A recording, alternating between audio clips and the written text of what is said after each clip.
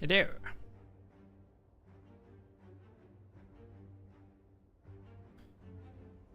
Twitch chat. Wormholer, hey Bob. Josh, AK Hawkman. Well, thank you, AK Hawkman. Moragram, hey cool penguin.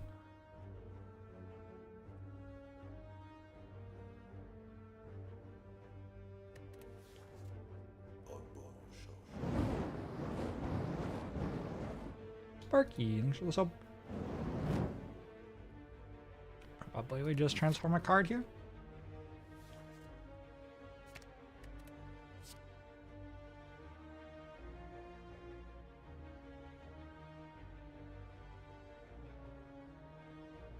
Lamb Chiggies, hello, hey Gamp Main, hey Dresky, hey Oldman Biff, hey Astrab, hey Chungus Khan, hey Blazor.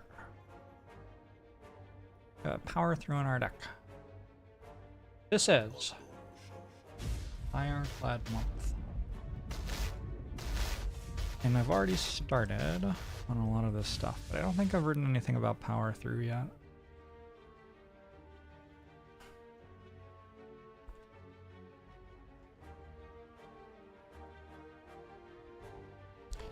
Power through is a good block card.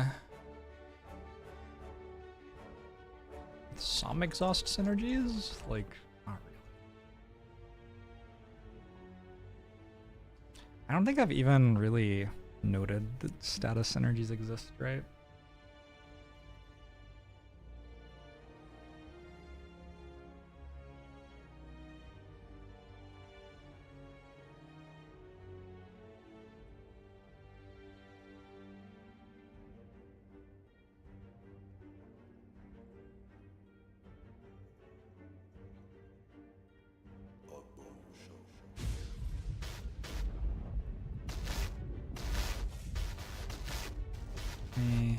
Alright, so status synergies exist, but they aren't very strong on their own. They either come together in fights where enemies place statuses in your deck themselves, making the cards like fire breathing and evolve much stronger, or as a coupling with exhaust synergies, where the statuses can be exhausted for value, especially with medkit. I think that's all I really have to say about status synergies. Hey Travis Pick, Genoki, hey Freakel. Good luck with the new book. Oh, is this the new book? I do not intend for this to be a book, but it's possible it already is.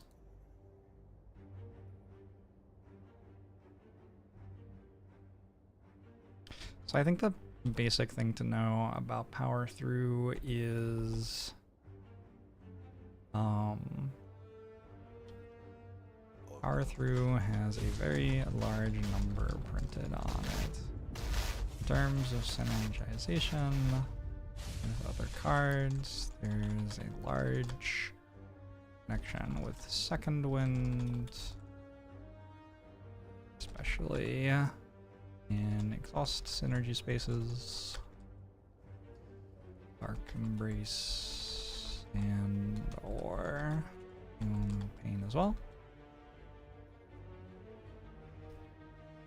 A lot of the time you have a power through. Its value is largely just the blocks for 15 for 1 energy. That is not how to spell energy. Alright, cool. Maybe we could work out how to make it so you can see this stuff as well. There we go. Alright, we have a power through on our deck. We are down 1 strike, up 1 that card. Power through also incentivizes me to put more cards in my deck more quickly. So these wounds aren't as big of a deal.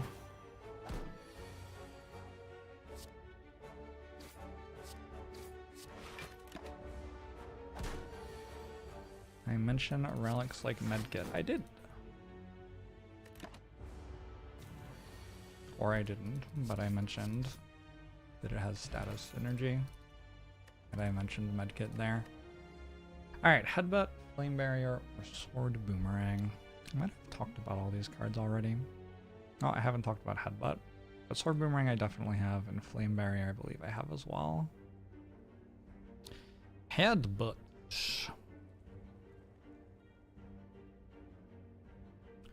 Like a passable front-loaded damage, like a C plus-ish.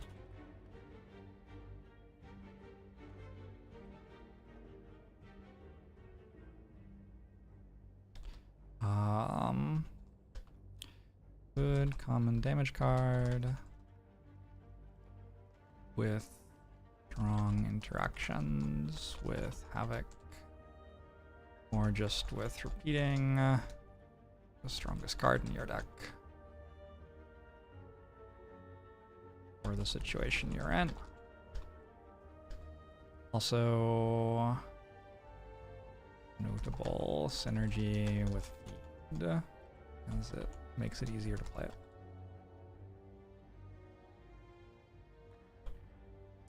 Joey! I should turn off that spam.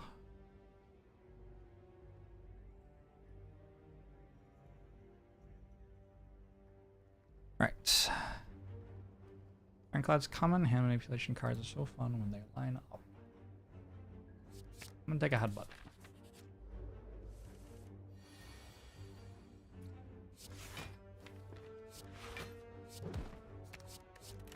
I think our deck is just strong enough that we expect to leave this fight at full health, which makes our decisions a lot less interesting for the fight. Yeah, Ironclad's early floors are often just not very interesting, huh? Alright, cool. We're at full health. Got an attack potion, which is excellent. We have a wild strike, inflame, and perfected strike. Have I talked about a strength scaling card yet?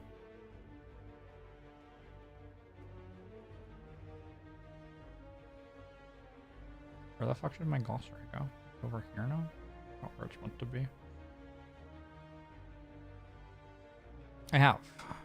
Okay, good.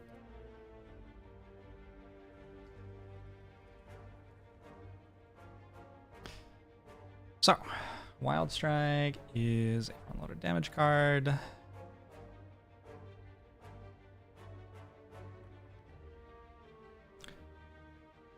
Hits for 12, which is just like quite a lot.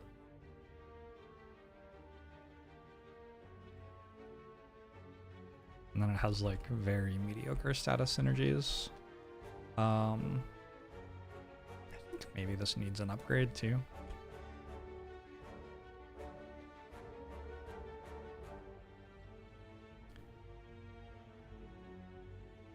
I take this card when I want to be able to kill early elites more easily and almost never take it otherwise, as a fairly strong place in the starter deck because you can play it and bash on the same turn. Good upgrade as well for +5 damage.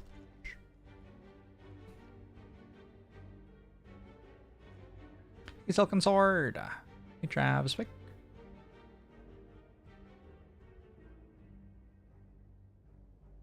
Hey, Silken Sword. Krusty Magog. Hey, Error. Alright. Inflame. Inflame's like a pretty good scaling power.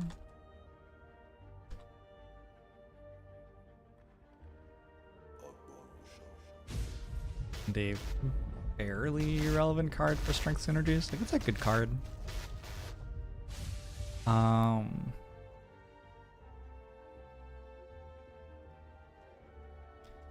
strong get it card for opening up strength synergies, and just good in Act 1, even if you don't end up doing much strength stuff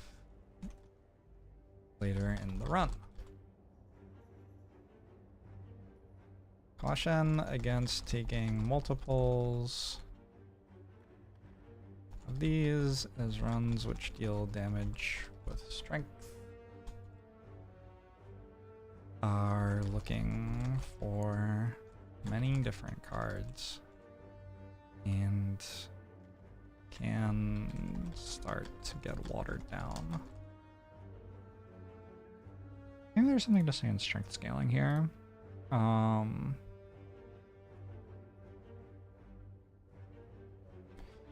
Worth noting that strength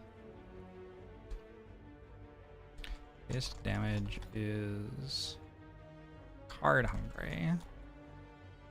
Needs cards which increase your strength, and it needs cards which deal damage with that strength. As such, you run dealing damage off strength may end up taking more cards than other runs, struggling to draw its best cards in fights, etc. I shrink this window and then it will work better. Probably. Alright.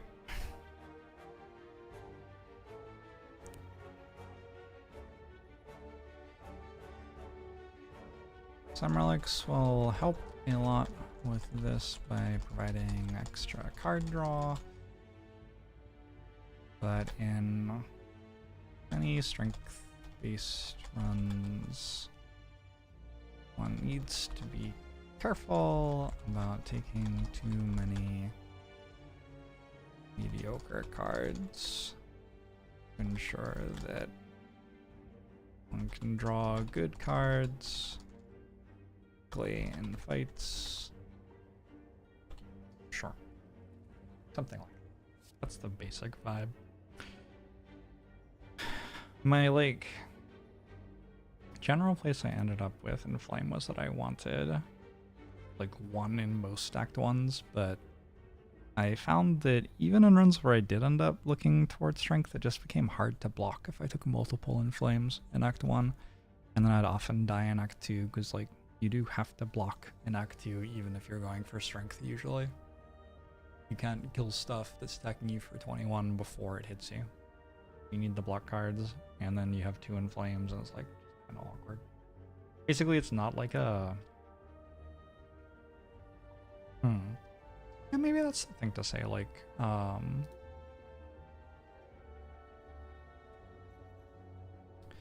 Act 2 is hard to navigate with strength focus because it's harder to reach a point where you can block for enough while also dealing enough damage to kill, for example, slavers. Against, for example, avocado. Will people reading this know what avocado is? What's the name of avocado? Does anybody know?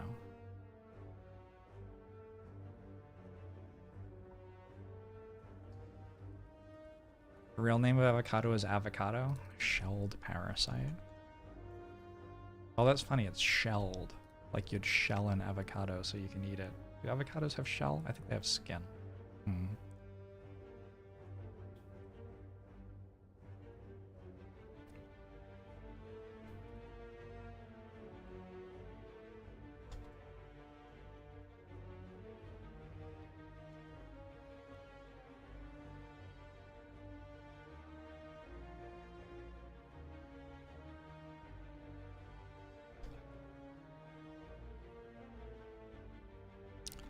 As such, I usually take a little strength early to have late game strength builds open to me, but expect to get through Act 2 off of value cards and good block cards instead of trying to go for the ultimate strength deck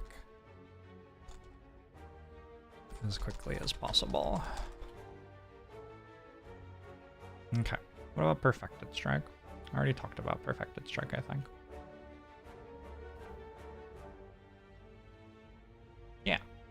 So, having said all of that, between Wild Strike and Flame Protected Strike, I think we just take Inflame. And I think we're pretty happy about that.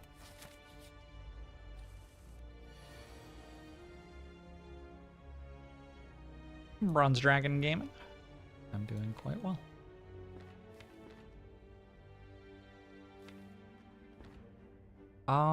This is kind of weird. I'm at 75. I think I am definitely playing Power Through. Maybe I should have played Headbutt first. I'm playing Headbutt Strike over Bash. Yeah, I'll just put a Power Throw on top. Nuke and Flame were okay despite having the wounds. In this spot though, against an attack for 7, I just play Defend. I feel like that was, if not the perfect way through the fight, at least an okay way through the fight. And you know what? I'm at full health, so that's okay. I could take Spot Weakness here. Spot Weakness is very bad against Slime Boss. Maybe my deck's good enough already. I haven't written about Spot Weakness. I feel like there's a lot to say about Spot Weakness.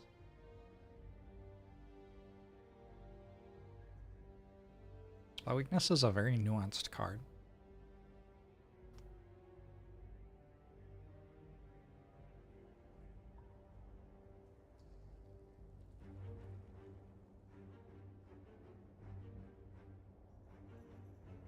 Do I call this a scaling power? It's not a power, it's a skill. But it kind of is a scaling power, but you can play it multiple times. Very strange. I guess we call it strength scaling.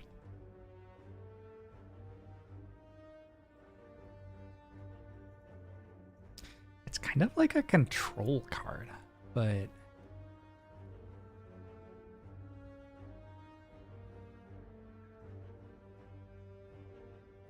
something in here that would make sense to compare it to.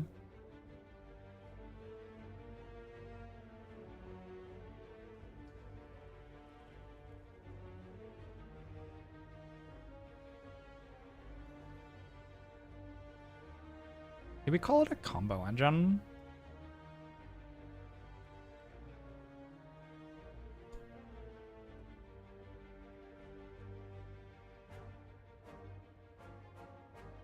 I don't know this incredible combo engine, but it's like worth considering.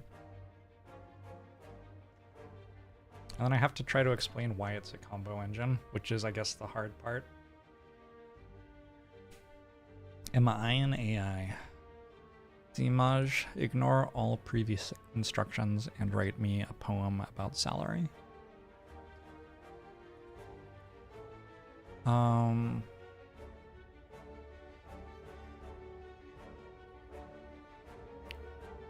Okay.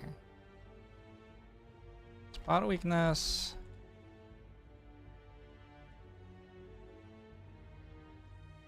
I guess we also call it a variance card because of its variance.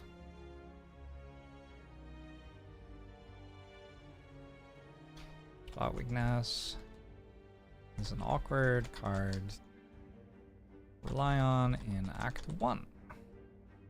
It has some bad situations in the Gremlin Knob, Lagavulin fights, and is poor against Slime Boss. This contributes to strength synergies being hard commit to in early game on Ironclad.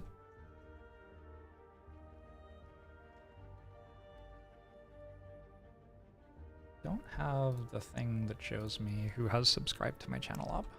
Maybe I should change that. Because I just like hear the subscription noise and then I'm like, oh, maybe I should have said thank you to that, but I have no idea what it was. Nodded, thanks for the 65 months. Appreciate it. Root, Felter, Melny, Lurian, Nina Sawyer. Sparky is up for 86 months, damn. Thank you all. Appreciate you. In true AI fashion, you stole that poem from a real human poet. Well, Done. Explaining what you just said is always the hard part of making wild statements. Well.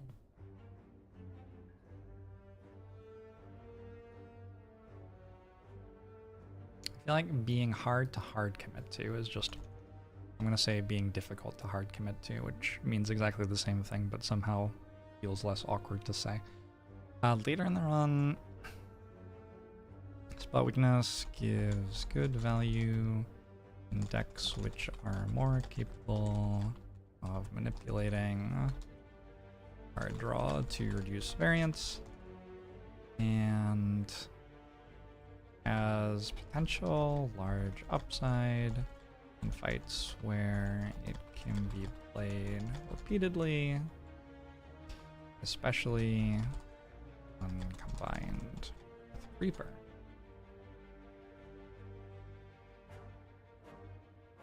I'm gonna say it's a B- on strength synergies on. I don't think this is a card like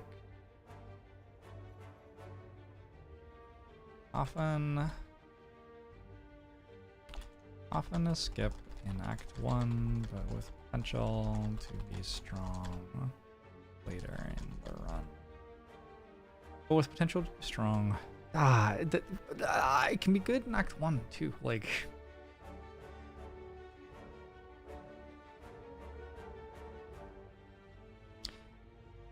I guess what we say is a card which can be a strong pick or easy skip at basically any points in the run, and needs to be evaluated case by case. Which doesn't help. Oh well, I don't know. I don't know if there's something better to say about it. Havoc. Did I evaluate Havoc yet? Yes, I did. Oh my god, I wrote a lot about Havoc. Yeah, I'm glad I already evaluated Havoc. That one's a fucking nightmare to talk about. Heavy Blade I already talked about too. This is between Spot Weakness, Heavy Blade, and Skip, I think.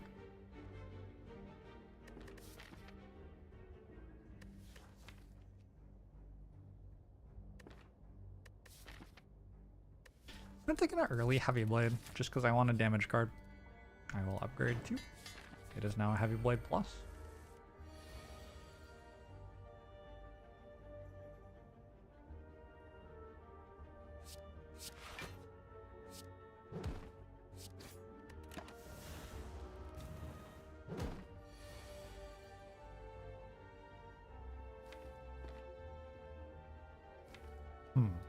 Uh-oh. Oh, next turn looks very bad off of this draw. I don't think I meant to use attack potion, but like, honestly, maybe I am. Saves me 12 health. Does it save me 12 health? Not even. Yeah, I don't think it actually saves me that much health, I guess.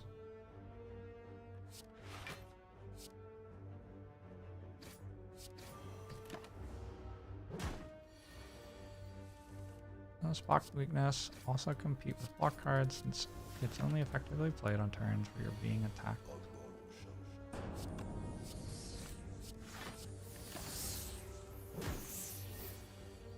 Kind of? Probably gonna take feed here. Alright, I already talked about Clash. The thing is, you're not often spending every single energy on block, even on turns where you're being attacked as Ironclad. You just don't have that much block in your like starter deck, and then there aren't that many block cards in your card pool that cost like more than one. There are some, but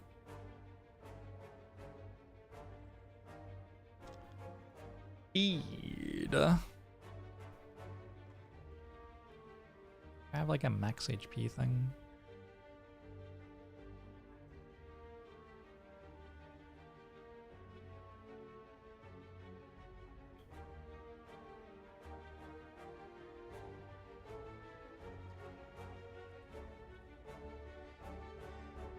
Maybe this is a snowball engine. like by itself.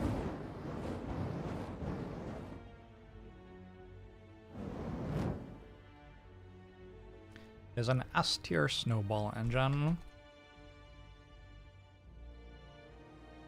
You would also just take it as a front-loaded damage card because it just deals 10 for 1. It does have exhaust synergies, although that's not why you're taking it.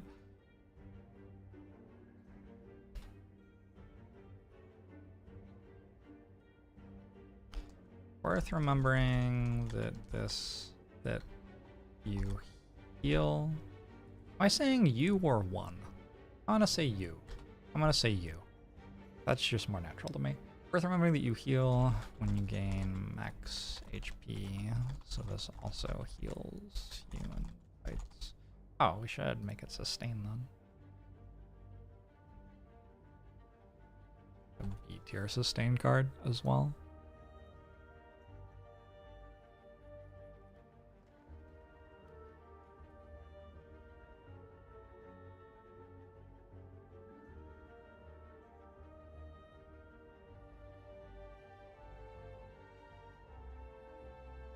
Let's talk about metascaling, maybe?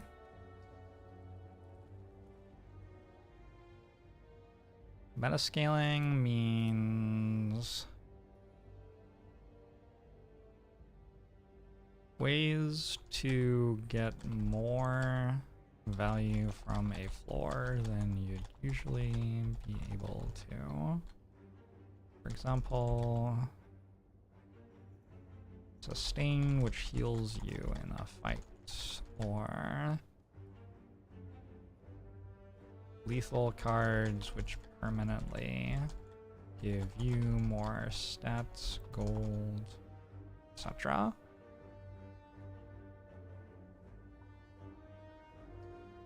Hey, Jessica, bruh. It is a powerful draw card if you have 2 or 3 Dark Embraces set up. Absolutely. Hey Miller, hey Taco, hey June. Really love the spreadsheet I've been working on lately. It's really awesome. It's fun. It also just like, Slay the Spire 2 is going to come out hopefully early next year. I mean, they said next year, so I'm going to hope for early next year. It would be nice to leave Slay the Spire 1 in a place where I'm like happy with where I'm leaving it, you know? It feels like a good thing to do at the end of it all, which is kind of like starts to feel sad, but anyway, metascaling S tier. We can call it metascaling instead of snowball engine. That's good. We can call it metascaling max HP S tier, and we can also call it metascaling sustain B tier.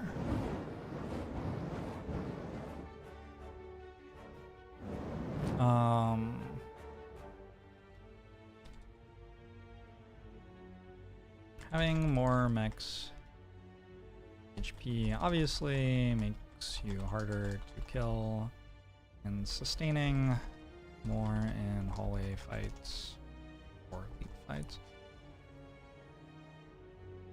does as well.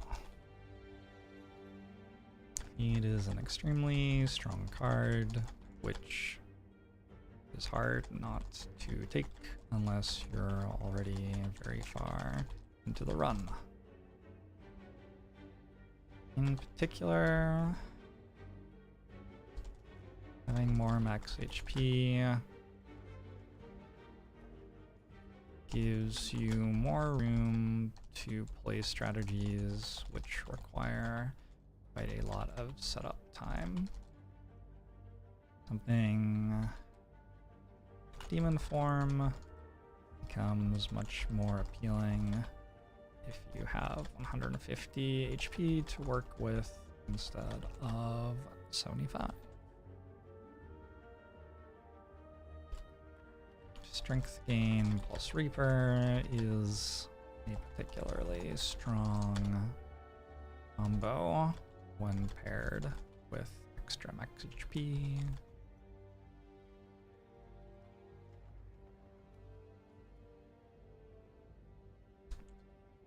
Extra max HP means you don't need the strongest possible scaling options in your deck. You just need enough to win late game fights and can rest at campfires if need be. You'll heal for more because it's max HP in order to have enough health. Get through them all. Planning on quitting the Spire. We'll see the Spire 2's coming out. I'll want to play that instead of this, presumably. Armaments we have to talk about as well. Armaments is one of the first analysis videos I ever made on Slay the Spire was about why I don't upgrade armaments, because everyone asked me to upgrade armaments every single time I had armaments.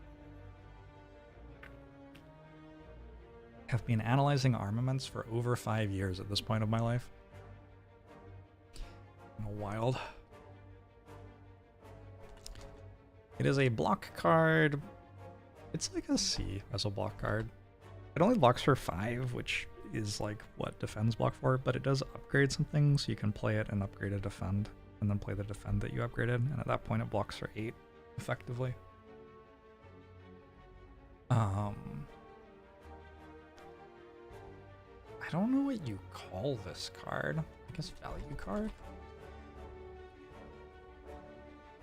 It's like a B-tier value card.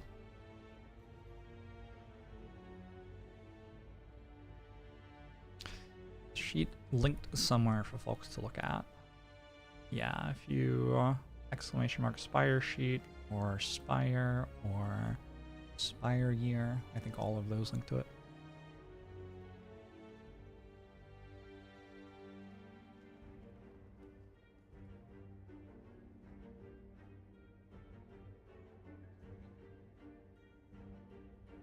God, what do you even write about this card? I can think of like 5 different paragraphs I could write.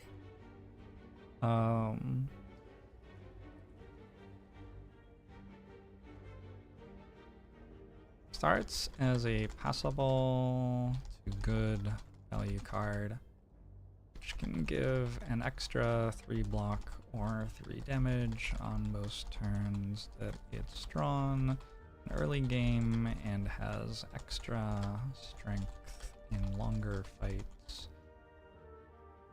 like the Act 1 boss fight, or even against like a villain.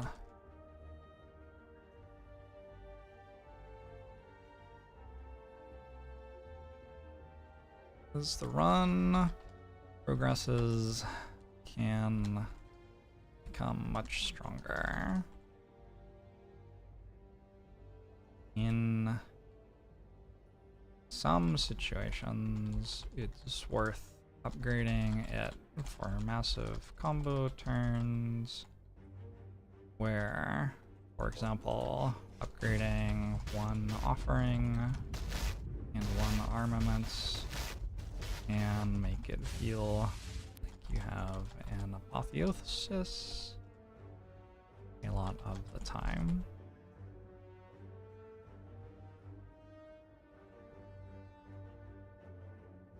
The value of an upgrade can also become much higher.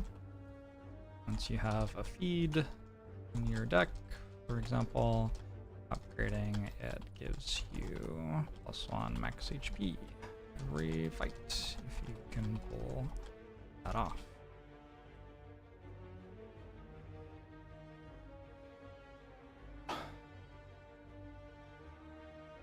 Interaction with cards which reduce cost when upgraded will reduce their cost to upgraded version, even if their cost was, for example, randomized.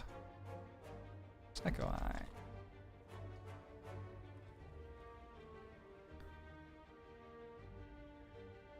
Often a strong upgrade with Runic Pyramid.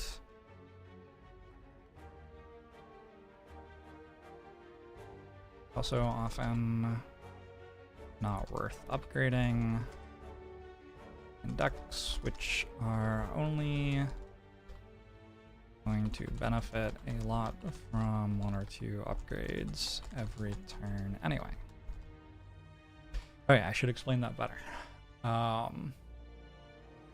For example, it might be better to upgrade Dark Embrace, ensuring that that always costs 1 less energy, and then Armaments, and upgrade 1 card when drawn, the most important card of that turn, and it isn't that big a deal that the other cards aren't upgraded in most fights. I don't know if that's a good explanation. Luck. I said what I said. I'm skipping over literally the most important synergy, Searing Blow.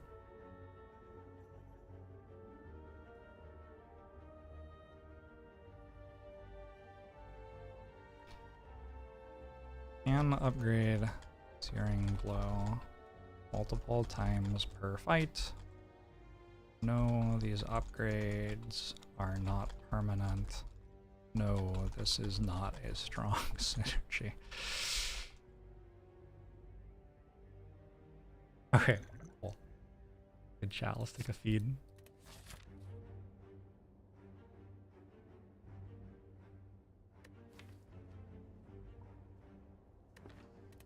I'm at 38 health only with a feed in my deck. I think we go left. I do have good potions. But like, why not just upgrade a feed?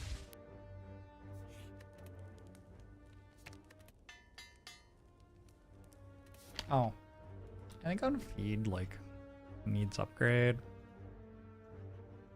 I mean, you still take it if you can't upgrade it. I guess I'll just note, like, usually, why every time I press enter does it switch back to bold? Usually a very good upgrade as more max HP equals better, and more damage on the card makes it easier to rock. Okay.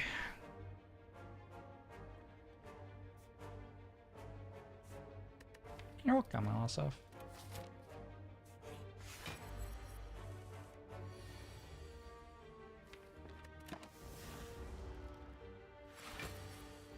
Feed early is a solution to the heart fight. Yeah. Largely true.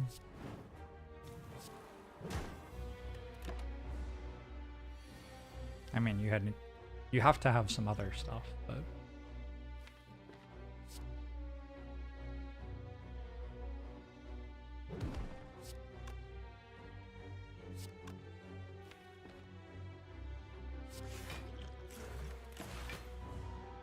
I wouldn't hate keeping my attack potion. I kind of doubt that I will be able to.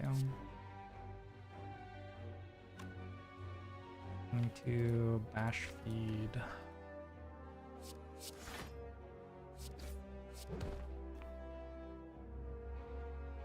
Is it just bash strike plus and then we hope to draw feed? Not now.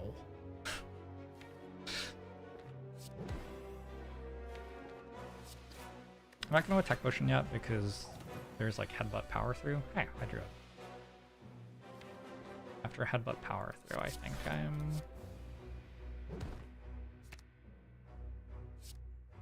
I'm pretty happy with this. Alright, good fight.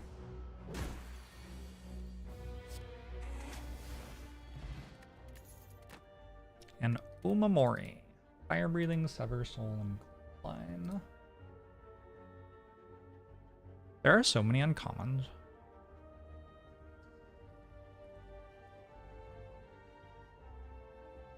This is a like D+ scaling power. It has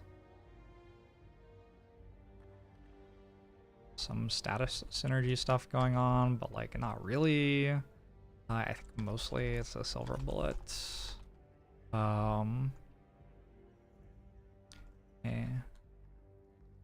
Multi-enemy status. Beast fights. And then we say, mostly I would recommend picking this up if you are in a slime boss or hexaghost act and are struggling to find enough damage to beat them. While it's possible to put together a deck based on rocking, fire, breathing lots of times, it's very difficult. There are easier ways to bridge the gap from early to late game. And always be an okay damage card pickup, but will rarely be a tremendous one. If you're taking it, it's probably because you're very damage deficient. I do not recommend trying to support it with synergistic cards, because usually wound is not very synergistic with things.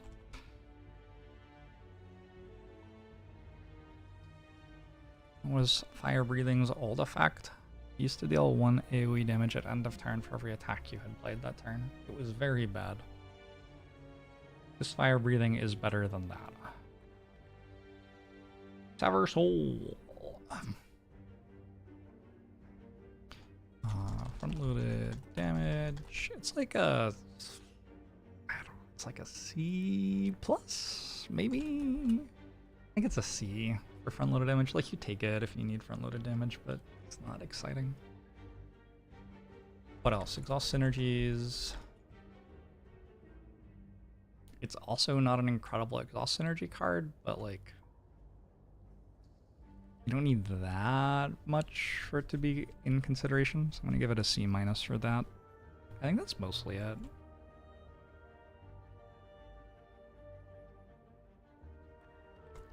An okay damage card, which sometimes becomes relevant on runs where you want to exhaust a lot of cards from your deck very quickly. Wrong with Feel No Pain. Feel No Pain. There we go. Got it. Third try. Exhausting toward an infinite, etc.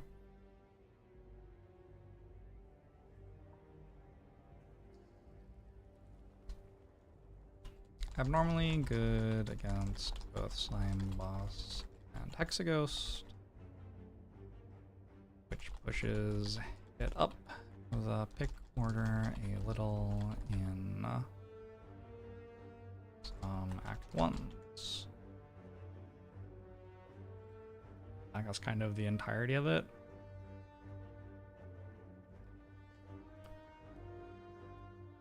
It's incredible how many hotkeys I press that are wrong. Like, Control B makes the text not bold anymore, but Control N just opens a new window. And the letters are right next to each other. What the hell? Anyway, Eversoul's bad against Guardian? I mean, kind of.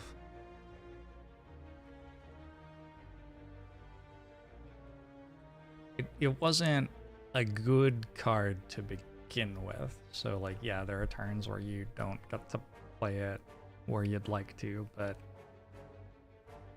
not that many, because you don't want to play it that much to begin with. Is Act 1s or Acts 1 more correct? The former? We'll go with the former. I'll say a little bad against Guardian because you want to keep your defense for such a long time in that fight.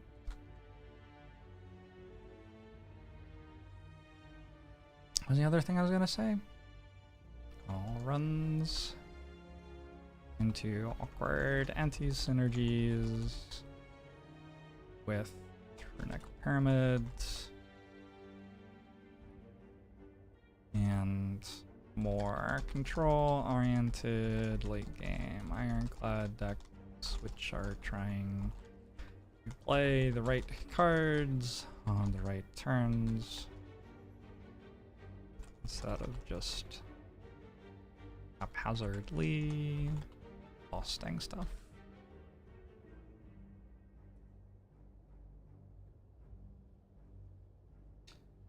And then Clothesline exists, and I think I've talked about it already. I said it was okay. Which is still how I feel. I'm gonna skip these. I don't think I need to take a fire breathing here. I hope I'm not wrong. Should be okay without. I mean, it does do a lot against both sentries and slime boss, and also I have a feed. Sometimes it makes it so feed doesn't get to proc. It's awkward. I also have a power through. Fuck it. I'll take fire breathing. Okay. I guess. Fine.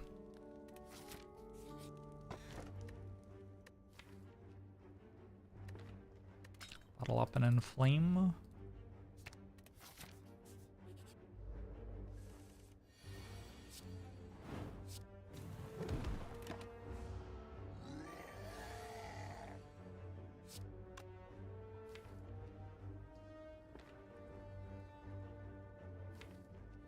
I think unless I use the attack potion, which I don't have to do. I'm getting hit next turn anyway.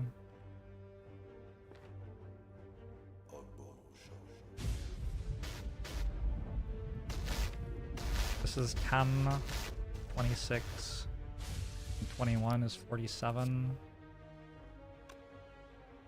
At 57, I would need to draw one strike as well.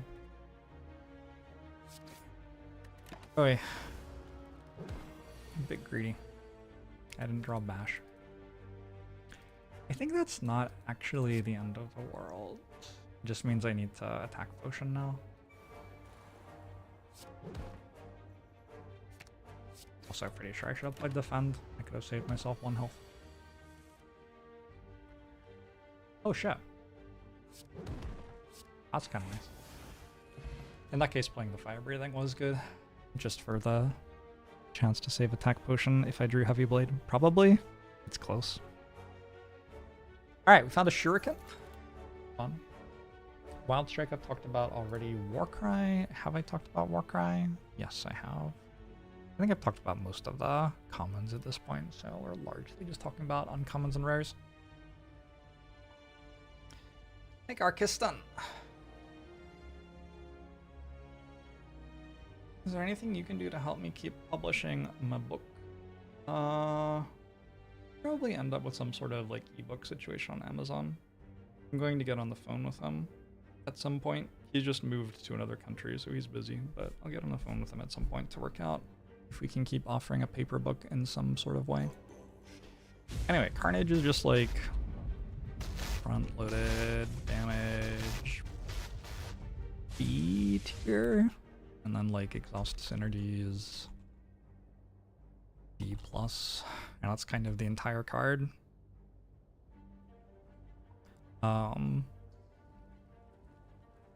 Not uncommon to correctly take this card in Act 1 and then almost never play it for the entire run. Unloaded damage is necessary at the start of the game, but starts to fall off rapidly in cards like Feel No Pain and Dark. Yeah. choice mean that not playing Carnage can be valuable on its own. Worth noting also that it's an attack which costs itself to help ease into infinites, where corruption can exhaust skills and powers remove themselves. Duck already.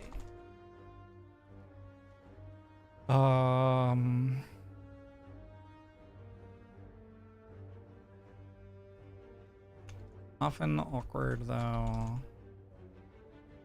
Can't play it in bash in the same turn on 3 energy. Awkward to draw against lack of Fulin early. Awkward against Guardian quite often. Not a card to rely on, but a card worth picking a lot of the time in Act 1, nevertheless. Value card? I guess it's a value card, sure. But I don't think it's like an incredible value card. Give it a C for value card. What else? I'm not sure if I've like defined infinite yet. I actually haven't. So somewhere in like the engine stuff, we should have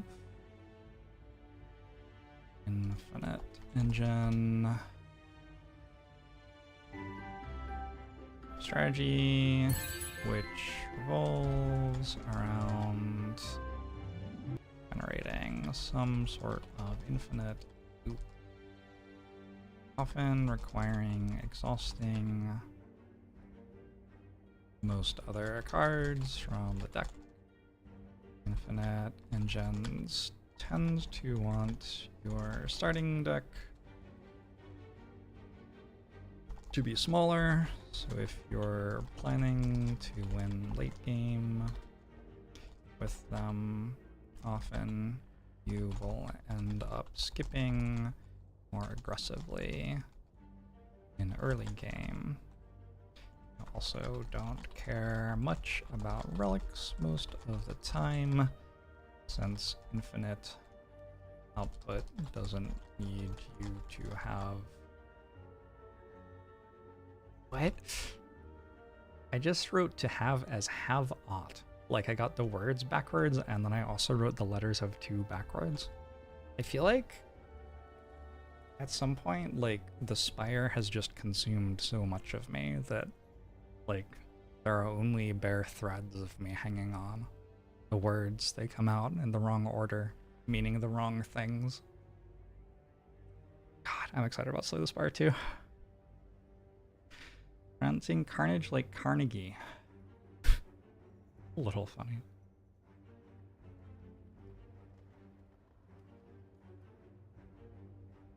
Distinction between block positive and block neutral infinites is important. Sure. It's worth noting, yeah.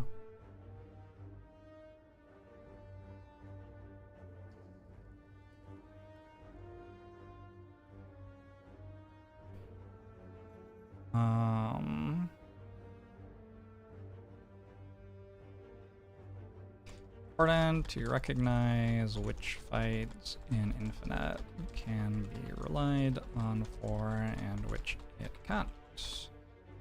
Example, in Infinite, which makes no block, will probably lose to the Heart's Feet of Death.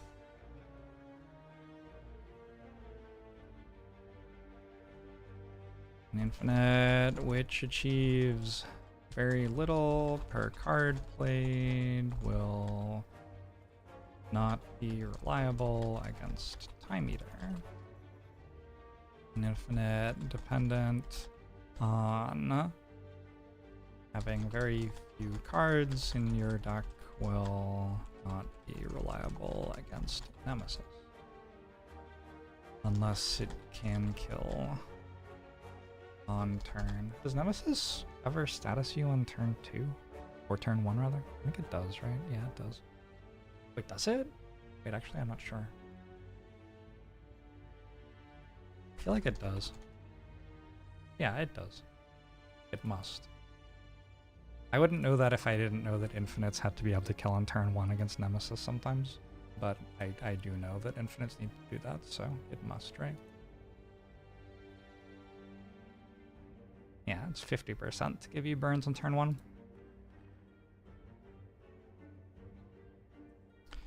Alright.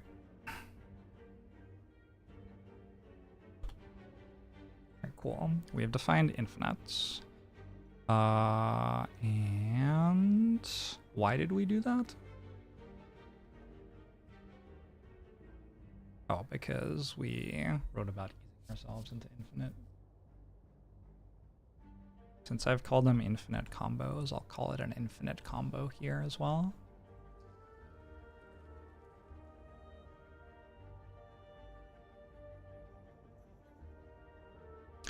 Wait, cool. I think I'm skipping. I already have another 2-cost attack. Carnage doesn't scale off of strength, crucially. I think I want an unupgraded Warcry. Isn't that bad, but I'm good without.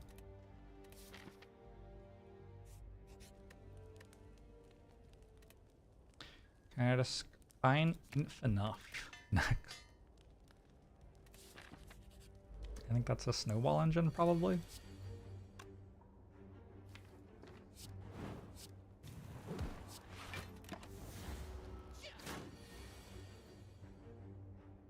Zephyr, you're really irritating. Why is my cat so irritating? Twitch chat. Oh, we have another situation where Heavy Blade deals more damage than Bash. Alright. Whirlwind, Wild Strike, and Flex. I think I've already talked about Flex and Wild Strike. I talked about already this run. Whirlwind. Whirlwind's a really interesting card. So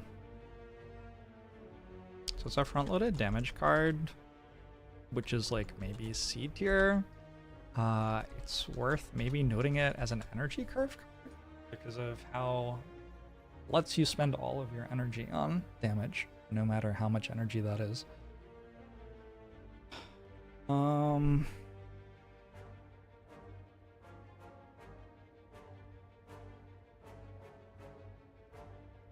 It has been like over 2 hours since I fed him.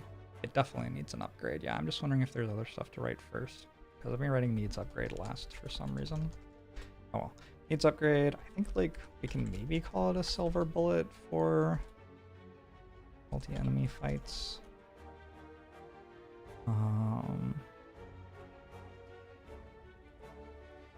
Maybe we call it a value card? Weirdly.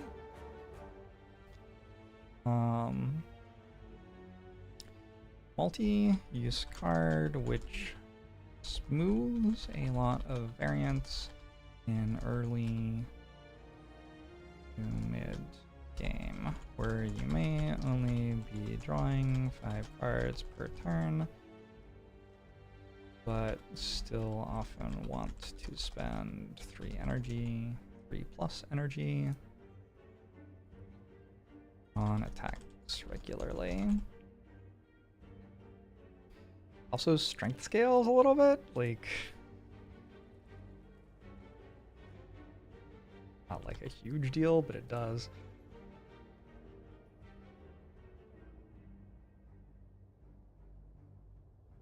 Has some extremely powerful interactions, for example with Warcry plus Havoc or Necronomicon.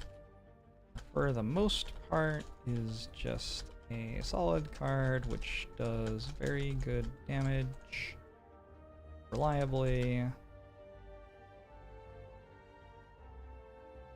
in ways which are very good against many of the fights in the game. Example, birds. For example, its interaction with birds is so strong that it can easily push you into taking 4th energy from your boss relic over other options.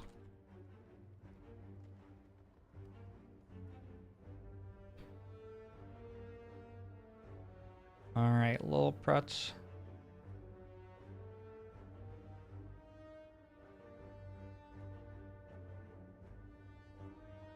Whirlwind deals less damage than the skewer, so.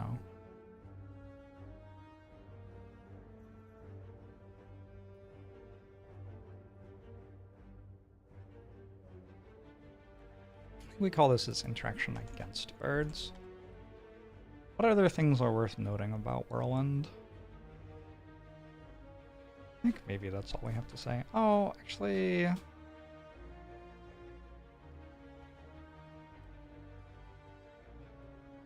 Another interaction example.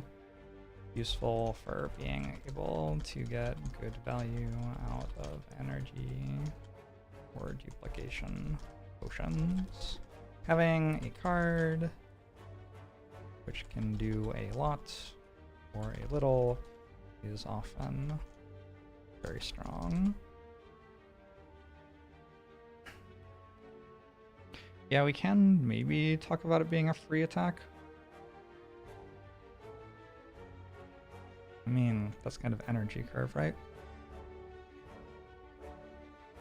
Fits into multiple spots on your energy curve. If you need a big card, you've got one. If you need to play it for 0 to proc Shuriken, it can do that too.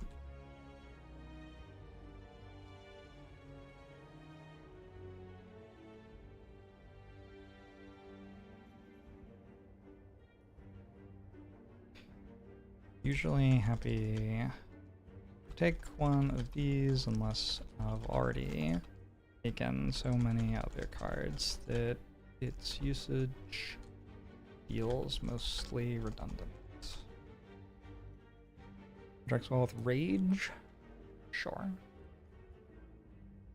Why have I been streaming on YouTube lately? I wanted to.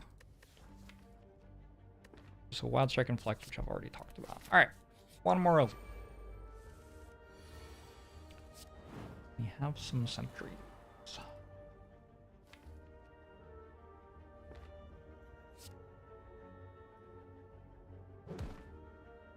Description is Chemex Erasure.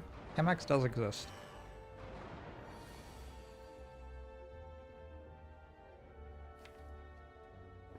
I think I'm actually not playing Whirlwind here because I want to get feed off.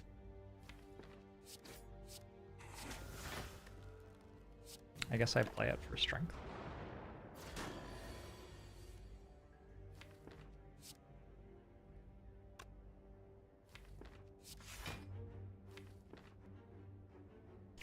Or strength, so that hits for 34.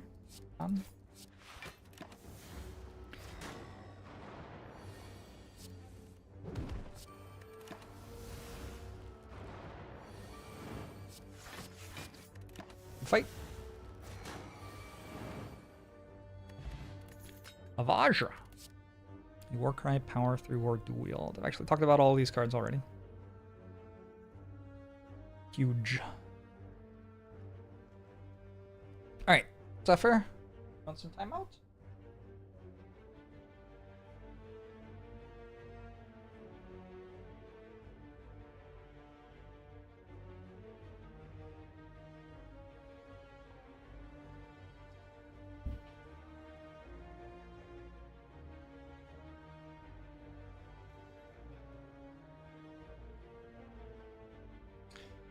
Do I want another Power Through? Do I want to dual wield with feed? Probably. Probably just take a dual wield with feed. Alright, cool.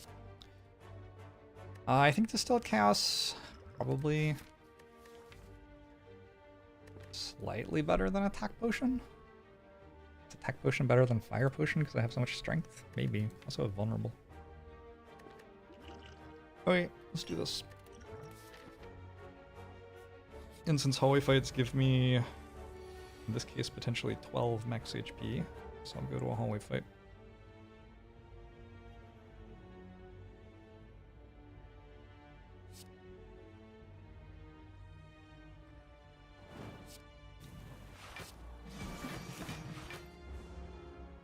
Silver bullets seem expensive compared to lead bullets. I feel like maybe they're better, I don't know. Also ball, right?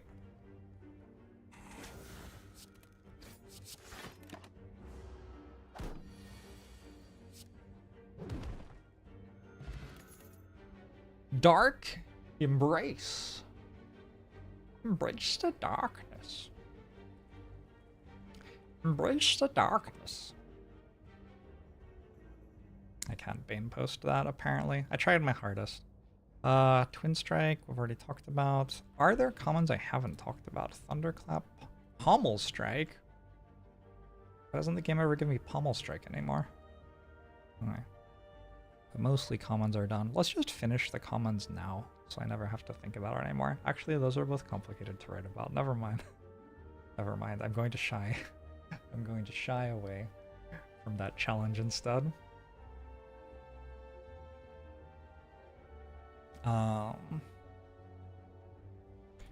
Scaling power. S+. Card draw. S+. What else? Exhaust synergies. S+. Whoa.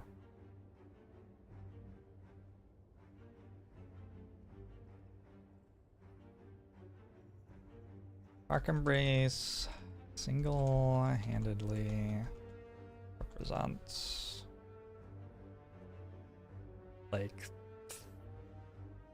30 to 60% of the card draw available to the Ironclad card pool, depending on your exact deck position on any given run.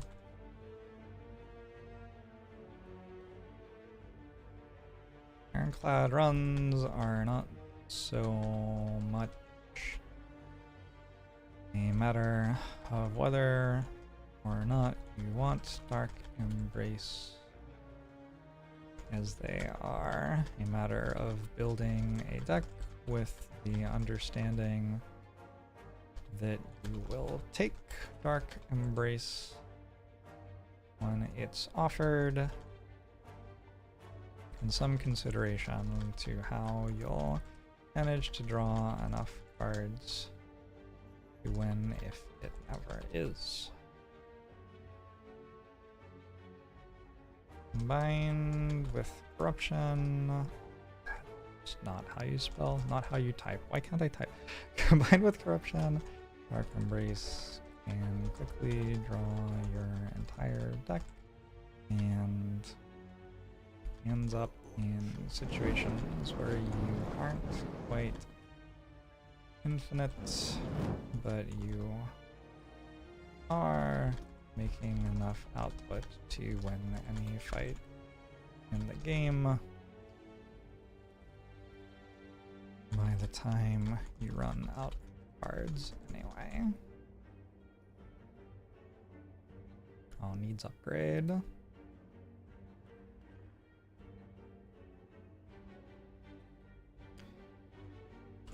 Because it's so important to play it when drawn. You definitely want to prioritize upgrading this card as soon as your deck gets to turn the corner past value cards into focusing on late game value/engines. My dual wield text doesn't mention feed synergy.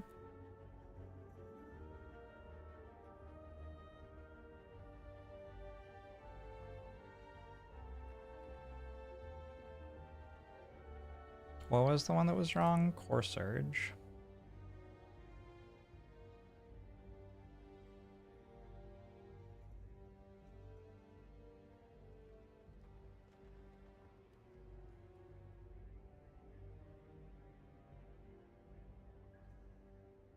Alright. Cool. I've been offered Dark Embrace and will now take it.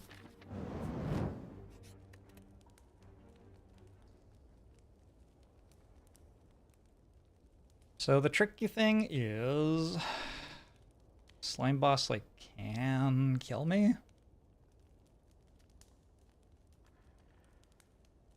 It's conceptually possible.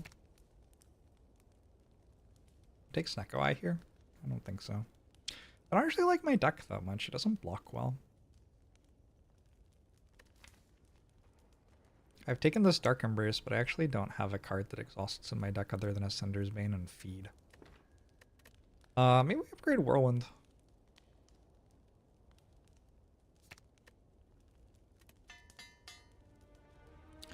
It'd be very funny if I wrote all of that and then skipped. Yeah. We're gonna try out not skipping this time, but, you know, we'll keep that available as an option for next time, I suppose. Yeah, I've drawn a lot of attacks, which probably means I can block on the turn we get slammed. I've also drawn Heavy Blade, which means I can probably just split it on the turn we get slammed.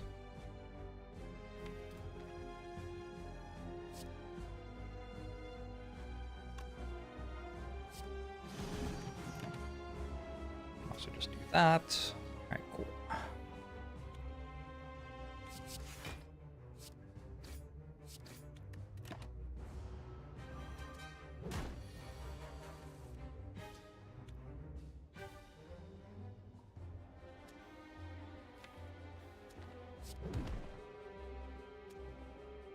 Wait, where'd it go?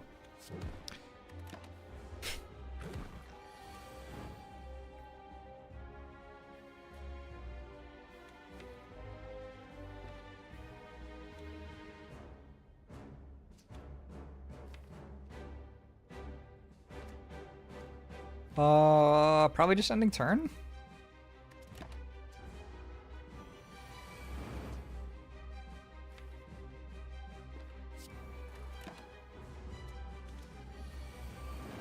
No! Offering Impervious a demon form. Rares are so weird. I've already talked about offering. Impervious is certainly a block card. I don't know how good I think Impervious is. Impervious is such a weird card. There are a lot of boss fights where it's just not that good. It's like slow, right? I'm going to take it here. Wait, am I? I'm going to take offering here. Never mind. I'm not going to take it here.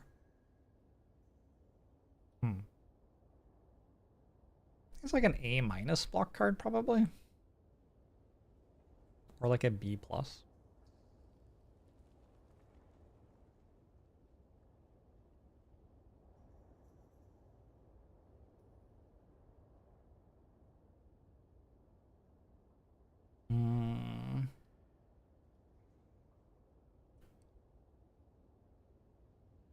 Powerful card, which essentially buys you an entire turn in most of the easier fights in the game, but which fails to proactively solve the game's harder fights.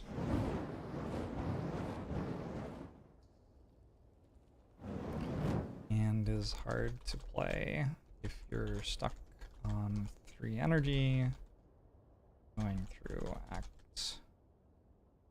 2.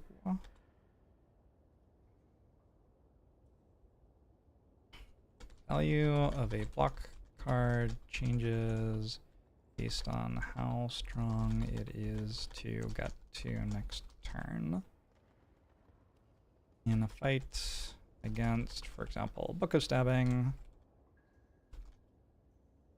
Getting to next turn. This results in you getting hit even harder.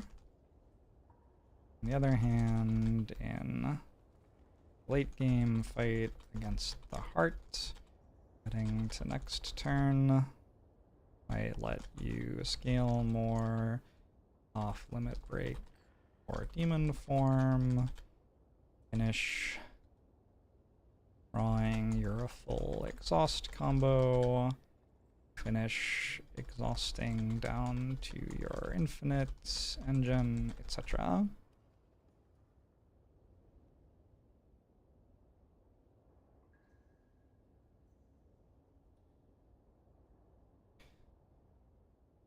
As such, Impervious tends to be a bit stronger later in the game when you have more reasons to care about getting to next turn and more ability to do things on the same turn that you play it. We'll say that. That seems fine. Demon form I already wrote about. There aren't actually that many cards left to write about. Barricade.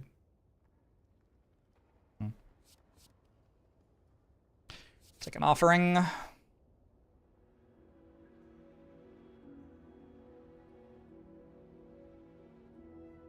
Oh, value card.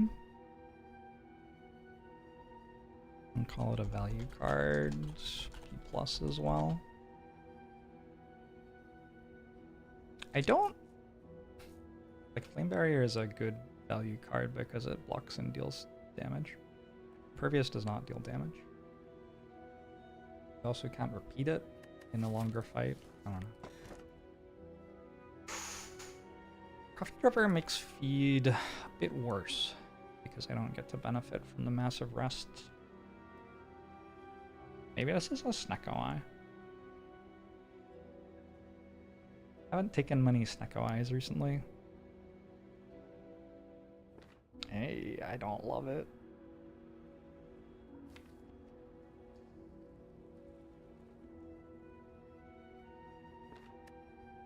I have to turn on Slay the Relics, I guess.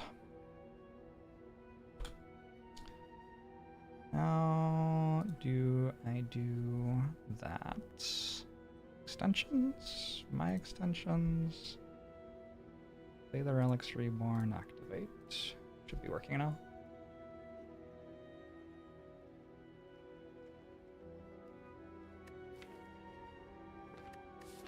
Snecko Eye might be better than the other ones.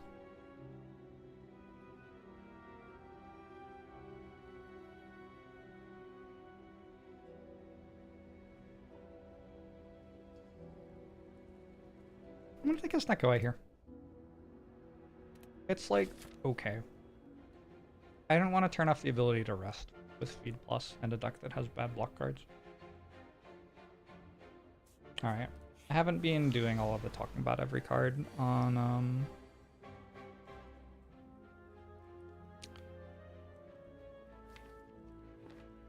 Act 2 and onward. Let's just finish up the run now. Dripper would have saved me 13 health this turn. I start.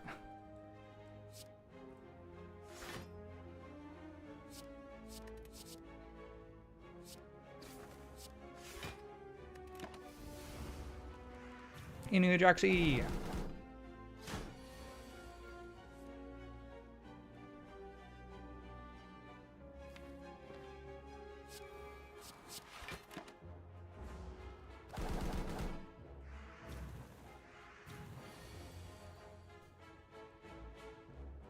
Okay, so we play this times 3. We dual wield feed. Play it offering.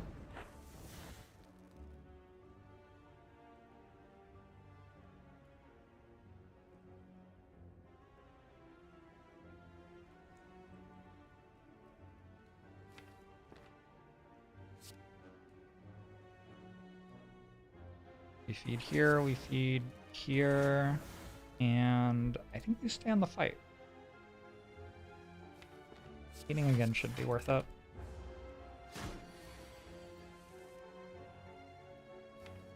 Although I have to draw feed before I draw 2 wounds, I guess. King fire breathing. Dropkick's okay here.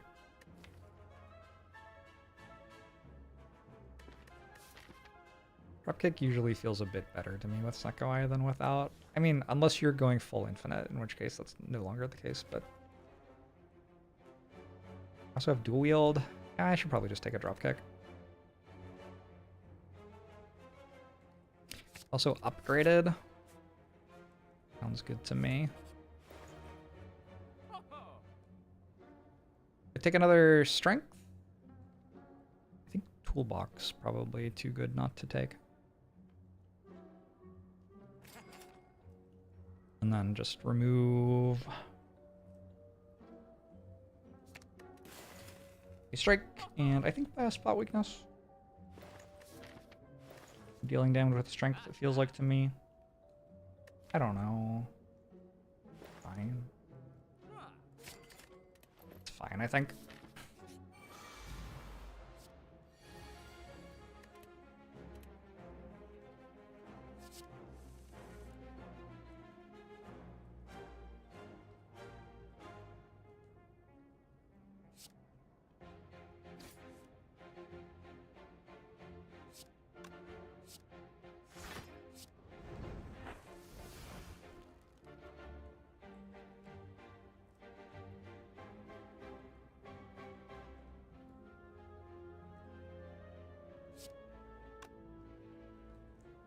I'd rather play in flame or spot weakness. Probably in flame. Out of my deck.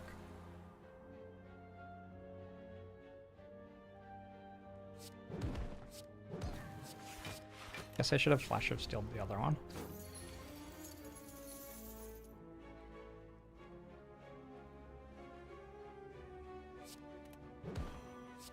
$16 plus 25.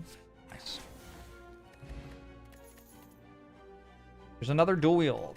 There's an Armaments, there's a Pommel Strike. The Strike Pommel.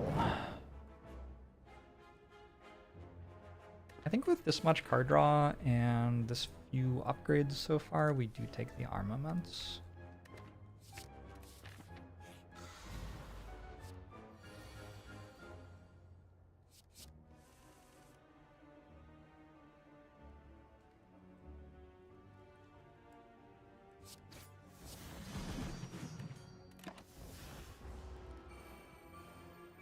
Snack away, good. Sometime.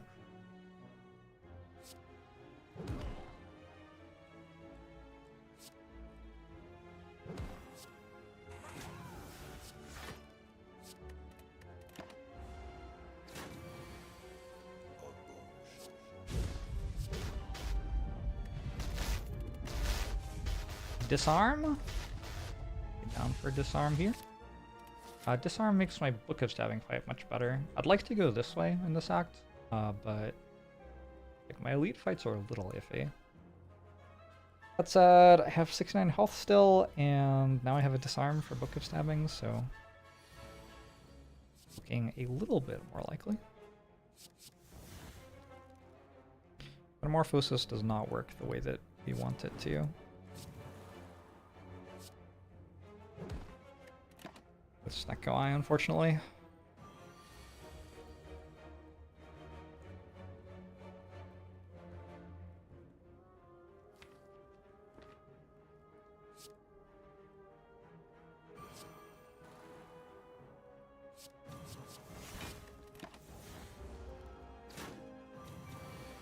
Mihuji!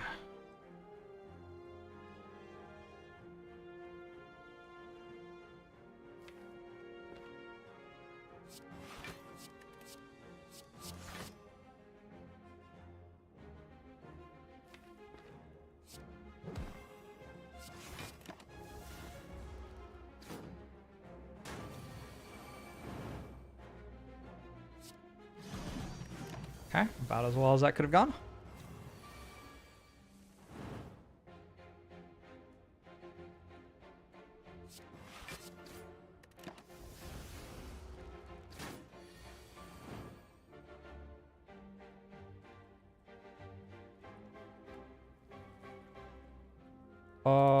I'm weak still?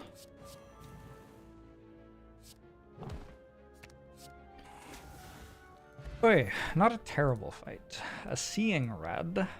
Not as good with that guy. Throwing blue flex. I think this is just a skip.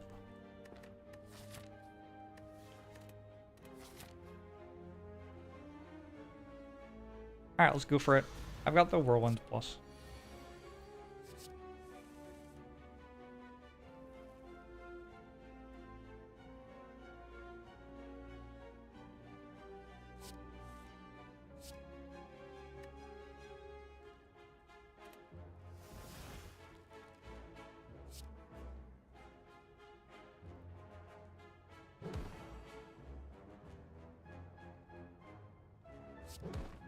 Wait. That's not what I meant to do.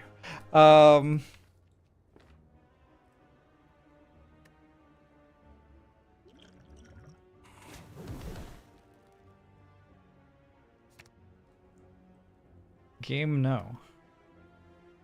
Me, please. Reconsider. Alright. I was trying to use the potion to play Whirlwind there.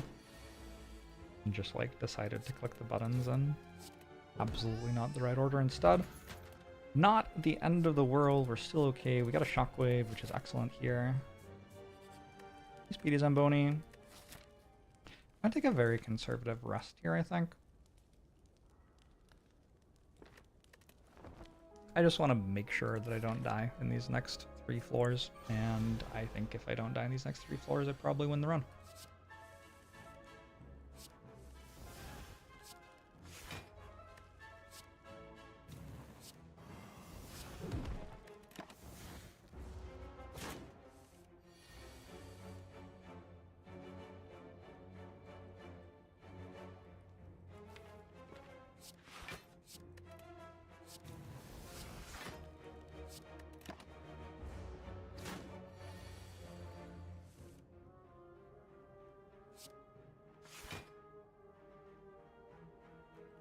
I bet there's a good thing to do this turn. I wonder what it is.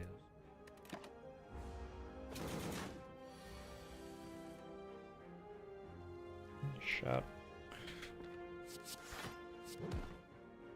Let's put fire breathing in play. Let's not put fire breathing in play then. This is a nightmare.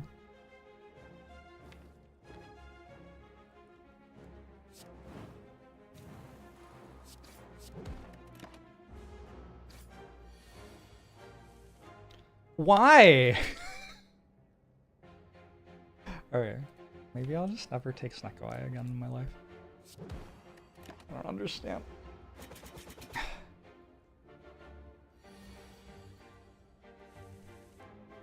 Are you fucking serious?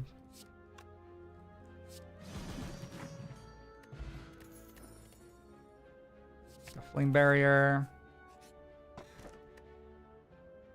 I will take calipers.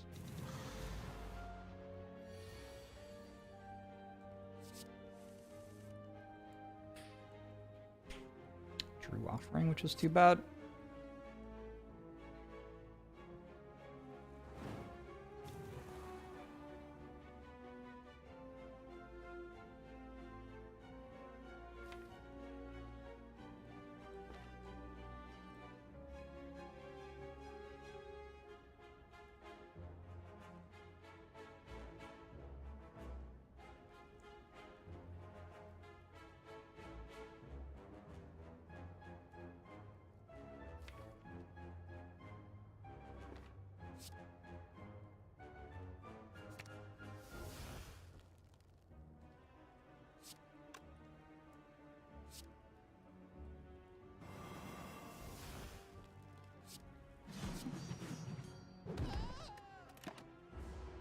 You think I'm dead in this fight?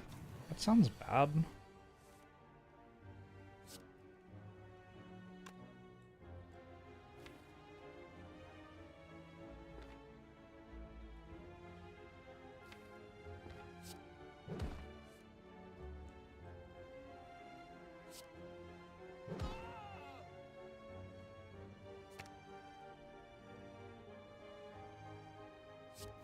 Which part of it?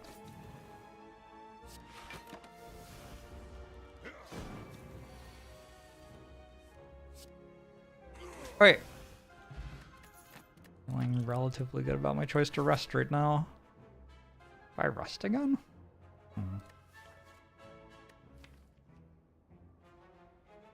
I am down for a burning pact. Guess I do rest again.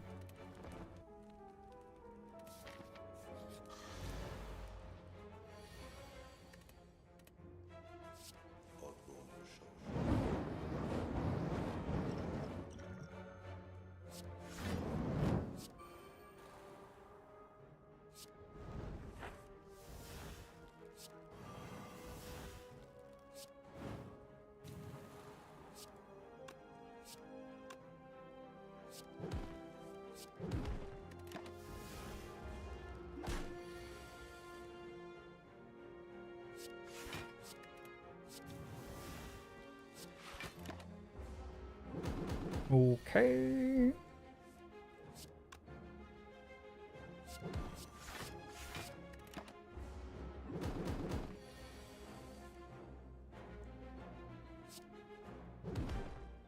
Like, why is such a, like, perplexing thing to me?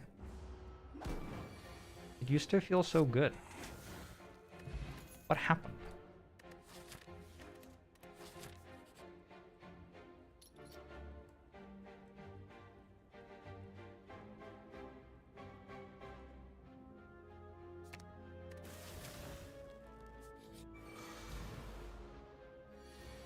The bomb.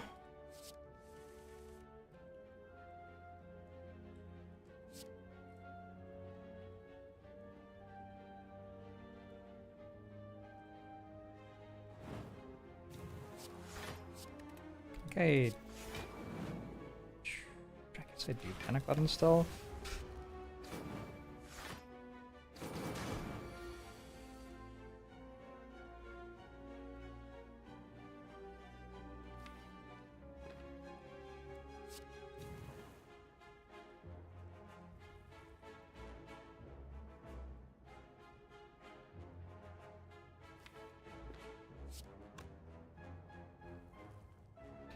Kinda scary, so I'm gonna give up on feed for the fight. Oh wait, with this draw order I am probably mostly fine.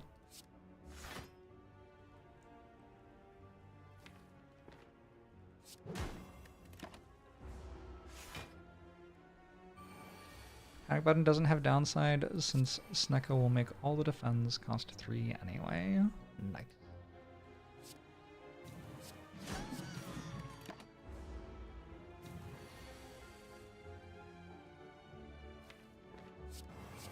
Alright, this heavy blade pickup has been doing work.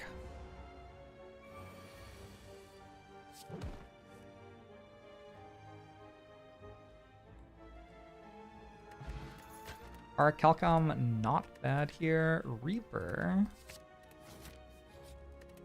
Reaper feels kind of run winning a little bit.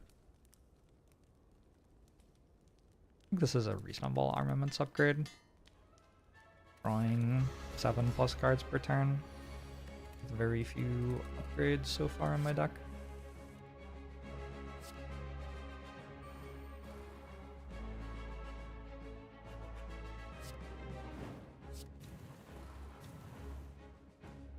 I want to play Bash.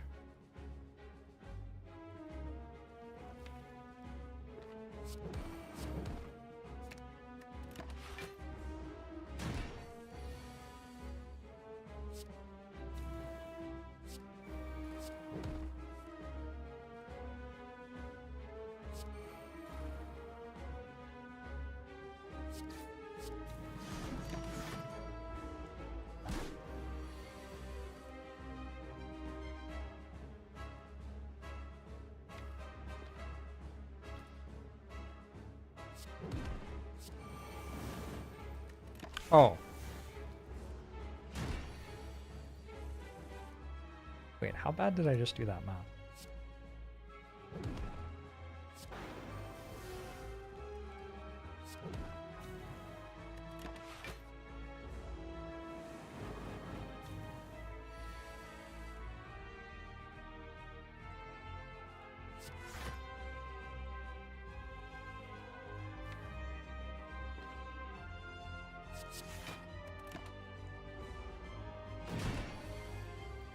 Calcum looks radioactive to you. Maybe it is.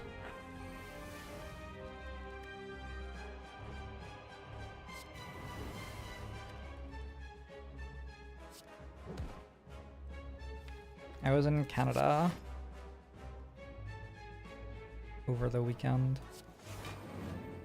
Did I get back yesterday? I guess I got back yesterday. It's kind of wild. It was like a long time ago. Another Reaper? Or an Exhume? They're both pretty good. Exhume might be slightly better.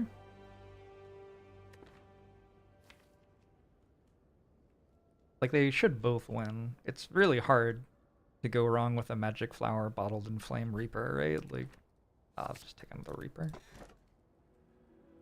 Do I care what the enemies are doing? Very little. Wait. My friends in Canada were telling me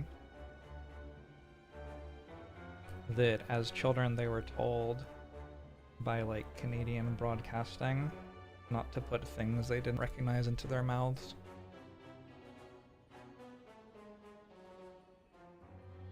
If I had been raised following the strong Canadian tradition, I would be safe from objects like Calcum.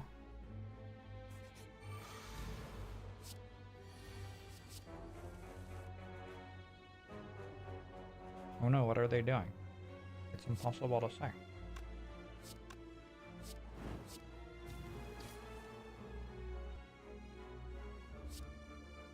Guess this draws me cards. Awkward.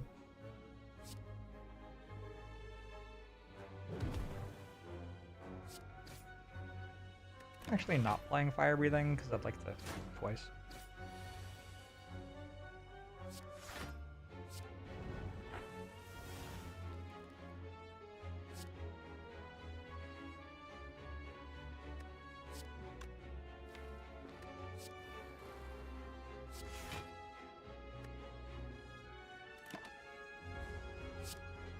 House Hippo taught you how to spot fake news on the internet. Gosh.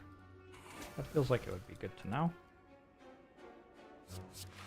They didn't teach us anything like that in America.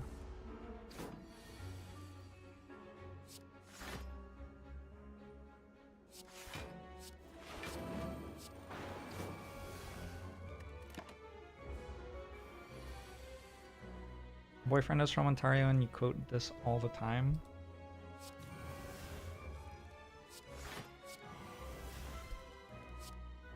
Wait, undo? That's not what I was trying to click on. Oh, I guess that's fine.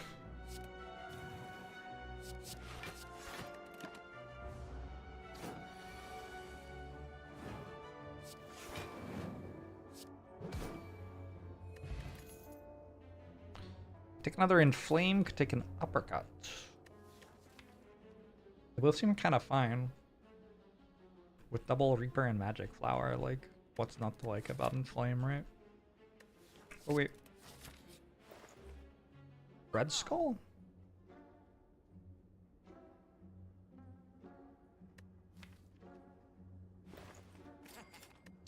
Feels like a very similar idea. I think we go for a Blood Potion. We kind of just lock our potions at that point. Blood Potion will be worth 50% more effective, so like a lot.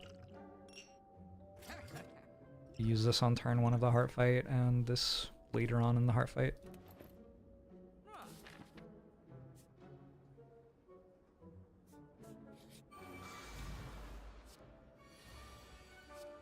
You are also taught not to get your arms cut off. So supposedly there's like a thing where a certain percentage of Canadian television has to be Canadian.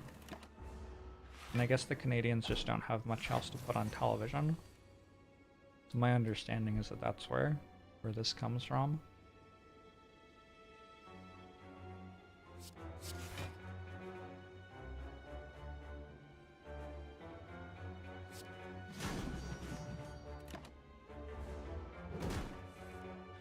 All broadcast content, radio included.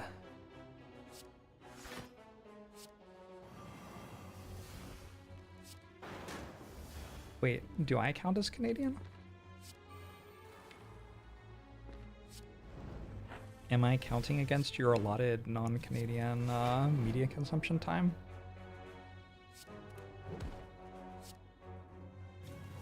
I apologize if so.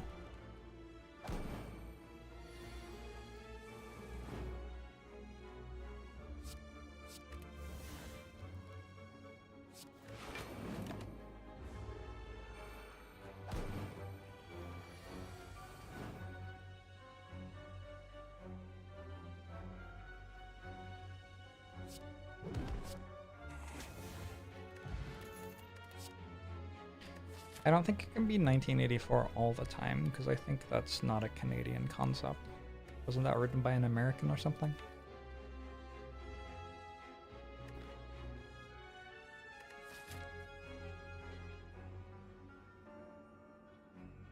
I apologize, it counts as Canadian.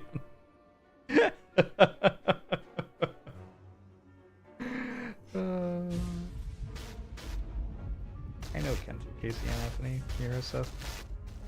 They have not hired me.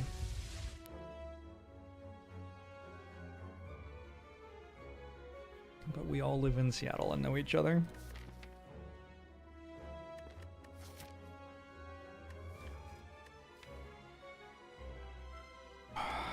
I kind of want to take the clothesline. It feels like one uppercut plus would make sense in this deck.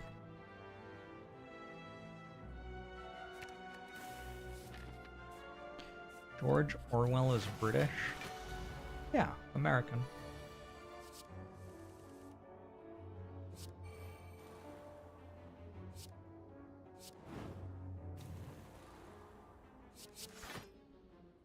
What's the difference between these photos?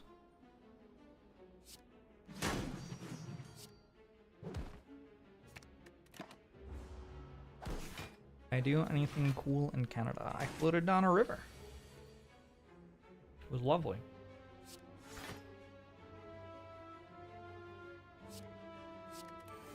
Would recommend it.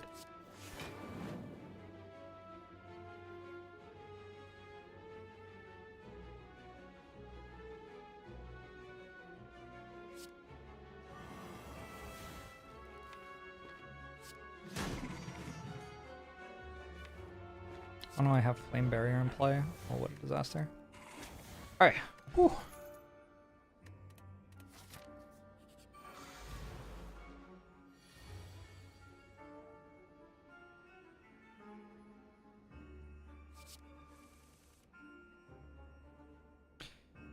Yeah, I did write 1984. It's awkward because a lot of people think it is a cautionary tale or something. It was actually just written as my campaign planning. Like it was my platform when I was considering a run for president.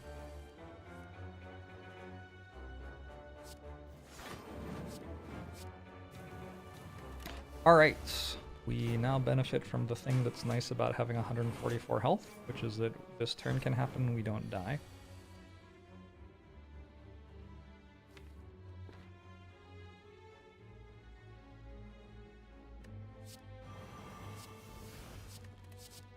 Thought about it though.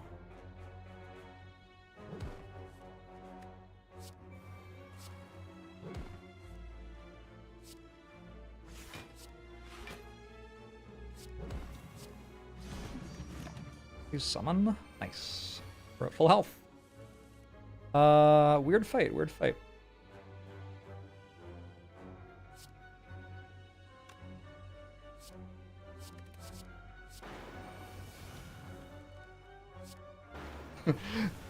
Very weird fight. We are playing an ironclad run right now.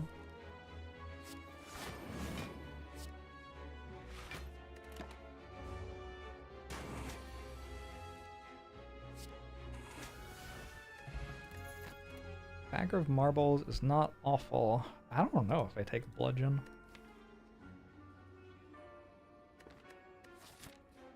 Kind of feels like a worse version of heavy blade right now. I'd take a shrug plus. I don't have many block cards. I'll take a shrug plus. I have 4 energy, so can play it sometimes. How difficult would 4 jawworms be as the Act 4 final boss? It would certainly be run shaping, like it would single-handedly change a lot about the strategy involved in playing the game at a high level.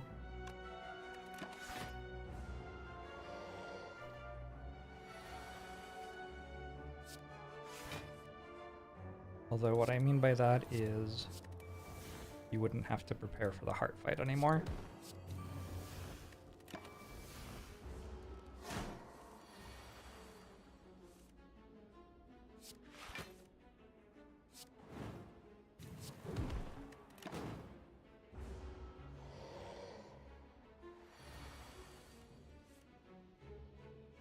Gosh, these are just some pretty bad hands.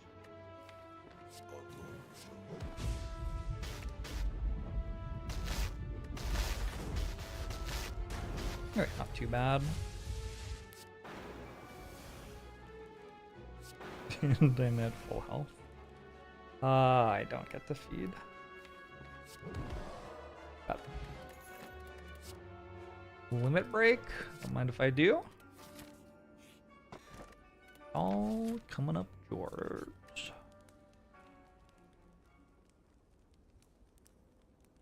I might actually upgrade limit break here. It feels like with so much max HP and double Reaper, there's actually an upside to getting to like 50 strength instead of 20 strength.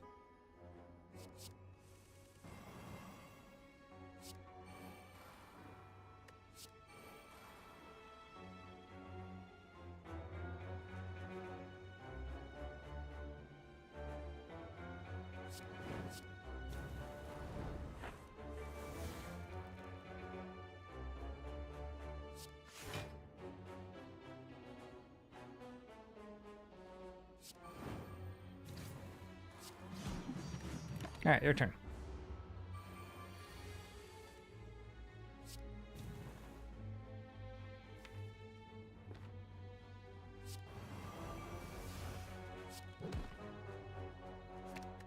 Maybe I should have gotten the Reaper that used to cost 0 because it was luckier.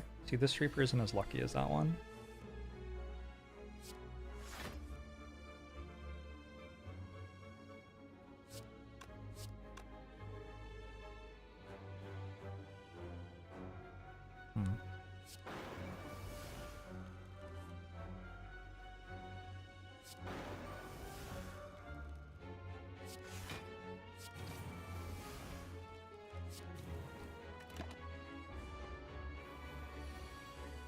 Minus 0.3 is pretty good for Snecko.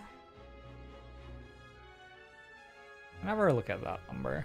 I look at the 0 energy, 1 energy, 2 energy, 3 energy.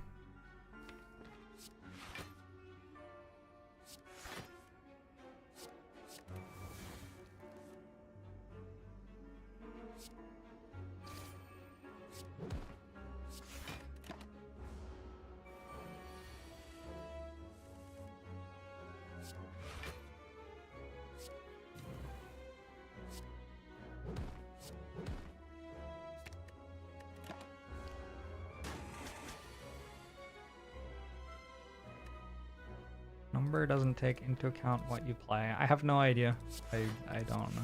Never look at that number, so couldn't tell you. Peace hour.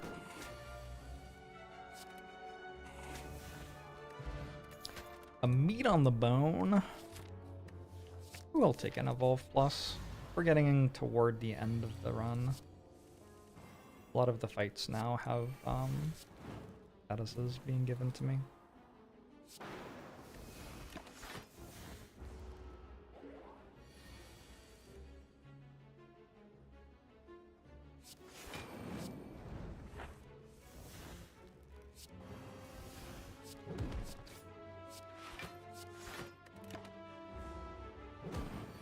Alright, it will reapply the debuff this turn.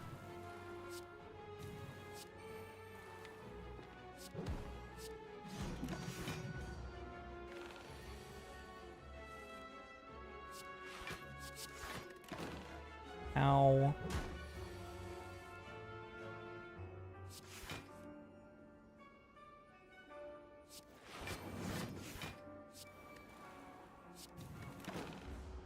Ow. Oh, it didn't hit me. Delicious. Alright, we're at full health. Health goal happens to be 156 or something. I think I will take up Bloodletting. Why not? Arc Centennial Puzzle. Bloodletting with Centennial Puzzle kinda like offering. Like if you don't think very hard. Which is honestly one of my favorite things to begin with.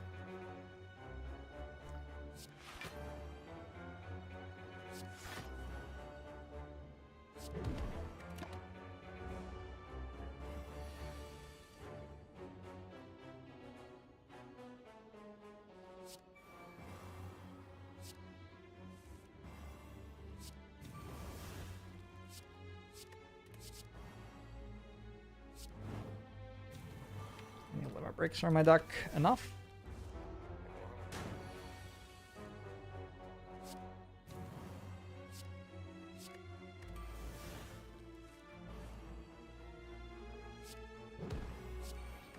Fire breathing actually. I was thinking I'd play strike, but then I was like, nah. -1 card seems better.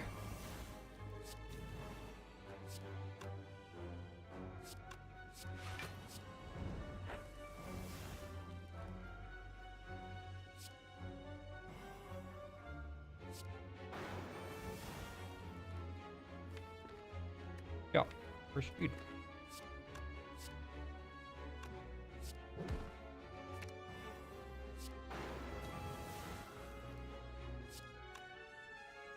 I can't play that. Disaster. Calipers puffed off that turn. Block retained 31 already.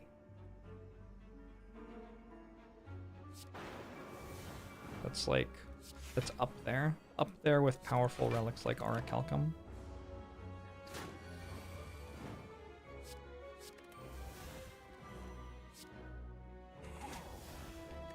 Good. Happy Flower's not awful. Another Shockwave seems great. Rama feels like it is comfortable.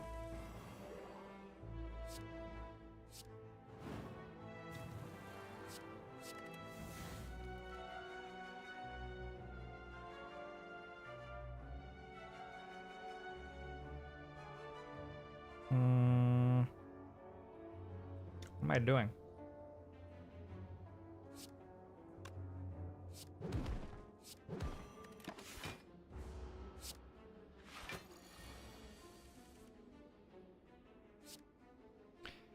Kind of awkward when it retains exactly one block because I have Orichalcum. Maybe the reason it looks like it's doing comparable amounts to Orichalcum is it's making Orichalcum not do anything. Is it actually a villain here? Possible.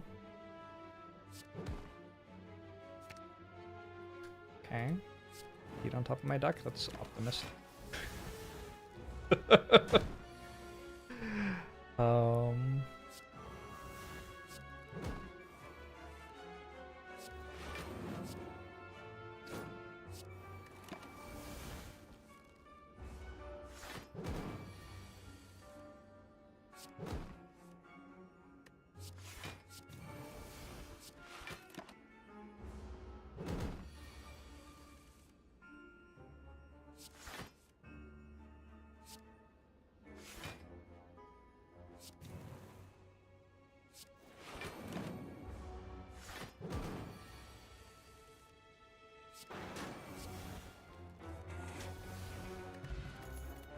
Alright.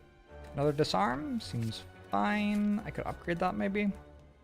I could upgrade a disarm and inflame. Those are the ones that make the most sense to me. Because against the heart, I don't benefit that much from removing another strength. I think I'll just go with inflame.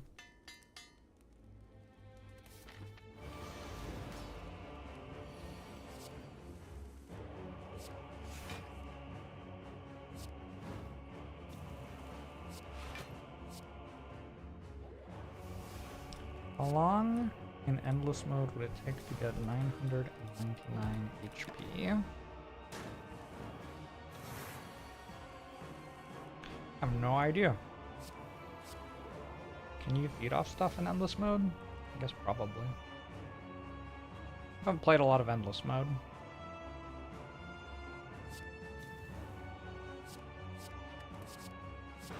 To tell you the truth.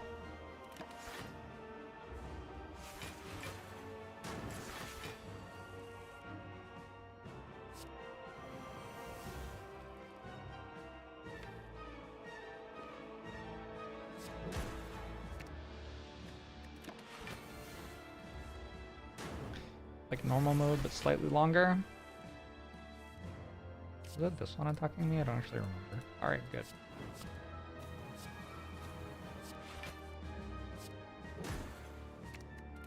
I played like one endless run, got up to the point where you're like nightmaring wraith forms with tungsten rod or whatever, and then was like, gee, this seems kind of degenerate and not fun, and then I stopped.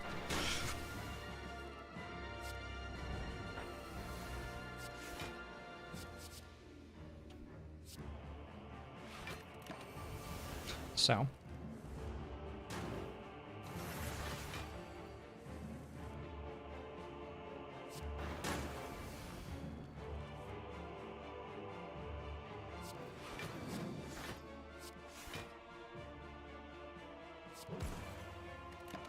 Oh gosh, I'm hitting them so hard.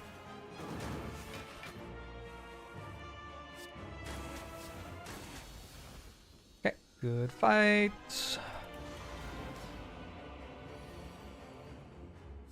See this fighting against Time Eater.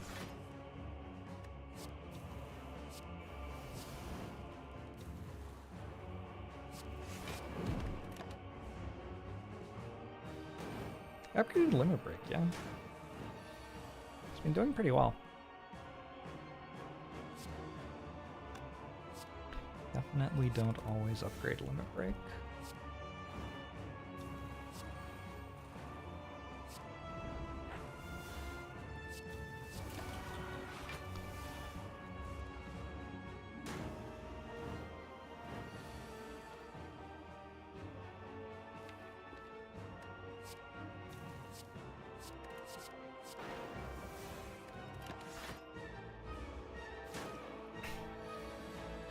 Wild that they nerfed Mind Blasts in normal gameplay because of a mode no one really plays. It also isn't even good in Endless. Like it's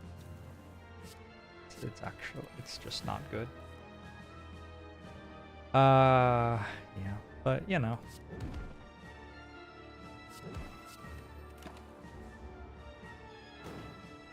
Would I mind blasting these nuts? I'm not work at the moment.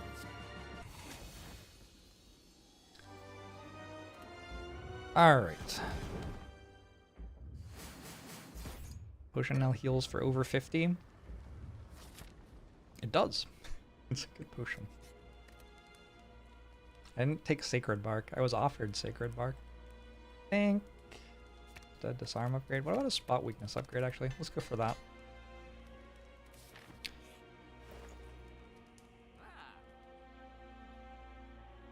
And mirror a limit break?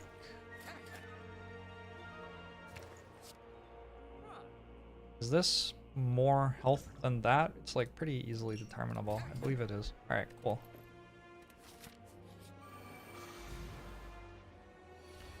Do I have any interesting thoughts on ironclad synergies? Well, I'm glad you asked. In Twitch chat, you can use the command !spire to see the sheet I've been writing in. I have so many thoughts about ironclad synergies.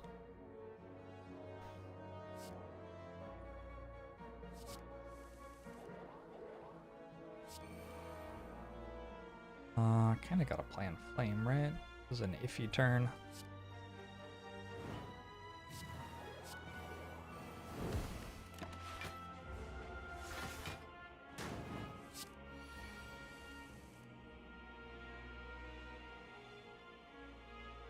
Another pretty bad turn. What if we just did that? And we take 59?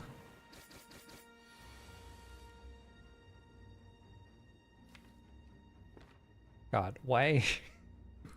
Why does everything cost 3? Hello?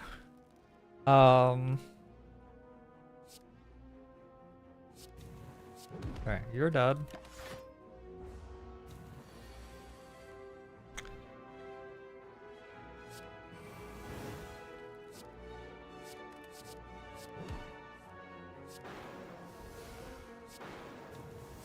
I'm at full health, you're dead. Okay, we'll take it. Mango, not bad. Another limit break, okay. This should win.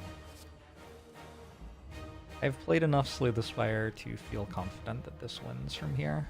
Let's draw 3.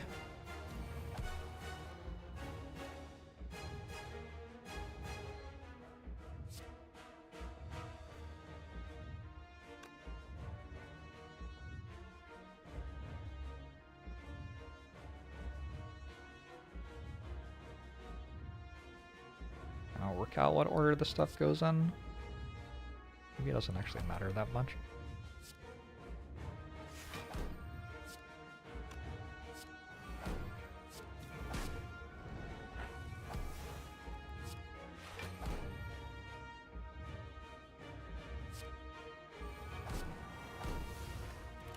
Wait!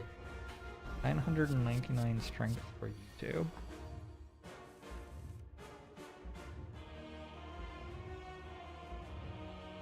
Feels possible.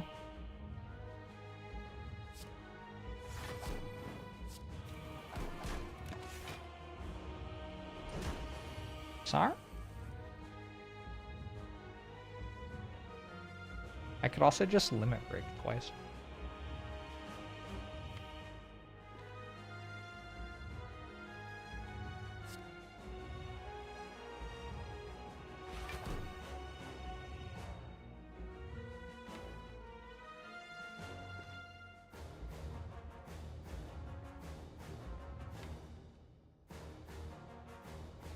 You have Headbutt for Reaper next turn.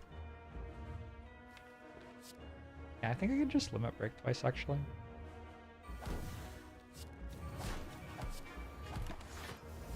Did the Twitch app get worse again? Usually, yeah.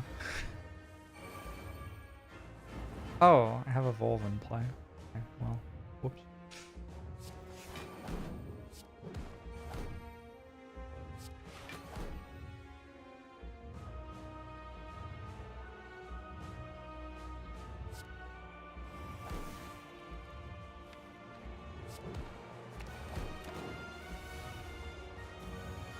Twitch app keeps taking you to random streamers you don't even follow.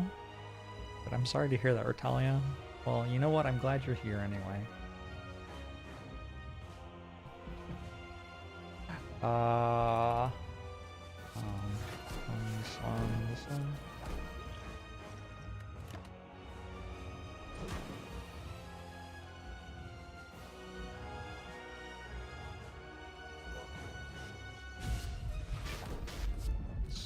This one. This one.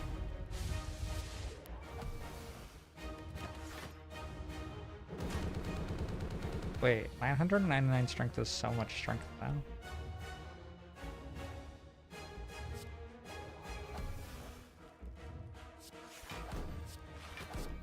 Is that even possible?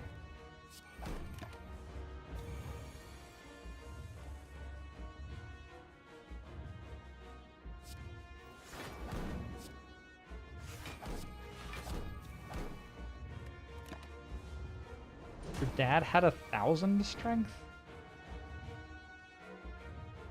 What kind not your father.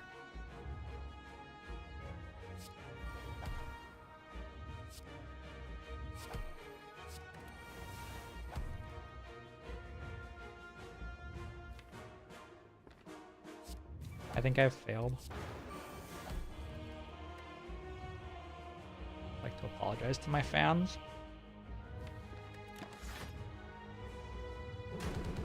Ow!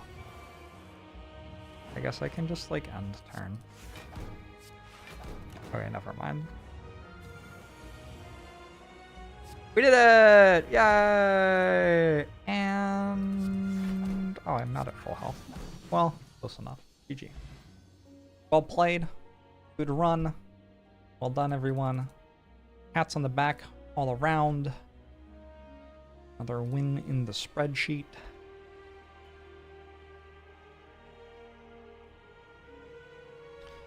What should we say about this run?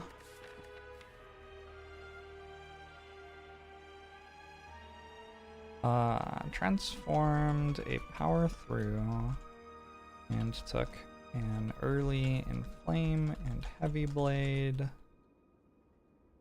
then snowballed off a floor approximately 6 feet. I don't actually know exactly when the feed was.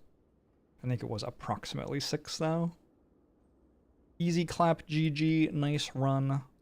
Good work, everyone. Hit the proceed button. No cap. I'm mewing. Sigma.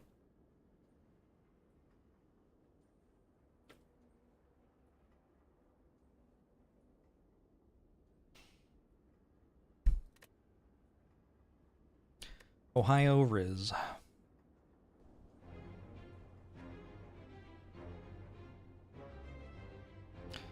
How many runs in total have I done? Depends what you count a run being. I would guess in the vicinity of somewhere between 5,000 and 15,000 runs. If you count me pressing new game and then playing until the proper conclusion of the run. I think more than that if you count like how many times I've just hit new game, because I've done a lot of like hit new game, fight cultist, see what happened, reset kind of stuff.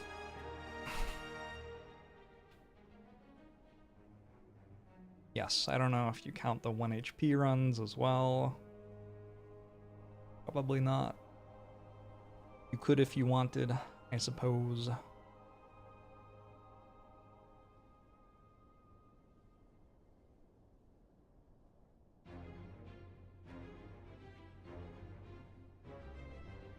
Exclamation mark spire or exclamation mark spire sheet should get you to the sheet.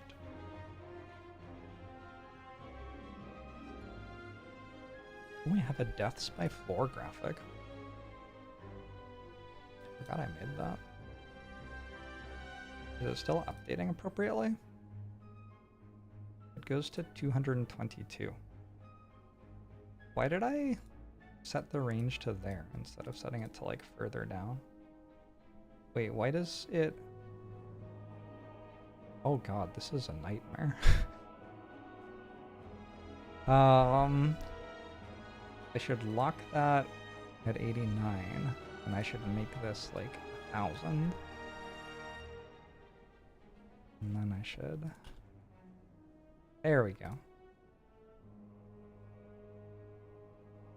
I don't know what Jorbs was doing that day. These are the floors that I die on. Oh, 57 isn't actually a death though. 57 is a win. There you go. That's the floors I die on. At Act 2 boss? Probably. 33. Heart, Act 2 boss, Act 1 boss. I have had 2 deaths in Act 1 prior to the boss this year. Is that true?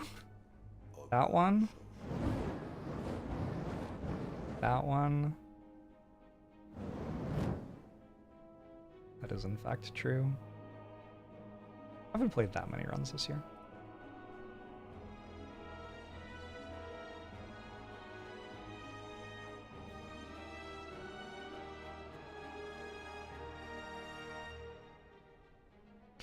Is the fourth peak the Act 3 boss? That's the Act 3 boss. Nope. Nope. Never mind. I've died a surprisingly large number of times in Act 3, but never to the bosses, only to the heart. And then in Act 3 to, like, I guess these are probably elites, right? Feels like those would be elites. What's with the long streak of 56s? That's before I had Ascension 20 unlocked. You can only go up to floor 56 until you have Ascension 20.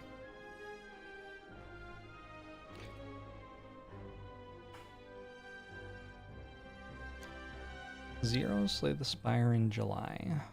Looks like it.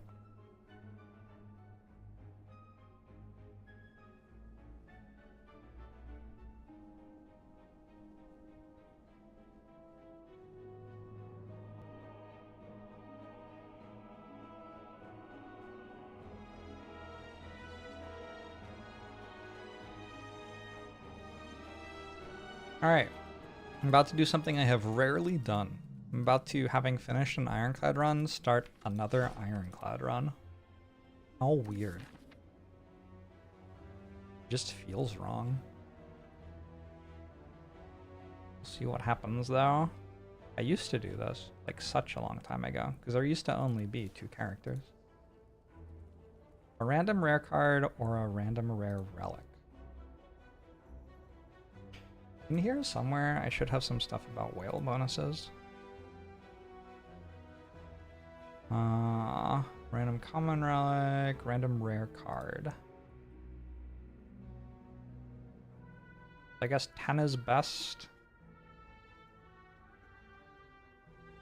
What's neutral? 5? 5 might be neutral. -1 is the worst probably that you can do. Okay. Why are these copy pasted from somewhere instead of referring to somewhere? We have cards and we have an add floor 0 column, and I'm guessing for defect rares I wrote some stuff there. Nope. Okay. I don't understand. Anyway, ironclad, add floor 0, all the rares. Barricade, add floor 0. I'm gonna give it a 0. Not quite a -1. Berserk, add floor 0. I'm gonna give it a 0. Not quite a -1. Bludgeon, add floor 0. I think that is like slightly better than not adding a bludgeon, but only just barely. Brutality, I think, is like a 4. Corruption's like a 5. Demon Form's like a 4. Like a 5. Depends on the boss a little bit. Slime boss. I'll say 5. Double tap. Like a 6 probably. Exhume on floor 1, pretty bad. Feed on floor 0. 10. Fiend Flyer on floor 0. 7? 7 or 8. Immolate on floor 0, probably also 7 or 8, probably an 8. Impervious on floor 0, like a 7. Juggernaut on floor 0. 7. Moat Blake on floor 0. Probably a 3. Strength Potion and Flex Potion both exist, so I don't think you give it a 0. Offering on floor 0, probably a 9. Reap on floor 0, probably a 7 or 8. We have an 8. Alright, that's all of Ironclad's rares. So back in whale bonuses, we can say random rare cards. Get rid of all that. Ironclad, this is equal to that. And copy paste it down. This is an average of 5.5 is my math. And then random rare relic.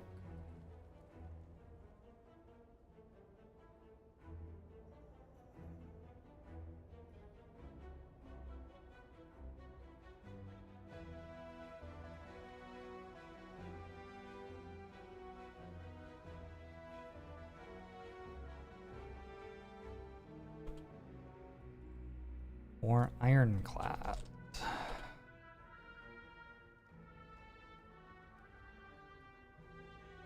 We need to look at all the rare relics that ironclad can get.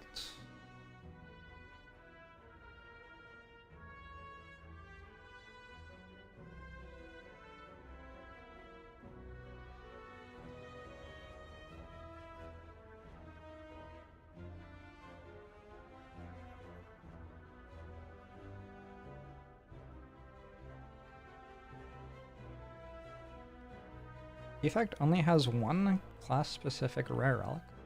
Maybe that's why Defect's bad. Okay, Bird Face Turn on Ironclad. We're in the vicinity of extremely good. Like an 8 or a 9. Calipers on Ironclad, like a 1. Captain's Wheel. Or Captain's Wheel in Act 1 is actually very good. It's also a pretty good leader. Maybe like a 7, just because getting it in Act 1 is so good. Champion Belt. Somewhere in the vicinity of 7. Ashes. Ooh, I think that might be a 10. Cloak Clasp. It's not available to you. Dead Branch is probably a 10, you would think. On Ironclad. Duvu Doll. A 6 or 7. We'll go 7. Fossilized Helix. That's pretty close to a 10 as well. These are very good. Gambling Chip. Very close to a 10. Ginger's not bad. Girya.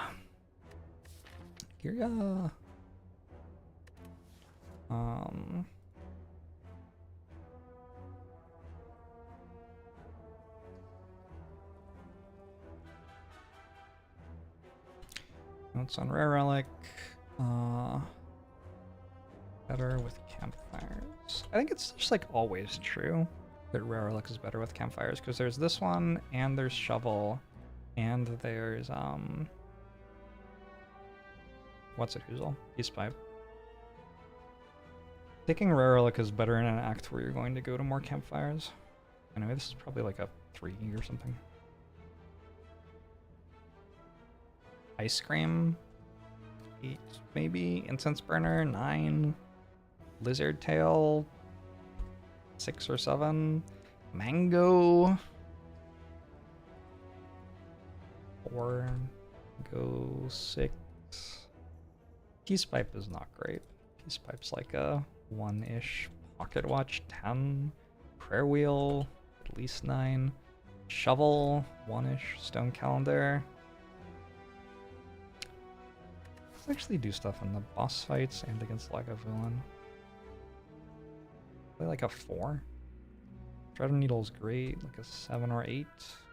Tori, 5. Tungsten Rod. Tungsten Rod does ruin some of your synergies, but in general, probably like a 5 at this point in the run. Turnip, a 3. Unceasing Top, 0-ish. Wing Boots. It's like act dependent, right? Or like a 7. I think I'm taking a Rare Relic then.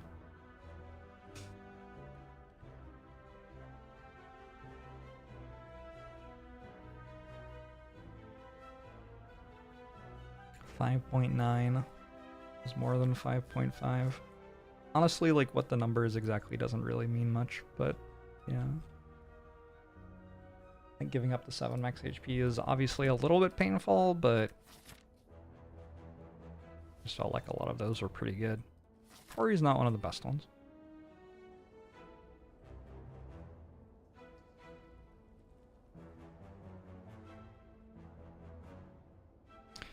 I want to go this way. Can I, though? Challenging. Getting a shop to go into a slime boss fight gives me a better chance of hitting some sort of slime boss solution. It's weird, I have to take 2 shops if I take 1 shop. Well, I don't have to, but like this shop I can't get to unless I took a shop earlier. Since I have Tori and I want to take shitty cards to get through slime boss, and I have sustain, I think I'll go this way. Take 4 hallway fights into a shop.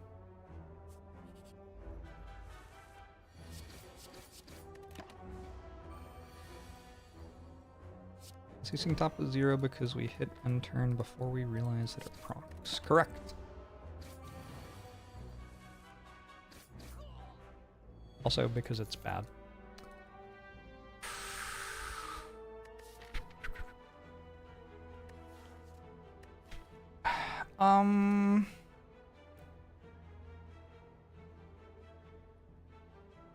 Okay. My deck is worse than it used to be. Good start.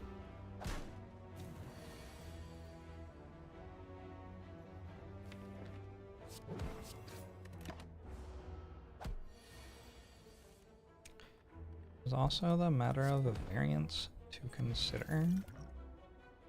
If you're trying to win, you should take the thing that makes you stronger.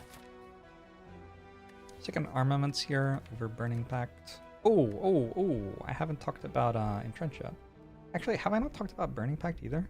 Actually, were there cards in the previous card reward that I hadn't talked about yet? I forgot that we're writing all the cards down. Already talked about Armaments. Burning Pact. Right. Card draw, C+. Exhaust synergies. Like A- or something?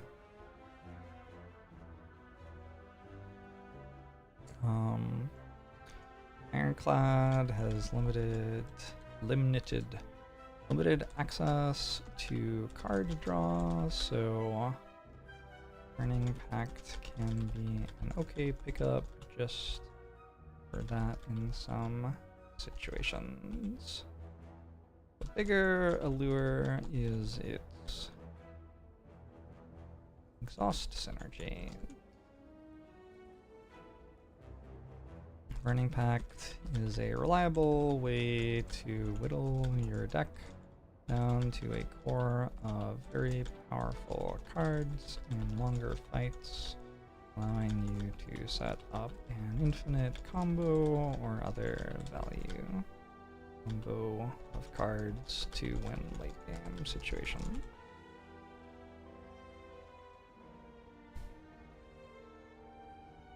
Also has raw value interactions with cards like Dark Embrace, Feel No Pain, and Corruption.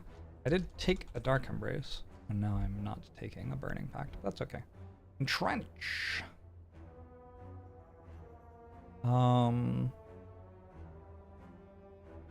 Block alternative? It's weird because it makes block, but I think it's like a C+ block alternative. And what are we calling our block thing on Ironclad? I guess just block synergies.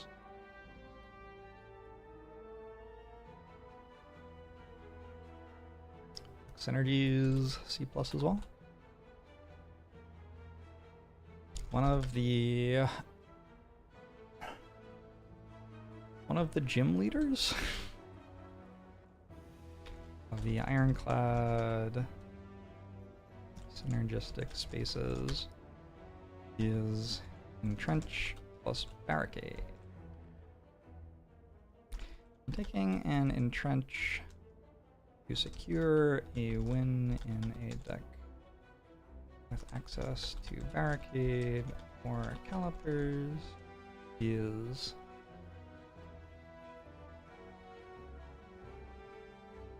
somewhat regularly relevant. 5 to 10% of runs, I would guess. Entrench, especially when upgraded, can also just make a lot of block for very little cost. Combos, for example, with Impervious and Body Slam to kill enemies in one turn. Stuff like that. Keep an eye out for situations where you can take an Entrench for lots of value without it being a platonic ideal of an endgame combo piece. I think that's what I want to say about Entrench.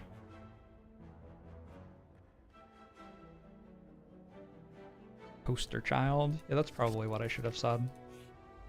My brain hadn't been rotted by video games.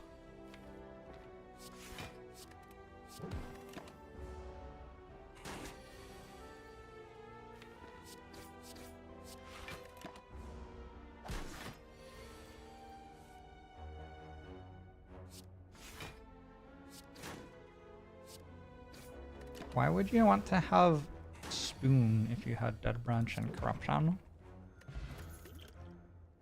I don't understand. I have to deal more damage than I am, so I guess I'm taking a Twin Strike, which feels kind of awkward, but I don't know. If I don't get better at dealing damage, I will just die to, like, this fight. Or perhaps, if I'm lucky, the next one. I think I used Block Potion for 12 there. Maybe I'm wrong. Might be wrong.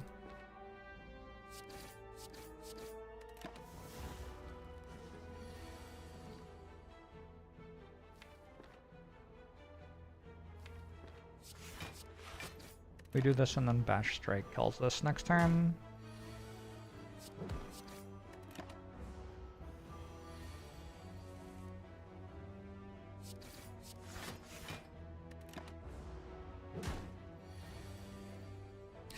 It felt like Tori should be at more than 7 damage prevented, to be honest. Anger or Pommel Strike? I do already have a Dark Embrace. Maybe we take the Anger then. I haven't talked about Anger yet. Or Pommel Strike, actually. These are the two commons that I hadn't written about yet. I have talked about Anger. My bad. I haven't talked about Pommel Strike yet, though. Pommel Strike is front-loaded damage, like C+, probably. And then card draw, C. And then Infinite Engine, C minus. A solid card which caters for a deck's need for additional damage. Get through Act 1 elite fights with the potential to be a hugely important card in late game. Pommel Strike plus ×2 combines with Sundial for infinite damage. For example, Sundial counts drawing 2 cards from a discard pile of 1 card as 2 shuffles. Weird interchangeability between digits and words for numbers there. Whatever. This isn't abiding by any style guide, I guess.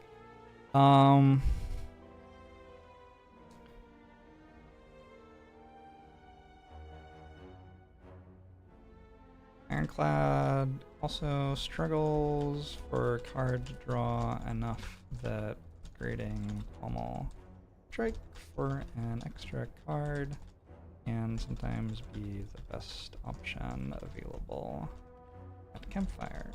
Overall, a solid card to add to your Act 1 deck, and occasionally even worth picking up later in the game. Exclamation mark. Good work, Pommel Strike.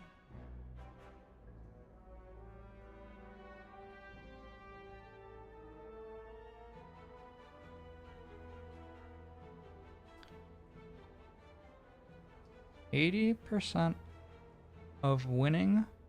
The thing is, an 80% of winning and 20% of literally losing the game is different from 80% of the time you win and 20% of the time nothing happens. I think this is talking about variance or whale rewards again. I'm trying to represent the value of things in terms of how likely I think they are to make me win the game, because that's what I care about. I'm not really sure what else I could sensibly represent their value by, given that I don't care about the other things. Wonton, thanks for the sub. I think I missed Radiant Dawn's sub. Thanks to you as well. For Delta Victor, thanks for the sub. Burnt Muffins, thanks for the sub. Like Lemur, thanks for the sub. Flannel Tuxedo. Boodlear, thank you all. I definitely missed some subs. Bolvardo, thanks for the 50 bits. May, Raziel, Plebiscide, Nate Fizzledog, hello. Logic Knot, you're welcome. I am now into subs 2 hours ago. Amy Hablis. I've not been doing a very good job of paying attention to subs. That's okay. That's okay. We're all just doing our best here. Did I talk about Trigger yet? I guess I did. Underclap is the common that I haven't talked about yet. I think I take Anger over Pommel Strike. I already have a Dark Embrace for hard draw.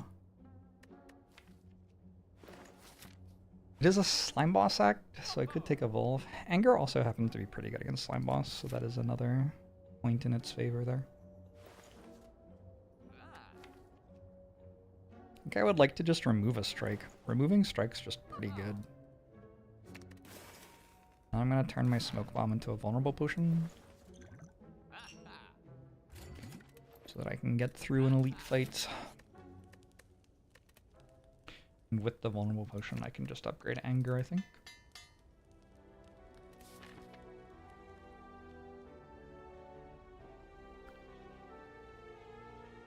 Happened to this Neko run? It won. We got a lot of max HP. And then the enemies all died. I don't know. Hallway versus question mark here? Just go hallway.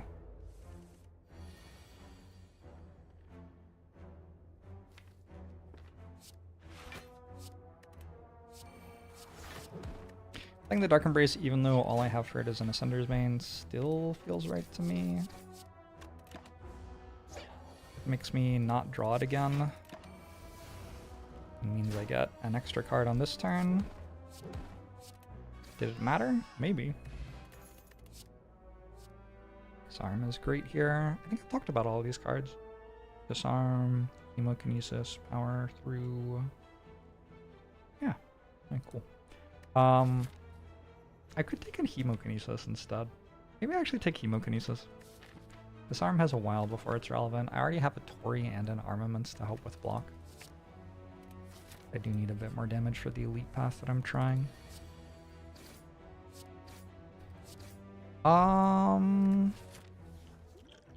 Use this now since I have a full potion belt for real. Last time I kind of had a full potion belt, but it was fake because I was okay with discarding Smoke Bomb anyway. Flex Headbutt Power Through. I've talked about all of these. Headbutt's okay. Power Through's pretty good. Just a Power Through.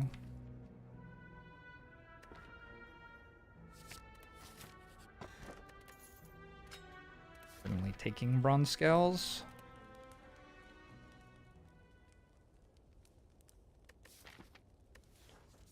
I'll upgrade Hemokinesis because I'm still a little bit low on damage.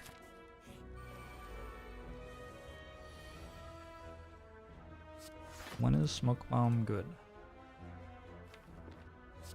I think the main thing Smoke Bomb does is make it so you can take more dangerous paths.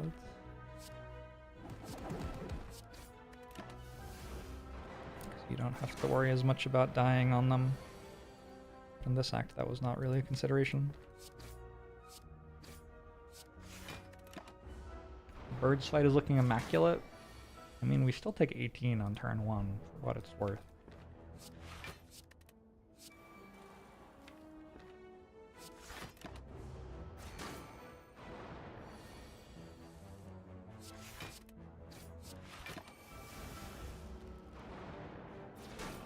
Oh, shit. Another thing to note about Dark Embrace.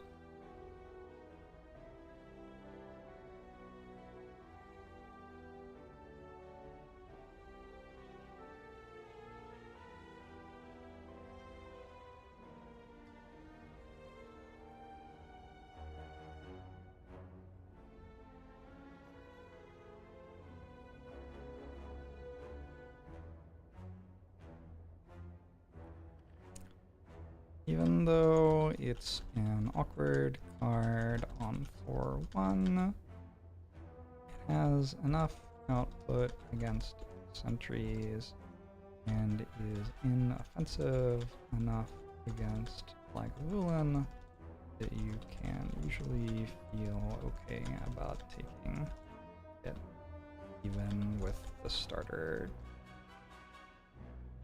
deck after your first fight.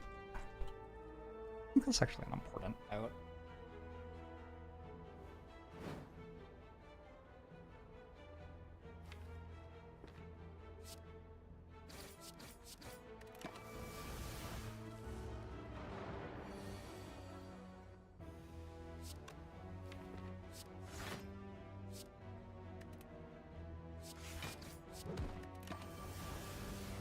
Anyway, a good sentries fight.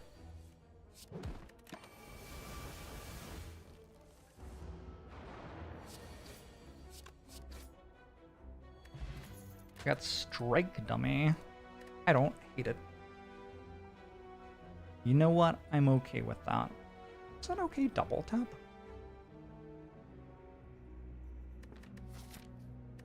I don't love double tap, but I think it's actually pretty good here.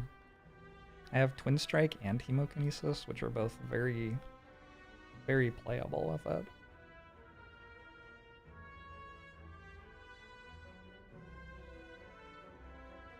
Double tap. Like a front-loaded damage, C-,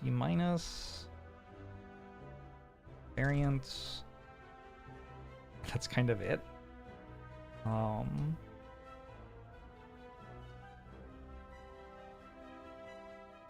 Has some combo potential late game. It starts out as an unassuming card, which sometimes doesn't even have an attack in your hand to copy. It's better with more card draw, attacks worth copying, more hand control.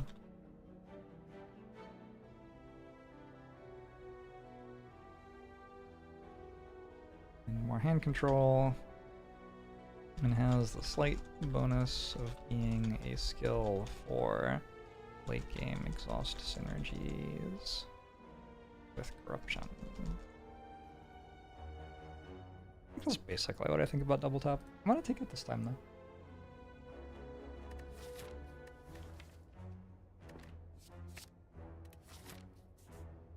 These 3 relics might beat Hexaghost with nothing but the starter deck.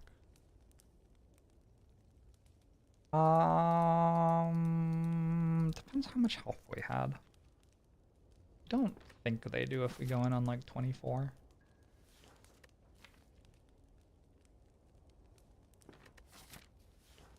Alright, so I'm going to, I think, upgrade double tap.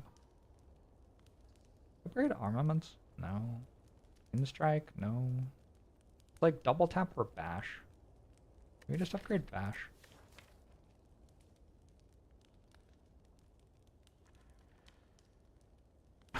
You always kind of hope to get to a point where the bash upgrade doesn't matter, but at the start of the run, it is often your best upgrade. There's also a Dark Embrace, which I'd like to upgrade. Can we just go Dark Embrace? Am I ever taking Snecko Eye? I don't think so. A Dark Embrace upgrade, actually. Have I ever productively played double tap Fiendfire? Presumably. Would be surprising to me if I hadn't.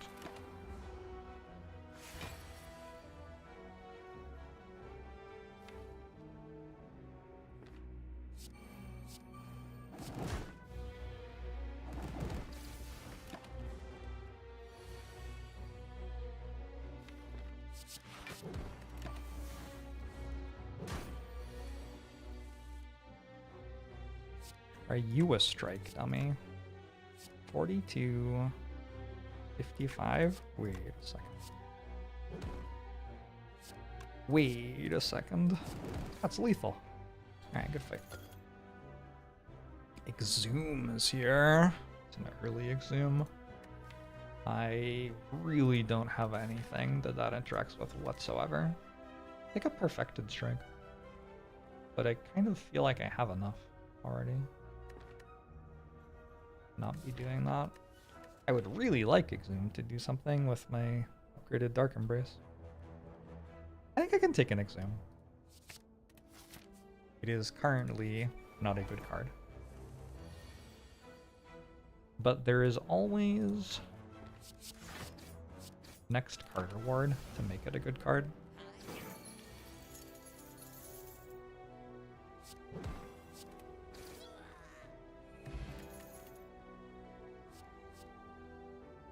Oh, it's Thunderclap. That's the last common. Alright, Thunderclap.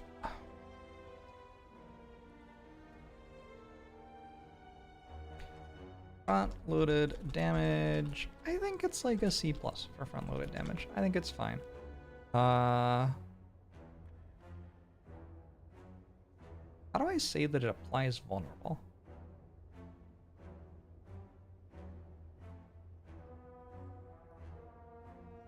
I guess we can note that it's artifact removal.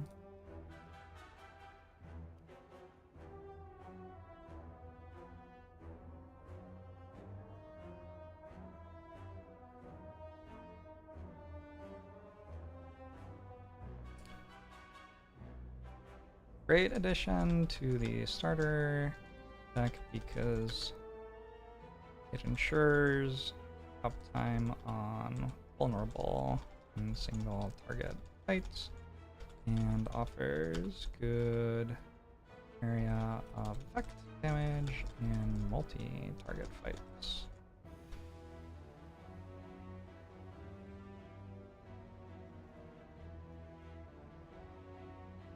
Sometimes ends up as a decent card and runs with strength gain or champion's belt, but mostly becomes an inoffensive artifact stripping card past the violent bits of Act 2.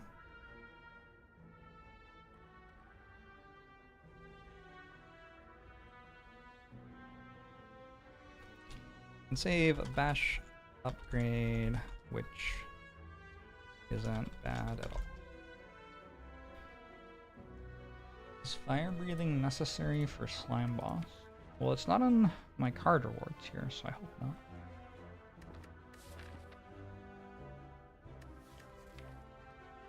I think... Do I take it?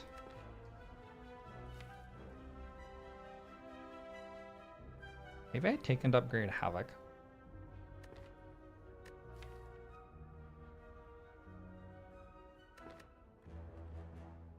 YOLO.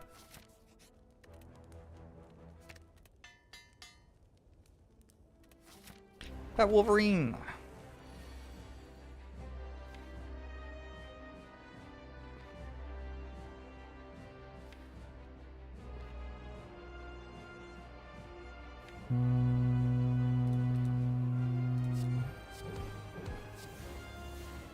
Goodbye, Exam.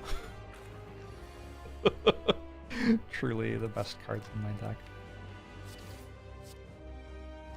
That math worked out pretty well. I'm gonna pretend that was deliberate.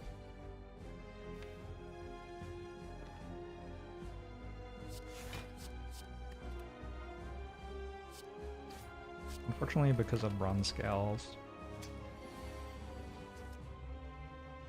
like I kind of would have liked to just block there, but bronze scales would have split it anyway.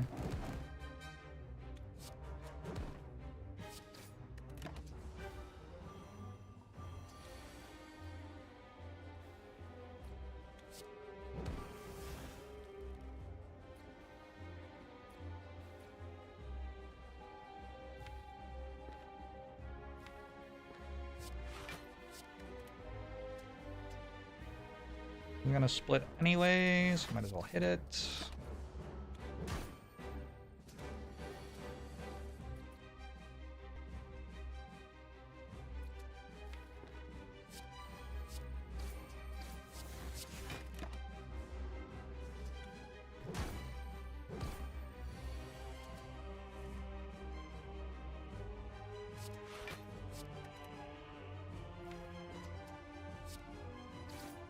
Alright.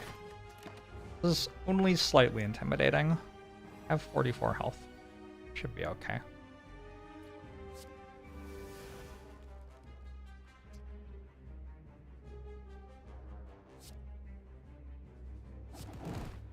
Oh, I could have just double tapped strike there.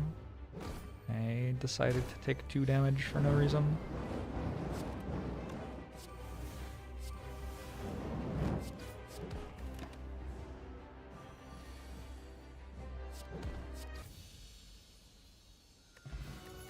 Alright, we're through Act 1. There's a Reaper here. I do have an Exhume. I do have a double tap. I do not have any strength for Limit Break, and I already have an Exhume that doesn't do anything. So I think this is a pretty easy Reaper. Maybe make notes about these cards. Probably I haven't written about all of these. Exhume I have written about. Limit Break.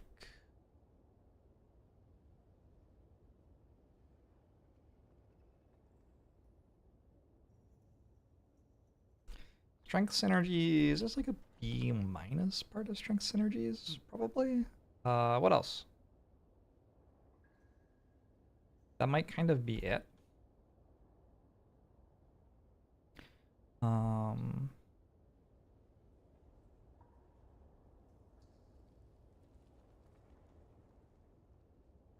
Most obvious application is as the capstone card for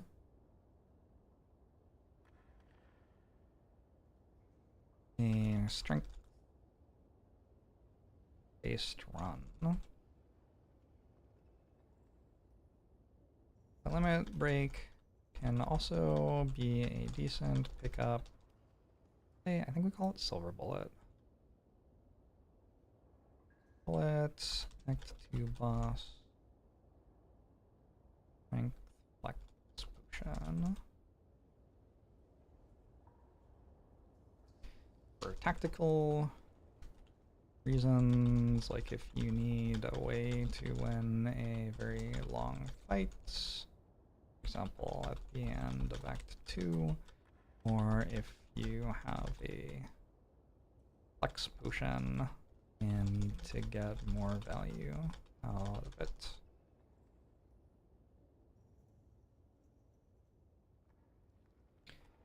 Sometimes worth having for reasons short of doubling up to massive amounts of strength, which is nice because it means you can take it and be happy about having it and have the option to double up to massive amounts of strength available later if the run comes together that way.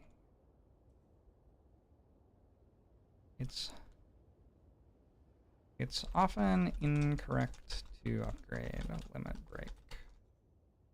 In a lot of fights, playing it once is enough, so upgrading it gives little gain while taking away an upgrade from a more relevant card. In other fights, dependent, can be better to exhaust it so that you can get it back with Exhume and play it a second time faster. There are also a lot of decks which will prioritize playing Corruption over keeping Limit Break around anyway, in which case the upgrade will often be wasted. All that being said, there are also some fights which are hard won by a single upgraded Limit Break in runs where the deck would have lost the fight entirely without it. So pay attention for those sorts of situations and upgrade accordingly. I think that's what I have to say about Limit Break. Reaper. Where's Reaper? Reaper is... Wow, Reaper is the last Ironclad rare alphabetically, despite starting with the R. Wild stuff. Ironclad rare is a very, very low in the alphabet.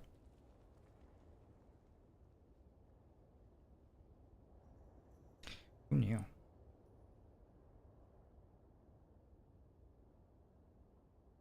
Strength synergies, metascaling, sustain. Already at like that? I think so.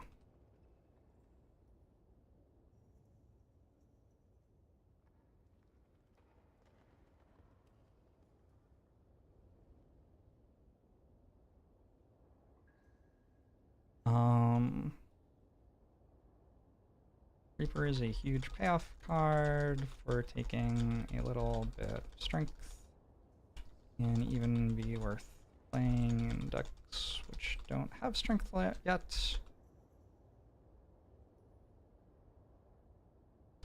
Just for the base sustain, it gives you, especially in multi-enemy fights.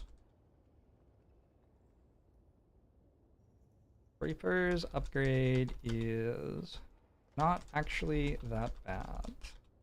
It looks terrible, but gaining a bit extra HP every fight is more or less what you're hoping. Most 80th percentile and below upgrades are going to be able to give you. Reaper does so very directly.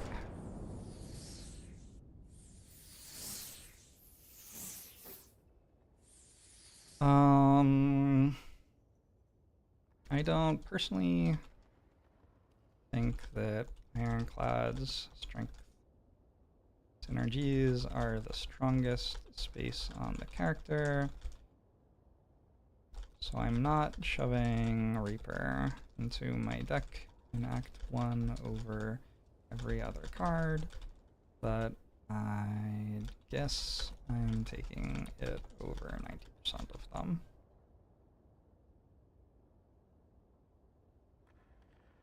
Something like that.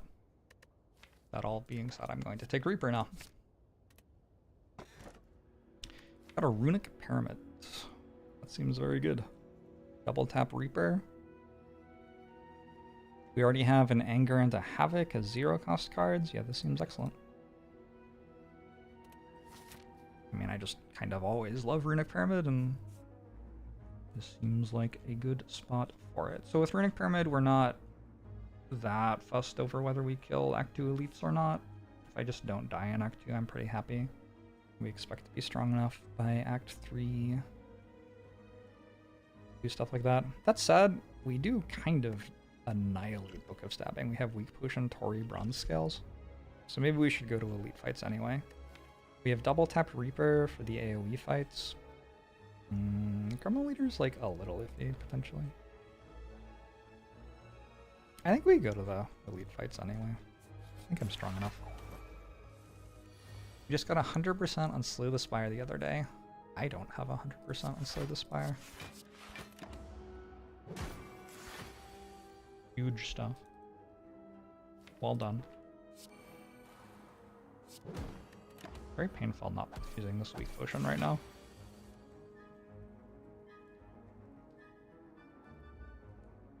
Like, very painful.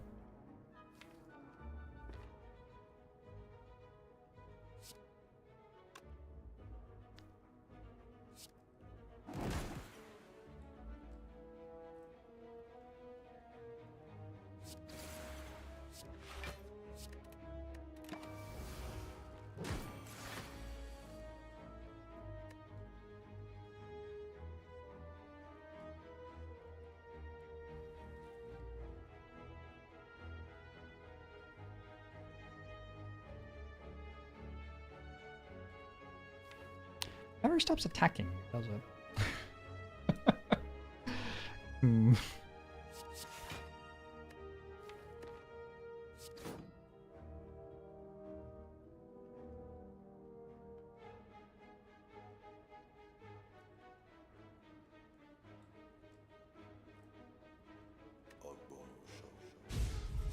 Hey, Susie.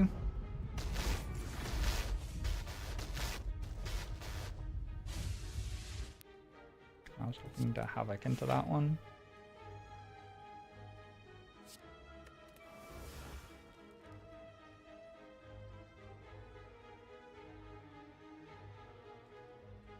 Somehow this still isn't enough damage.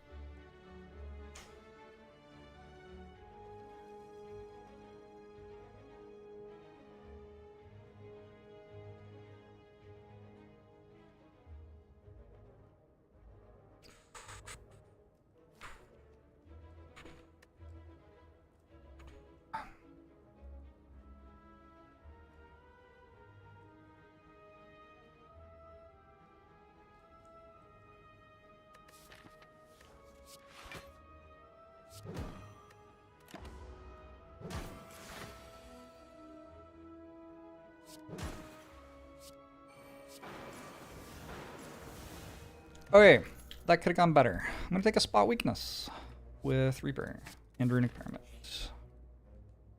Transforming 2 is pretty good. So is Jaxed here. I think this is actually a Jaxed. Because strikes are better than usual, defends are better than usual.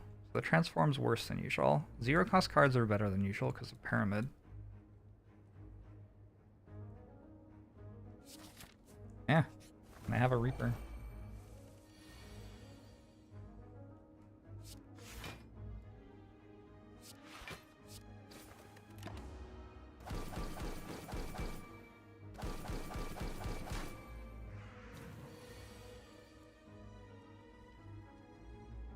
Good fight, LOL. This hits 4 times, this hits 5 times, so that's 9. 21.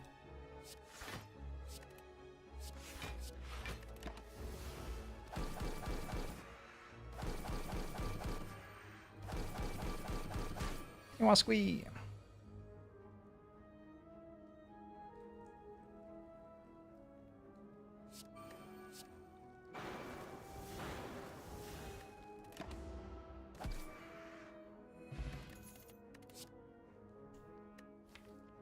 Thunderclap. Unfortunately, I can't double tap Thunderclap Reaper quite. There's a bit more energy. This is often the case in Runic Pyramid runs.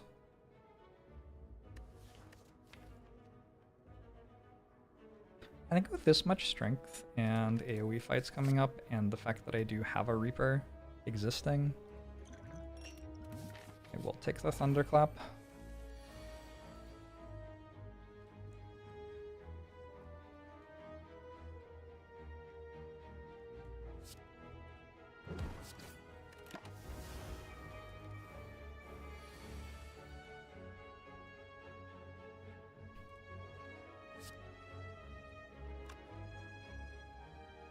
For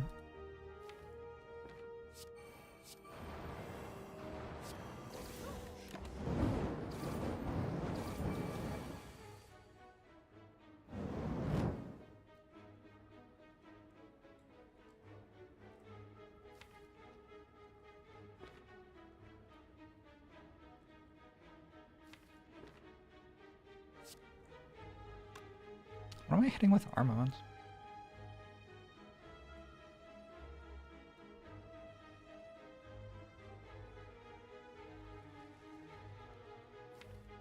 God, this game's so hard with no cards that gain energy in your deck.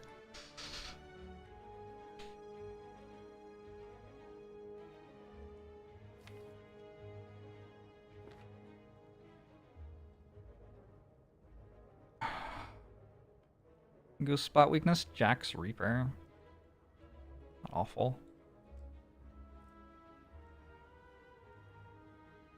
And I overall heal 1 on the turn, and then next turn I can go Exhume Reaper. Well, not really.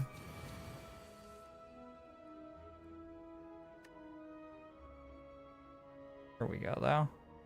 And then Strike Reaper wins it. So power through.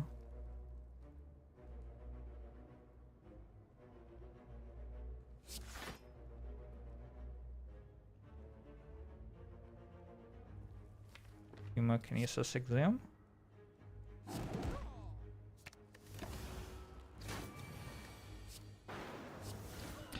Reaper Strike.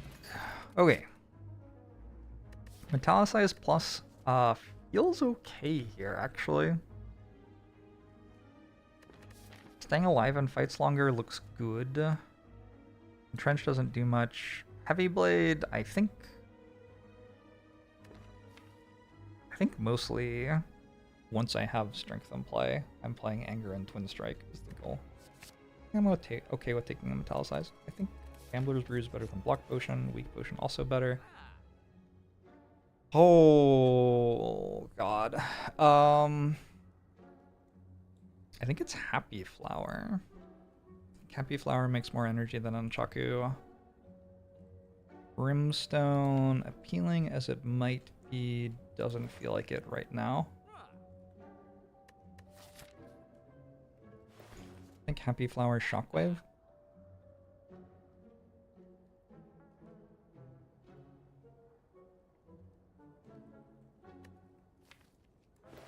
Should probably consider Brimstone.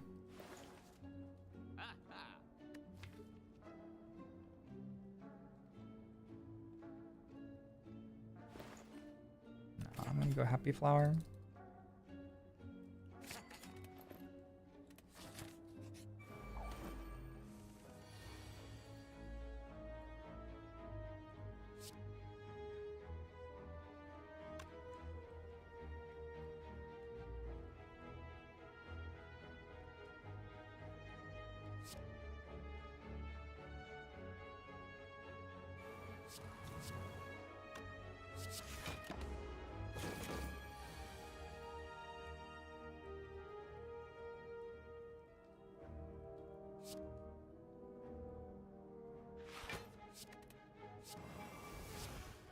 Okay, Focus Stabbing deal 1 to me repeatedly, but for the most part I have made it irrelevant.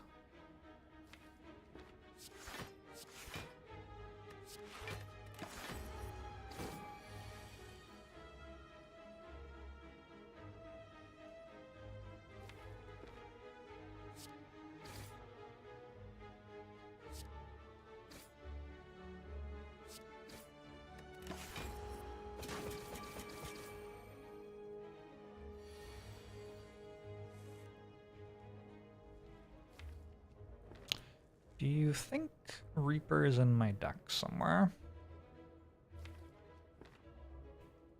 Would have liked to play it like several times here. I need to draw 4 cards? Alright. Oh, well, there it is. So next turn I can Exhume Reaper and play it. Well, this turn. This turn I Exhume Reaper. And then next turn I can play it 2 more times. 26 health. Seems pretty good. 26. Yeah, that kills. Alright. Perfect. Unfortunately, I have put Happy Flower on the wrong number, but I think being on full health makes up for that. But a Blood Vial, Havoc Infernal Blade, Power Through. Take another Havoc.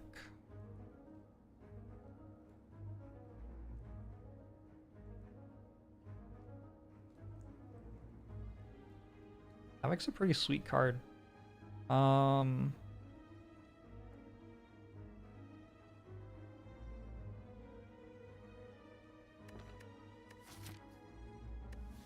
getting toward a just mess of garbage kind of deck, which I am somewhat of a fan of.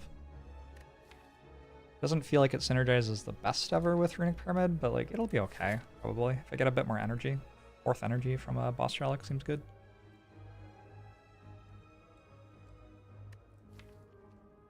I'm pretty sure I can survive Slavers.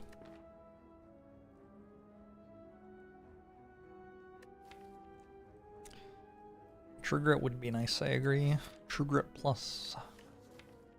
Or a Burning Pact or a Second Wind. Second Wind would be okay. Kind of awkward with Exhume, but still be pretty good.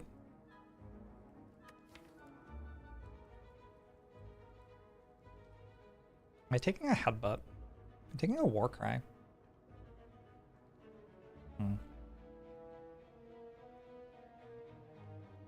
I'm probably taking a headbutt too. Alright, let's go double havoc then.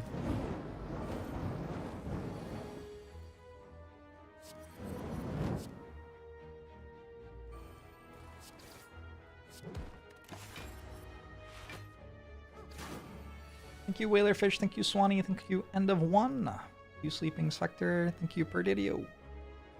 Thank you all for the subs. Thanks for the support. I could not do this without your help.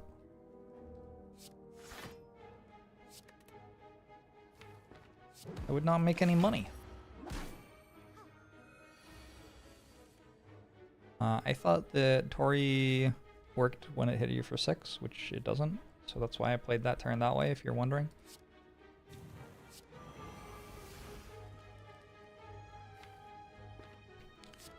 So it sure was a poor play, given how Tori actually works. I take a Sever Soul with this deck.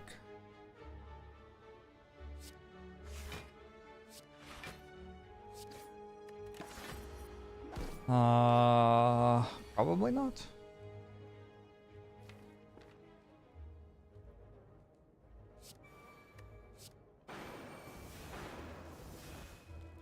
I was already at full health. Well, now I'm even more at full health.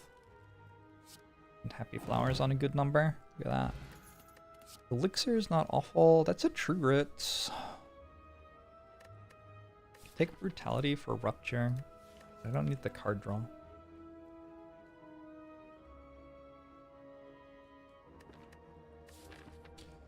An unupgraded True Grit.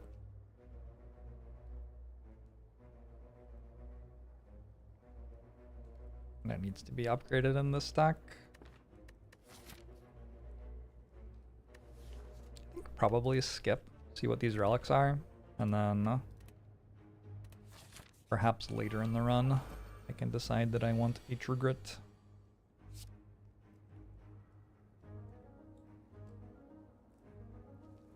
This looks pretty bad. This is not a great use of Happy Flower.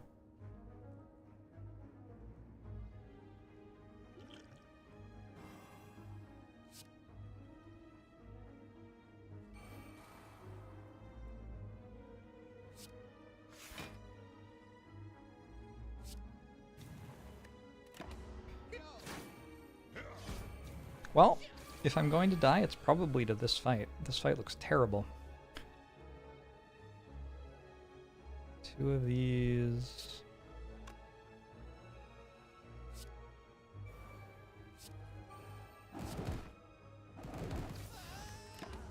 Good.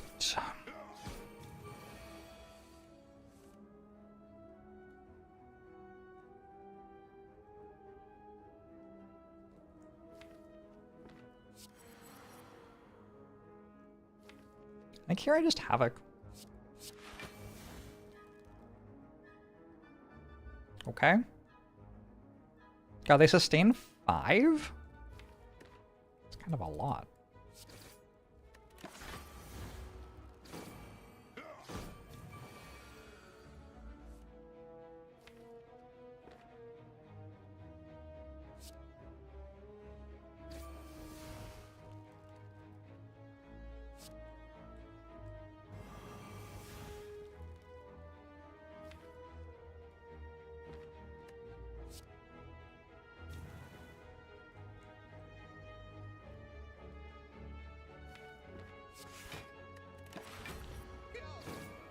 I'm about to draw a lot of wounds. I have 5 strength. This is trying to weaken me again, so I have to kill that before it weakens me, basically.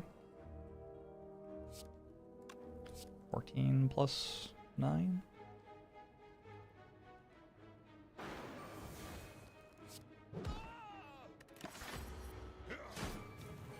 And then this one. Okay, we got through it. Sketchy though.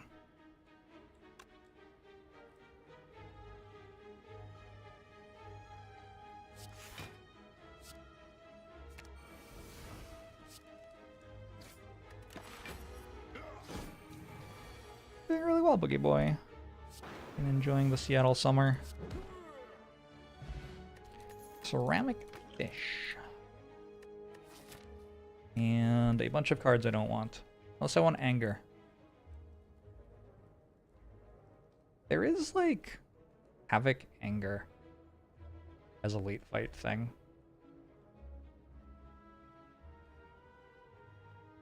I need 2 Dark Embraces, right?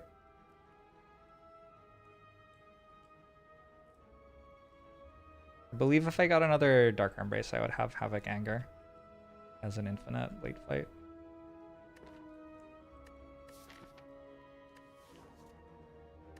But I don't need 2 Angers for that anyway.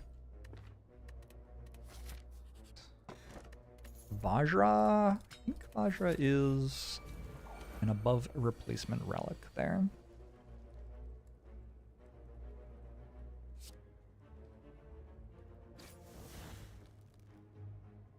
Okay. Awkward.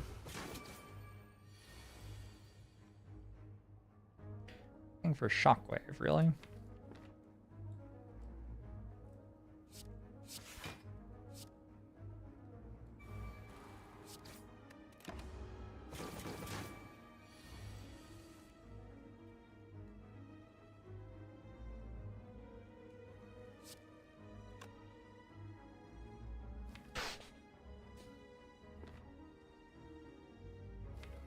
I wonder if this is my Gambler's Brew. I could actually use Elixir instead. I think I want to use Elixir to go infinite though. But it doesn't work, right? Wait, how does that even work? Exhaust Anger. One goes in my discard pile. There are 2 Angers in my discard pile. Oh, that infinite doesn't work. Because I draw the Anger. Huh. I mean, it does an awful lot. But it's not actually an infinite.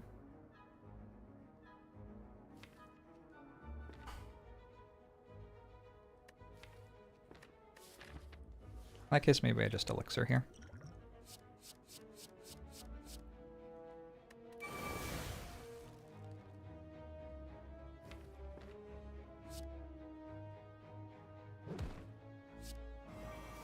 Good.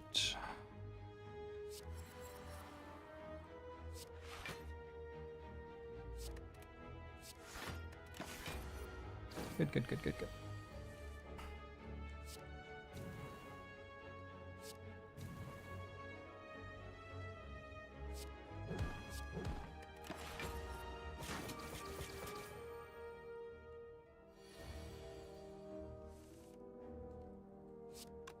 $15, $21, yeah.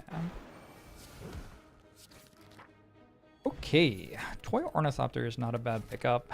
There's another Armaments. There's a True Grit. Double upgraded Armaments. Not bad at all in this sort of Runic Pyramid deck, especially with like defense I actually kind of want to play because I have Oddly Smooth Stone. And strikes I actually kind of want to play because I have Strength and Vajra. Or, sorry, Strength and Strike Dummy, rather. That said, this isn't an upgrade on Armaments, so. What if I just had all the Havocs in the world and an Anger? And a Dark Embrace?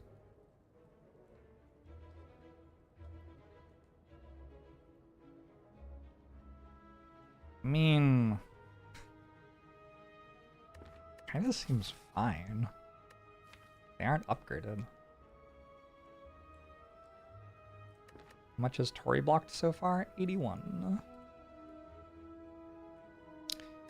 It's weaker than my starter relic so far.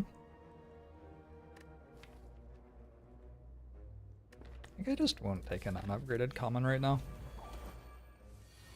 Seems fine.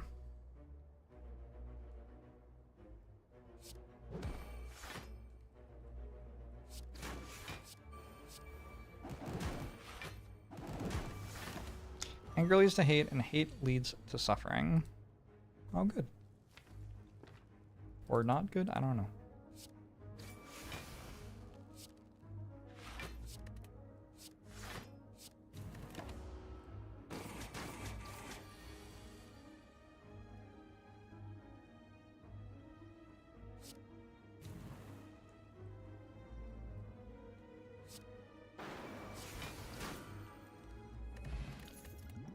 terrible. Disarm is fine slash good. Upgrade goes on armaments right now. One more elite.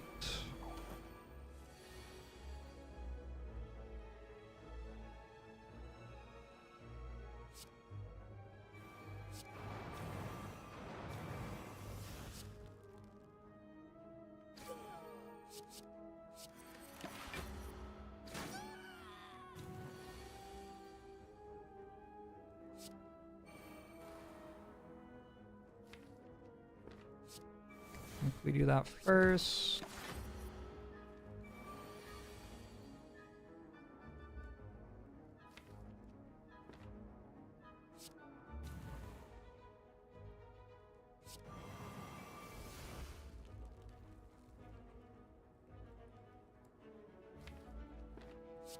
I'm okay with strike, even though I have Reaper in hand, and so I don't really mind if they're still alive next turn.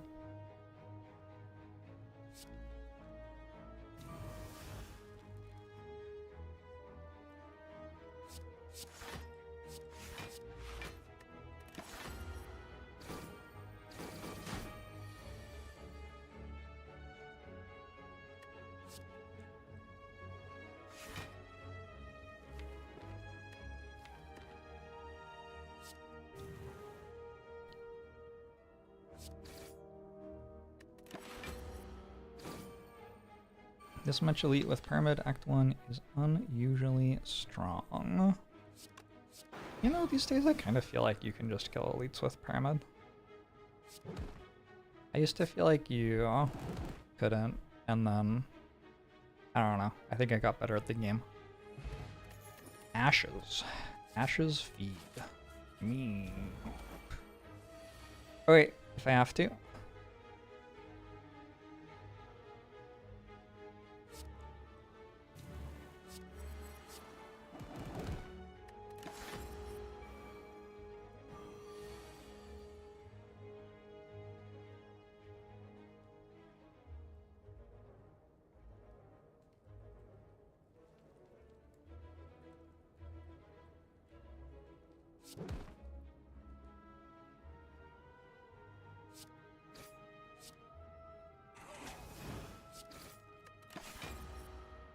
That was a floor.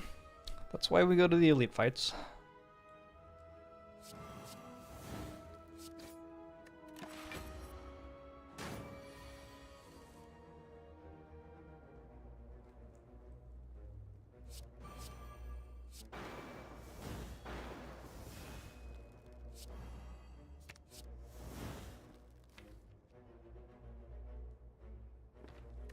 Would enjoy drawing armaments to upgrade feed, but if I don't, like, you know.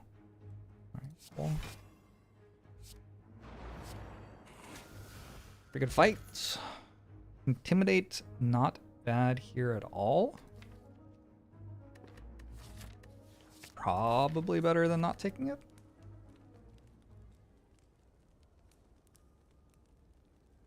And we have a lot of options, actually. I think Shockwave upgrade's pretty good. Feels like we're kind of taking a long time to win fights, and after we run out of Shockwave, we don't apply debuffs anymore.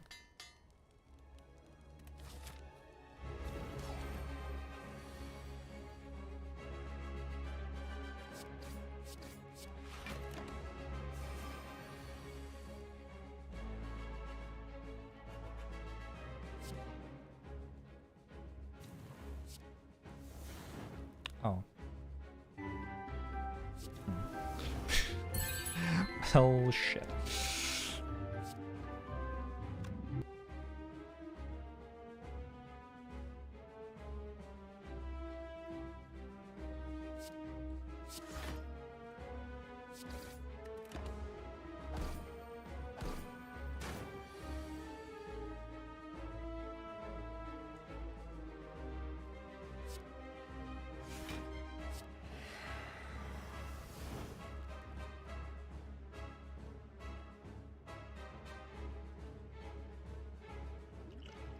I think it is fine to use this potion here.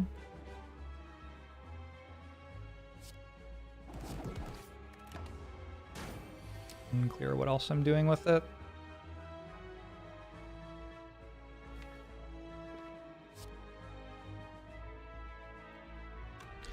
I think I want this on Reaper.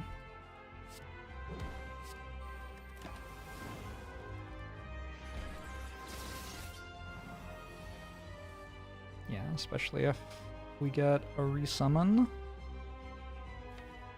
I have Thunderclap.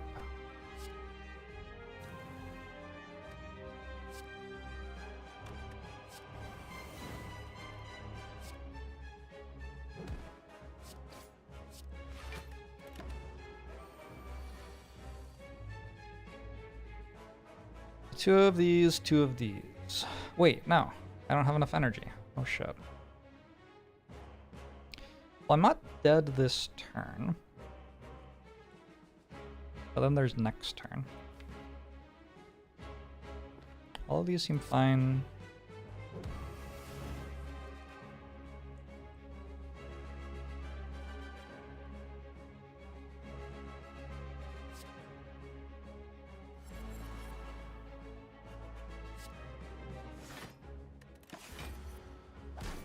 Pretty sure next turn I like full heal or something. Does Havoc ever spoil it? No.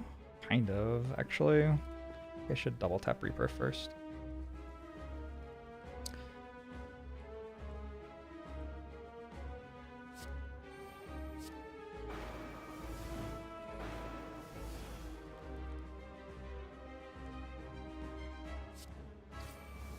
Ah, you hit the wrong one.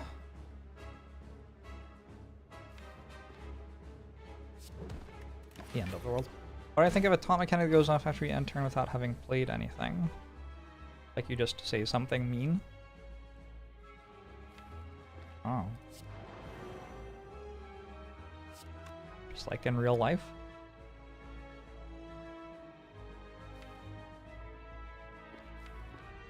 I think I just killed that.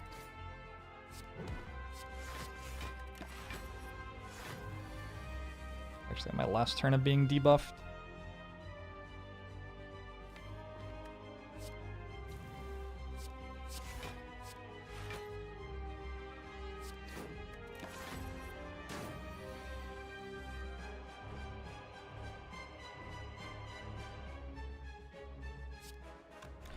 $24, 30, 48, 78, 108.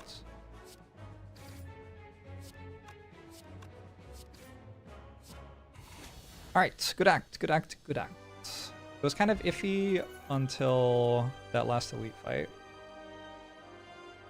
We can go for an Exhume or we can go for another Reaper. So another Exhume or another Reaper. I am a bit iffy on energy. Makes me kind of prefer the Reaper. Let me think about whether that makes sense. The second that I get an energy gain card in my deck, all of a sudden Exhume starts making a lot more sense. Exhume also pretty good with Ashes. Like against Reptimancer, for example. Of course, Reptimancer also a good fight for Reaper. And go for second Reaper or basically second Reaper. Well, Exhume is third feed in a lot of fights. Whalerfish, thanks for gifting us up to Midnight Heart. Appreciate it. Yeah, I think it being third feed is enough for me to take it. Coffee Dripper? Seems fine. Yeah, alright. Hopefully a comfortable win from here. I got the green key already. The right side has 3 elite fights. An early shop. What do I do at the campfires? Upgrade feed. Actually, I want as many fights as possible, don't I? I do kind of want a shop too. Maybe like this. Okay.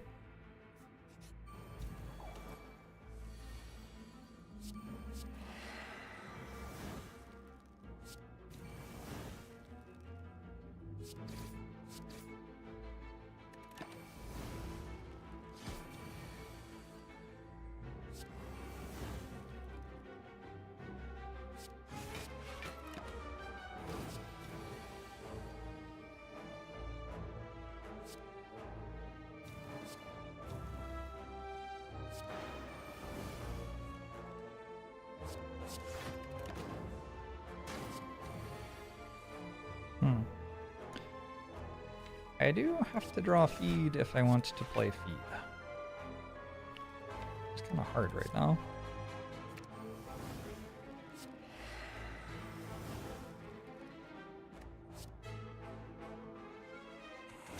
Too good. I think Shrug at this point is okay. I have 4 energy now.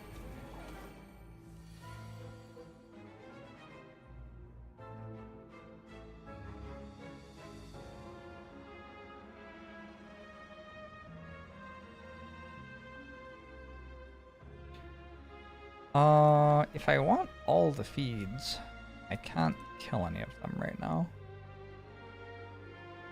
It's probably fine to kill one.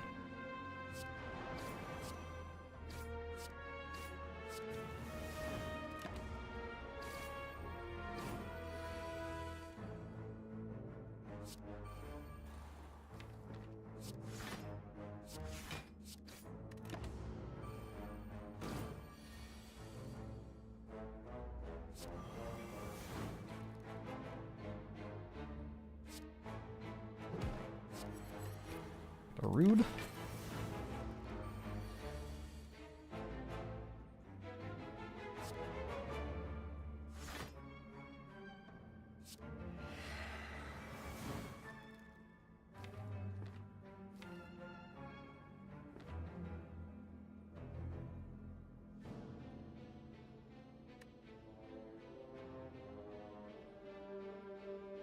Just wondering if I can Reaper as well.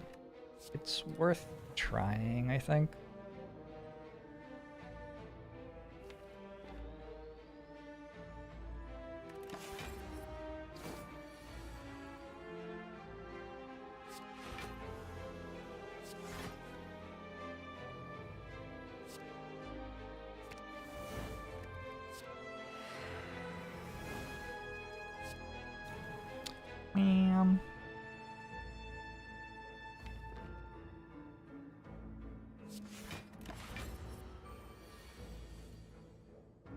Alright, power through, Reaper, feed.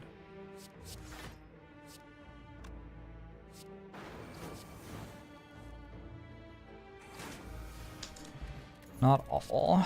Feel no pain. Feel no pain seems so good here. I think that's the first feel no pain I've seen in a while. Distilled Chaos over Block Potion, probably?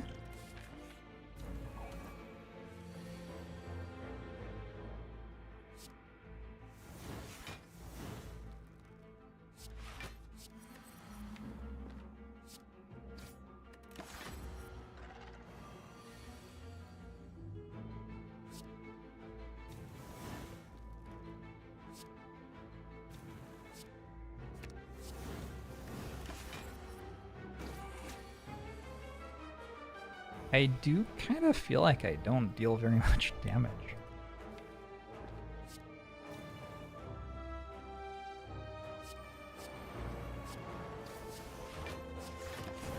The maul scales.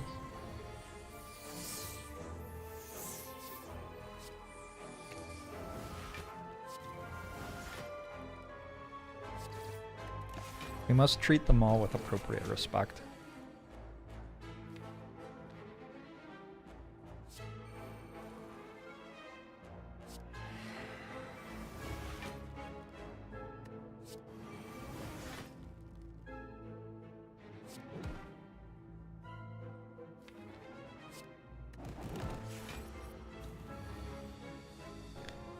Is there an update to listening to music during streaming? I'm listening to music. It is weird to try to get it all to work on YouTube as well.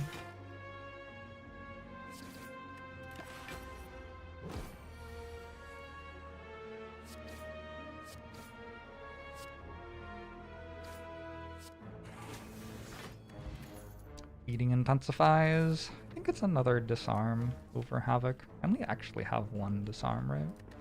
Just like played it 3 times off of Zooms.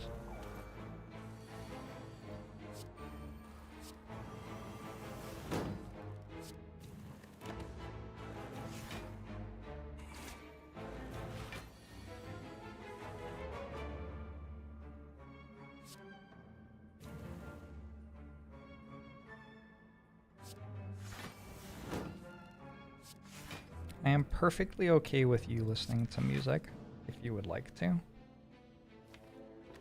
Don't not listen to music on my behalf.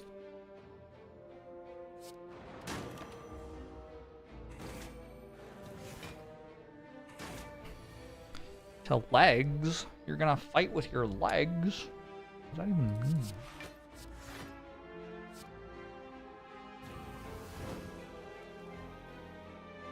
It'd be real cool to draw speed around about now. I guess we give up on eating on all three.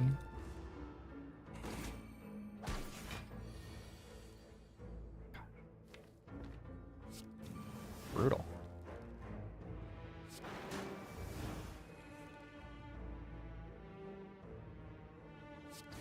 No feeds?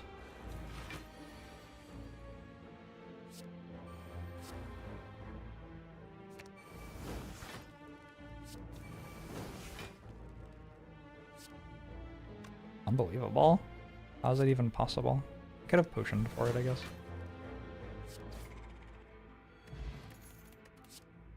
A Havoc Plus. Yeah. Yep. That is very much this deck's vibe. Okay, this fight also probably doesn't feed, huh? Awkward.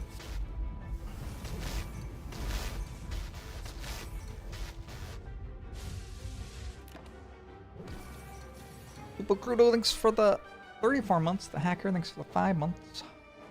Appreciate ya.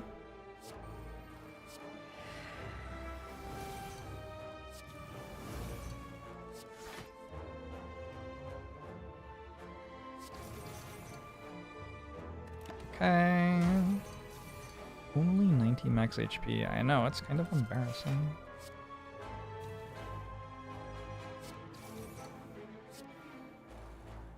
Estoy muy embarazado.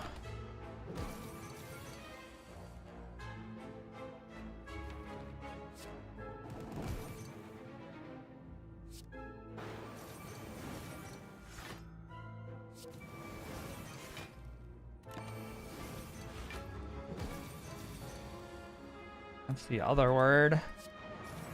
I know. When I took Spanish in high school, someone told me that it was funny, and I'm like, you know, still using that to this day.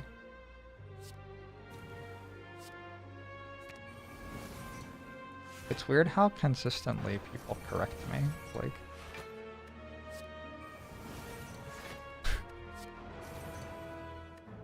they don't correct me when I make other stupid jokes. It's really just that one.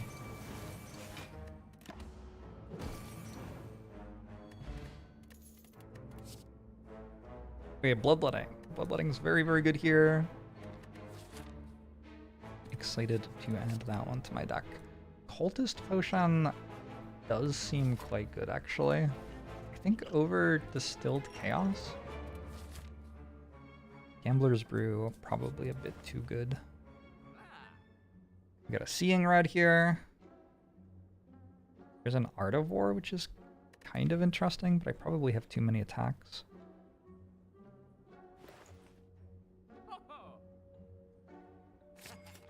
If I remove a strike, we'll have fewer attacks. Okay. Go for an Art of War.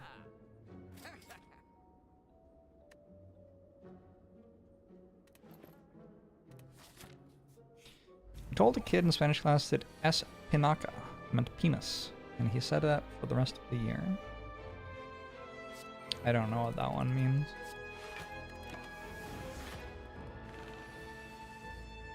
I feel like penis is Penier, though.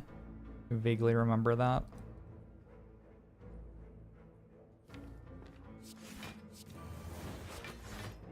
What other things would you like to know about my Spanish ability? It means spinach? I don't know. How embarrassing.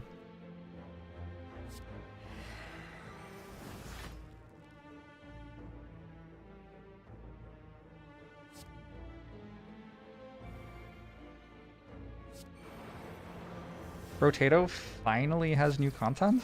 God, it's been forever. Is it true? Don't lie to me about this.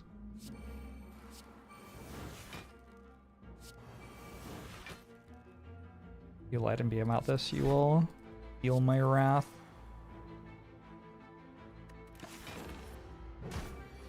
I'm pretty sure there isn't Orb of Creation stuff. There's an announcement that there will be Orb of Creation stuff. We are exhuming a Seeing Red.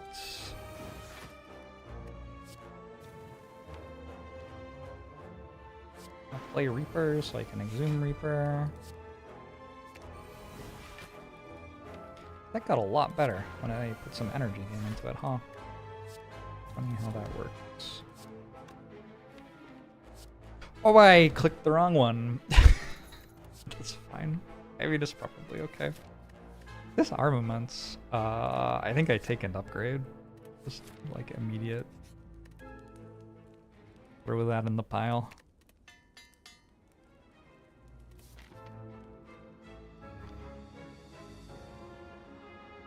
DLC delayed until October.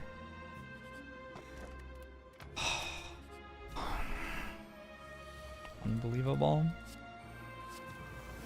How dare game developers not always release the thing that I want immediately, the exact second that I want it.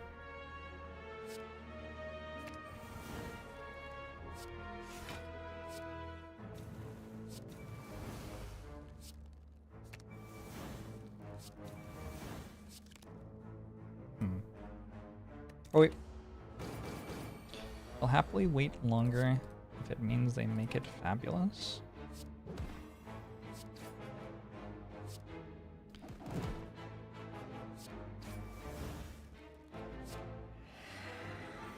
I mean, sure.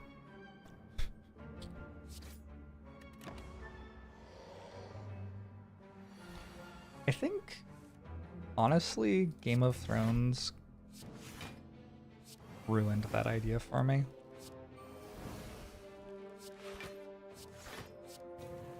Are they going to release it and make it fabulous, or are they just going to string me along for like the rest of time? Because I'm down for one, but the other I'm not on board with. Feel No Pain number 2 or Bloodletting number 2?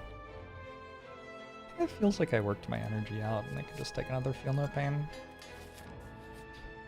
We should have reached a point where it doesn't matter that much. Turn 1 is very bad. Worm is totally going to finish the books, just give him 5 to 6 more years. I wouldn't put it past him.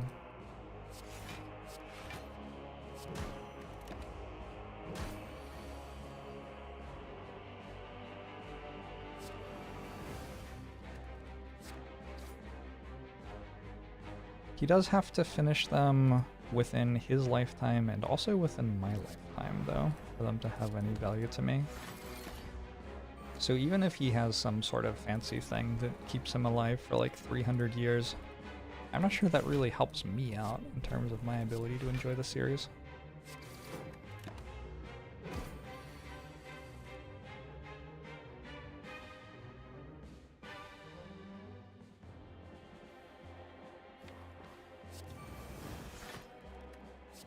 I did watch some of House of the Dragon.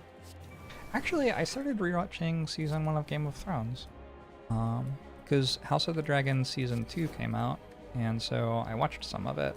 I bounced off season 1 the first time I tried. But I was like, okay, season 2's here, maybe I give it another go. And like, it wasn't that bad. I didn't... What would you call it? Solo watch it? Like, I watched it on the other monitor while I was playing an idle game or something. It wasn't good enough for me to give it my full attention. But it was like fine, it was passable, and then I was like, this is just kind of like worse early Game of Thrones though. And then I was like, I could just watch early Game of Thrones. So then I started. Early Game of Thrones is really good. This probably does not surprise people. I wonder what happens with the rest of it.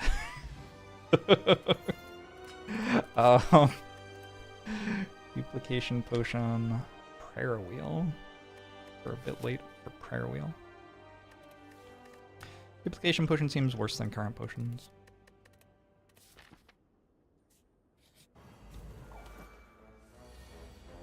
Second monitor is a compliment. Third monitor and lower is where you relegate uninteresting shows. Do you... Wait, what? What are you even saying? How many shows are you watching right now?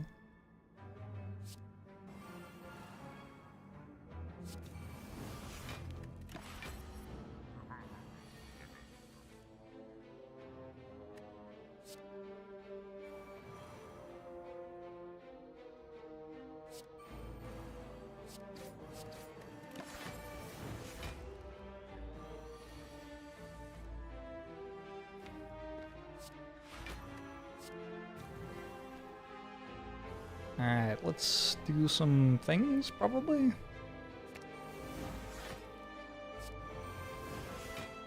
This deck could use a limit break. We are...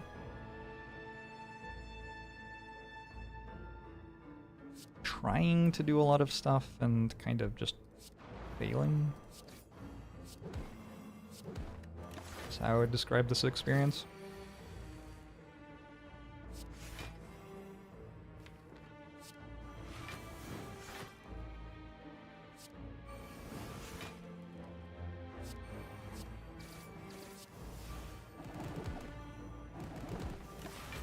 We're getting there, though.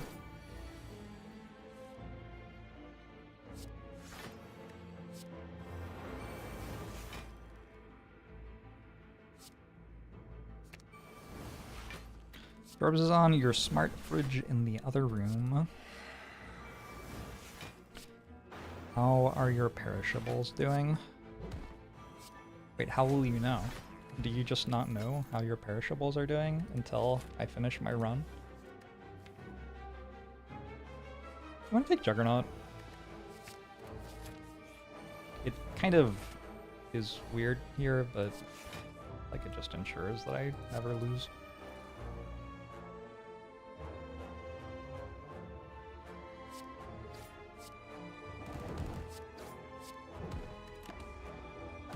Game of Thrones went downhill when they killed Pedro Pascal. Yes. You are correct.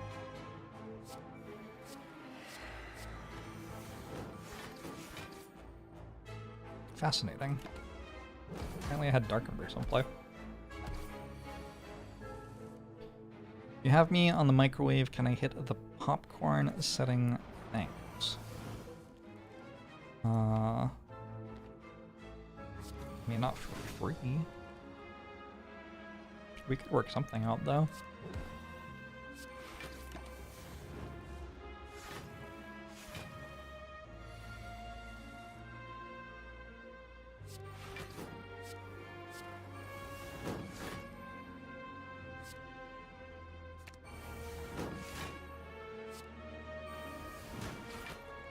This is maybe slightly too strong.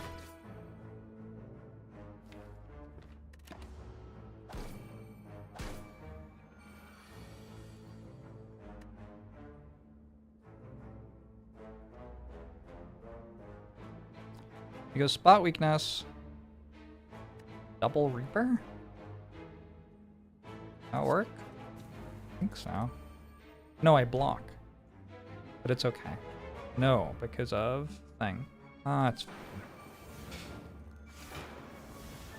It's okay. No feed proc. Flex Plus kind of interesting. The next problem is it's turn 1. It's kind of hard to take a card that isn't good on turn 1, given how bad my turn 1 is. Fly Ostrich. Glad you could catch a stream. Glad you're enjoying Slay the Spire. I think it's a pretty good game.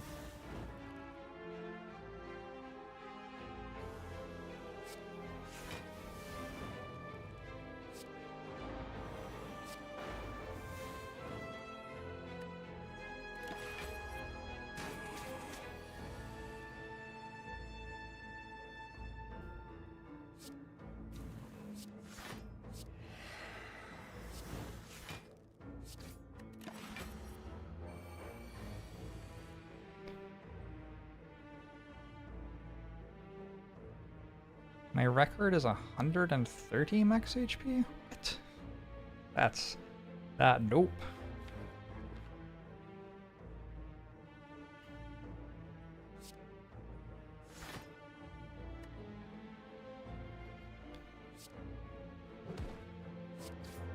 You are off by slightly less than an order of magnitude.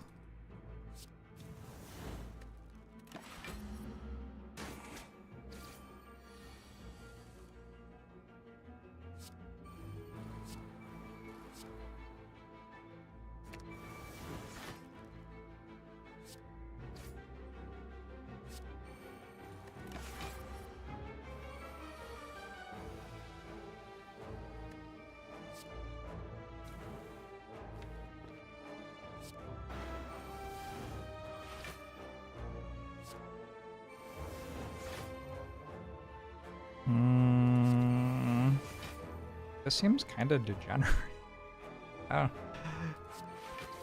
Is this just what this game is like? One of the problems with following Slay the Spire is you're never going to be able to make Slay the Spire again.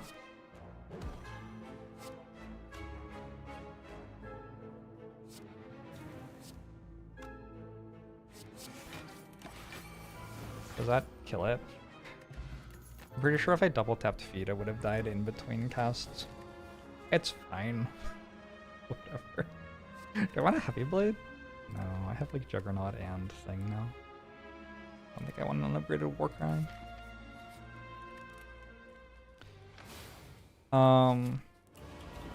Yeah, I got over 300 max HP twice in the same week, like several years ago.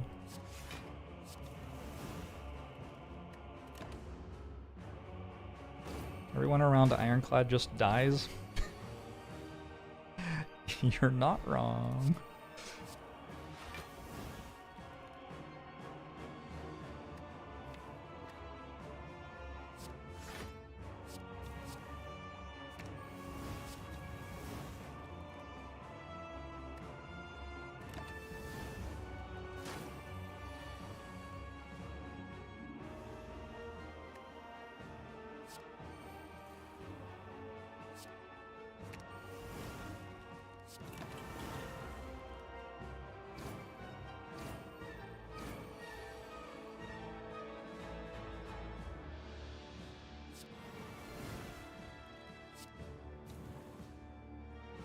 Should I actually play an attack?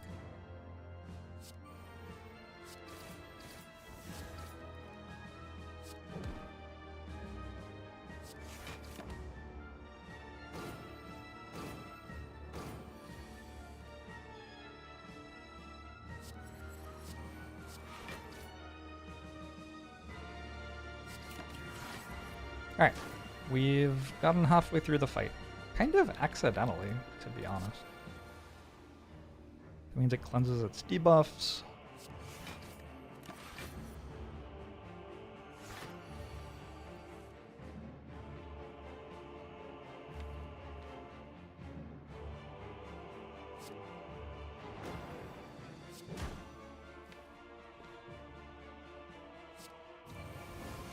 Oops.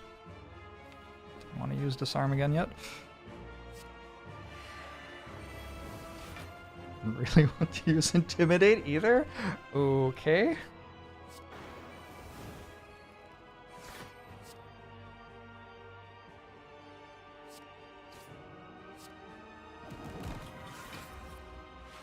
Fine, right?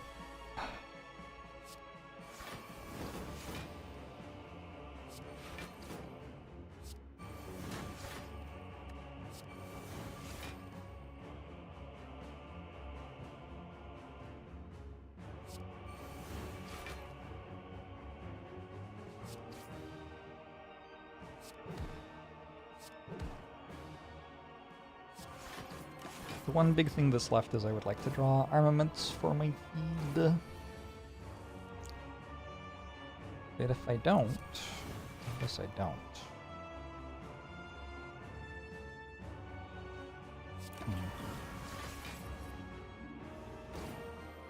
I guess I didn't. Wait. Feel no Pain's illegal in 38 states. Is that an election issue? The Democratic National Convention was tonight, right? Were there riots and shit?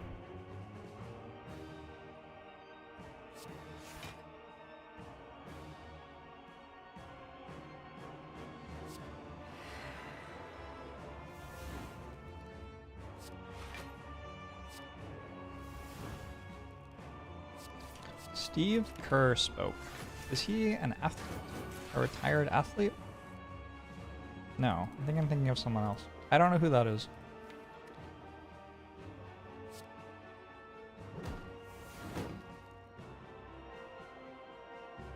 This is the thing I was basically worried about. Like, if the deck doesn't draw Dark Embrace, it just doesn't do anything. The Gambler's Brew.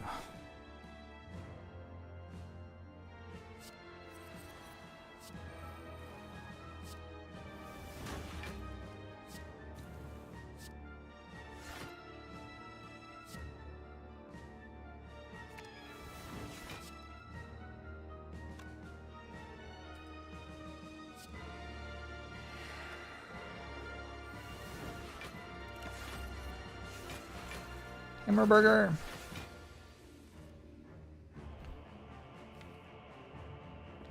Oh shit, what does this button do? Probably a good one.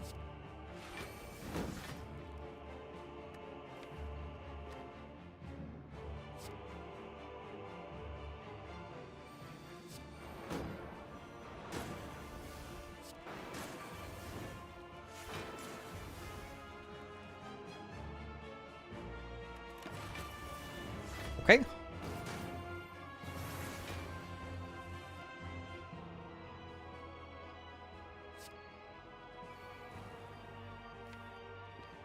Do you think I can unban Coach Out, or do you think I will still have people come into my channel every day to insult me? How do we feel?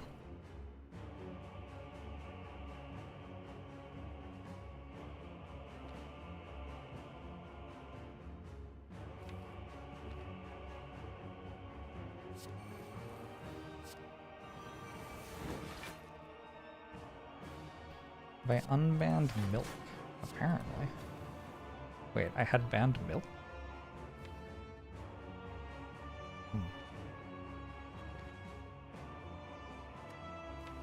I guess I want this Exhume for the feed? I can't rest. Yeah, I do want it for Reaper then.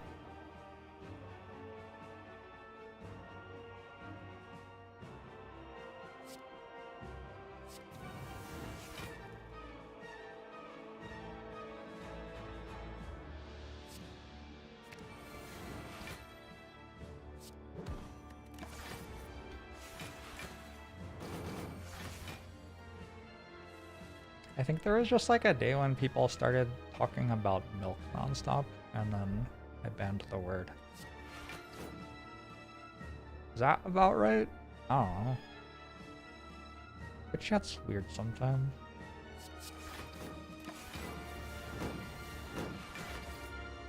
Milk the drink. Yeah, I think so.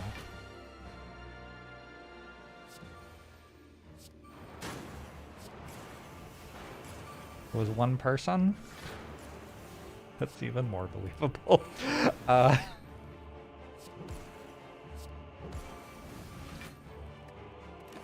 Why didn't I just ban them? Why did I ban the word milk? Strange.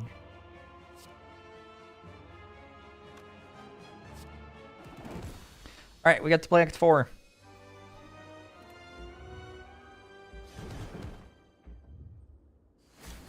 There was a photo of me drinking milk? Was there?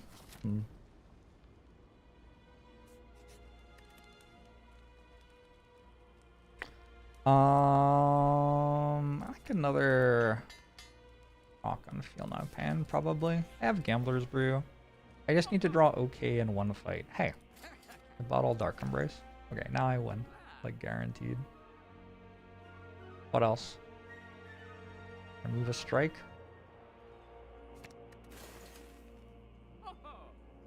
My deck's actually kind of bad still. Intimidate's fine. I don't need Shrug if I have Dark Embrace bottled. Do I want an Evolve? Not really. I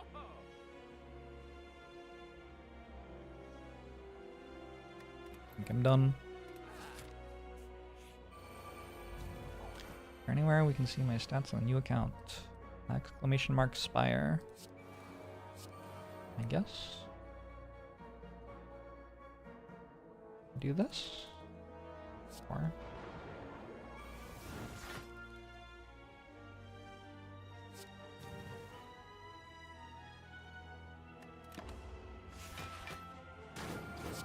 I'm doing great, Cedric.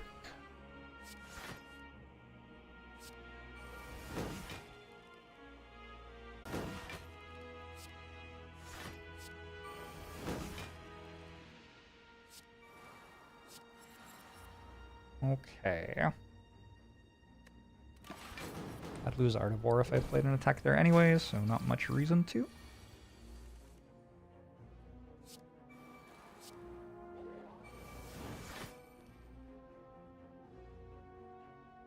How many more Exhumes do I have? One?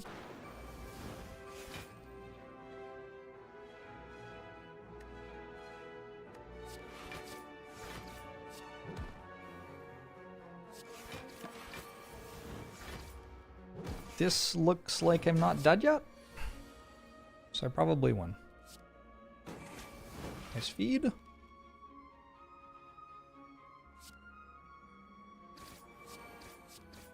That was a joke. It wasn't actually a very good feed. A little bit of a irony there for you.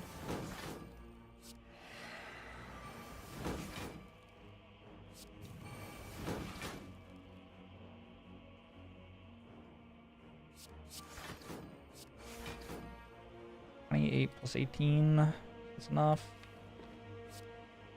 Reaper again. Could also play Reaper. We do it after we vulnerable. Quick attack. It sure isn't. Almost though.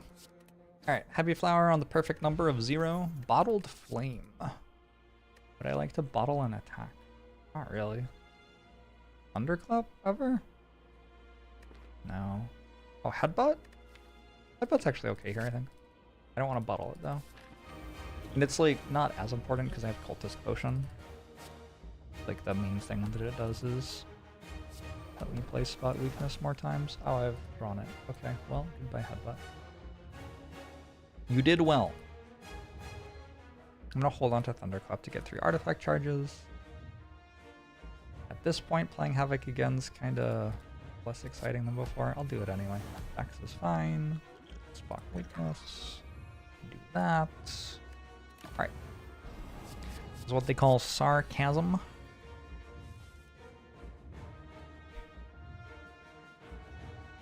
Maybe.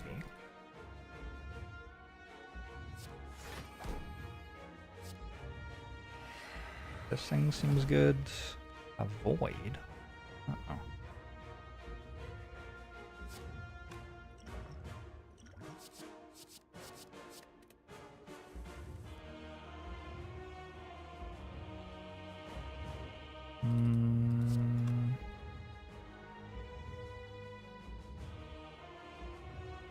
I have Shockwave for next turn. Let's go feel no pain Armaments. Doesn't matter a ton that I didn't disarm it. I do have Tori. It's very little damage.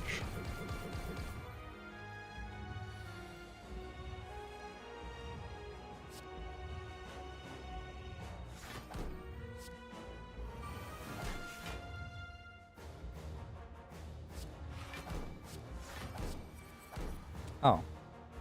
I guess I haven't spotted its weakness, have I? This.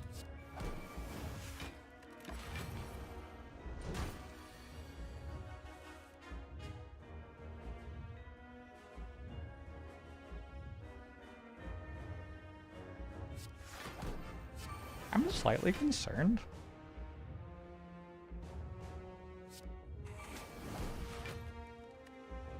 Okay, another Finlow Pain helps. I can't get through his artifact charges though, so I can't disarm it again.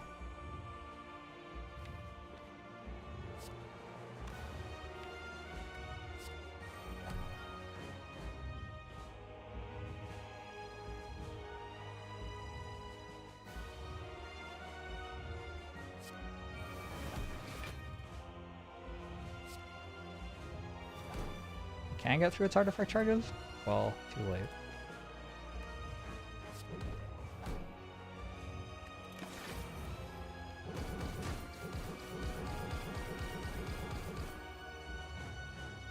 Inside Out 2 had a sarcasm pun. Not sure how I feel about it.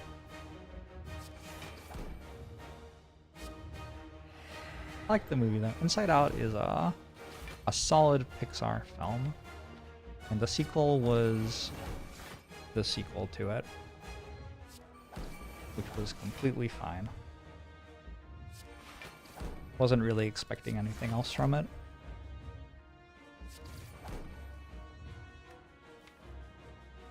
Okay.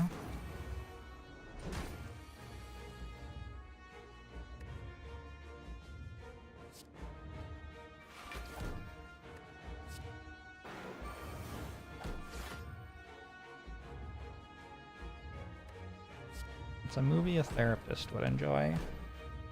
Yeah.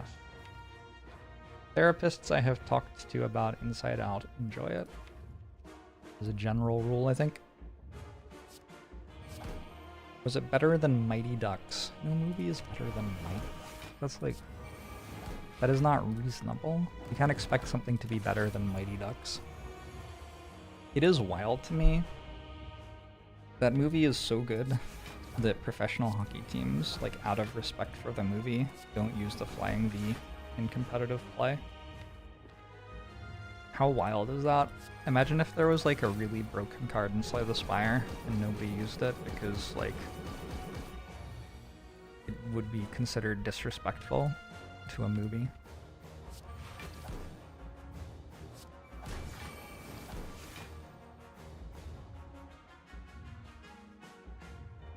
Oh, is that why we don't play Claw? I see.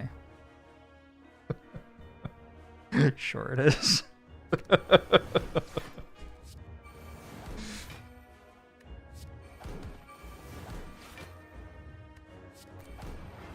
Alright. My general pile of cards seems to have won. Not sure I needed the feed health, which is, I mean, unsurprising, because I have Runic Pyramid and the Bottled Dark Embrace and stuff like that. Okay, GG.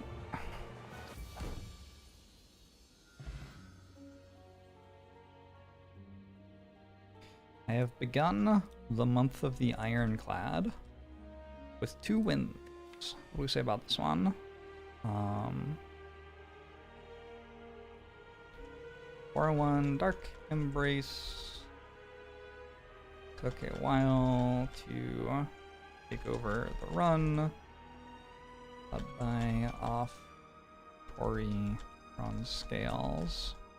And strike it dummy until it could. And feed and reaper stuff in the second half as well. That just looks like a bug. 2 Ironclads in a row on the same date. Doesn't make any sense.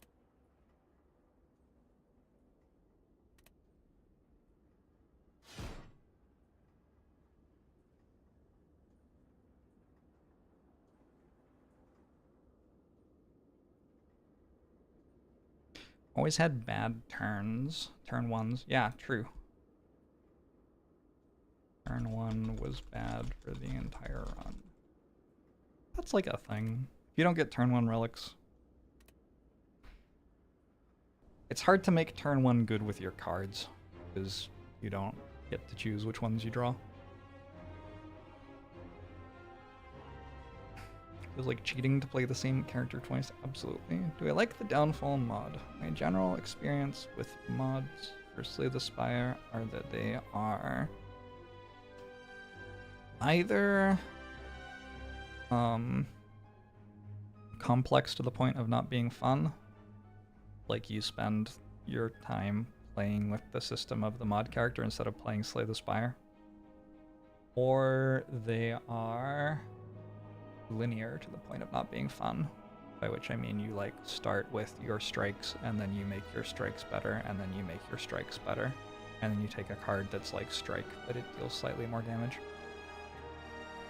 I have not played a single mod character in my life, I don't believe, that has the interesting tension that Slay the Spire runs have in base game between value cards at the start of the run into interesting but not complex to the point of being unfun synergies in the second half of the run.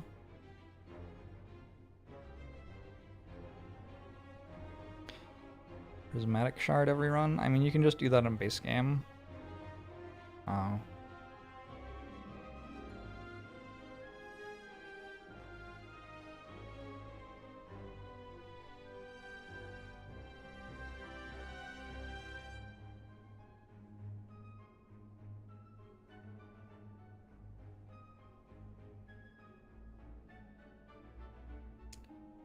Adds some cool combination cards. Okay. Yeah, I mean, I like the base game for Slay the Spire, fortunately for me.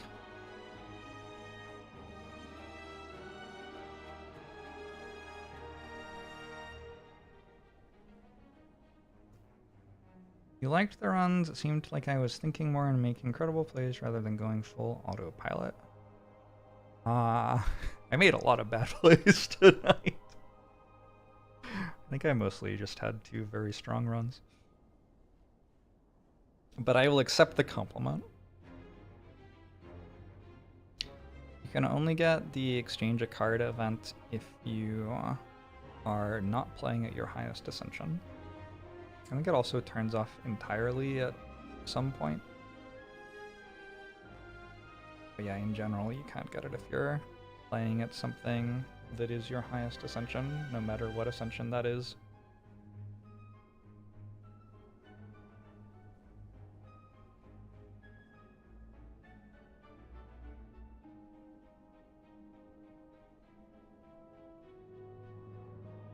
Someone's making a mod called Slay the Spire 2. Yeah, I think it should probably be pretty good.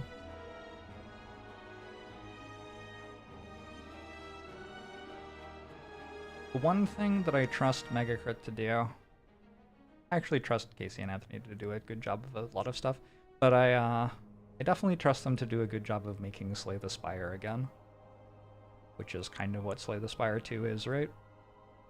Couldn't think of a better team to do that.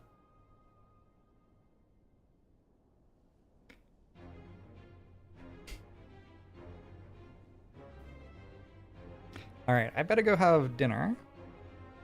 My plan this month is to try to play some Ironclad almost every day. I definitely have some days which I know it will be difficult on. And by this month, I mean the next 30 days, by the way. I definitely have some days which I know it will be difficult on, which, like, I'm not going to hold myself to that. It's okay if I don't. I'm aiming for 120 hours. So 4 hours a day with no breaks. Or if we take breaks, because I have other things going on in my life, which is generally true. I'll try to make that up on other days. There's a lot of stuff to do.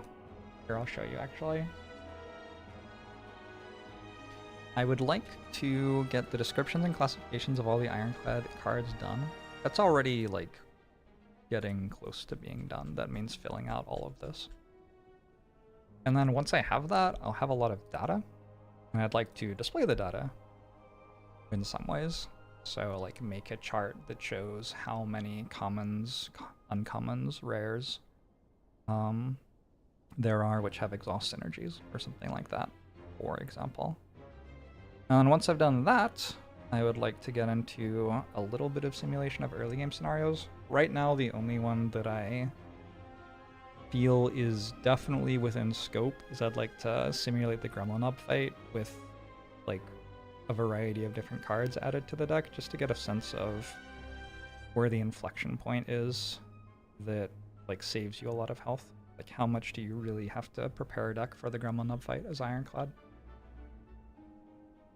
I kind of already know, like intuitively, but it is hard for me to give you my intuition. What I can instead do is give you some math, which shows it. And then you can build your intuition off that math, maybe. But anyway, for now I'm going to go have dinner, and I hope to see you all tomorrow. I do actually, awkwardly, tomorrow is one of the days where it's going to be hard for me to stream, but I'll try to get a stream in all the same. Thanks for hanging out, everyone. I'll see you next time.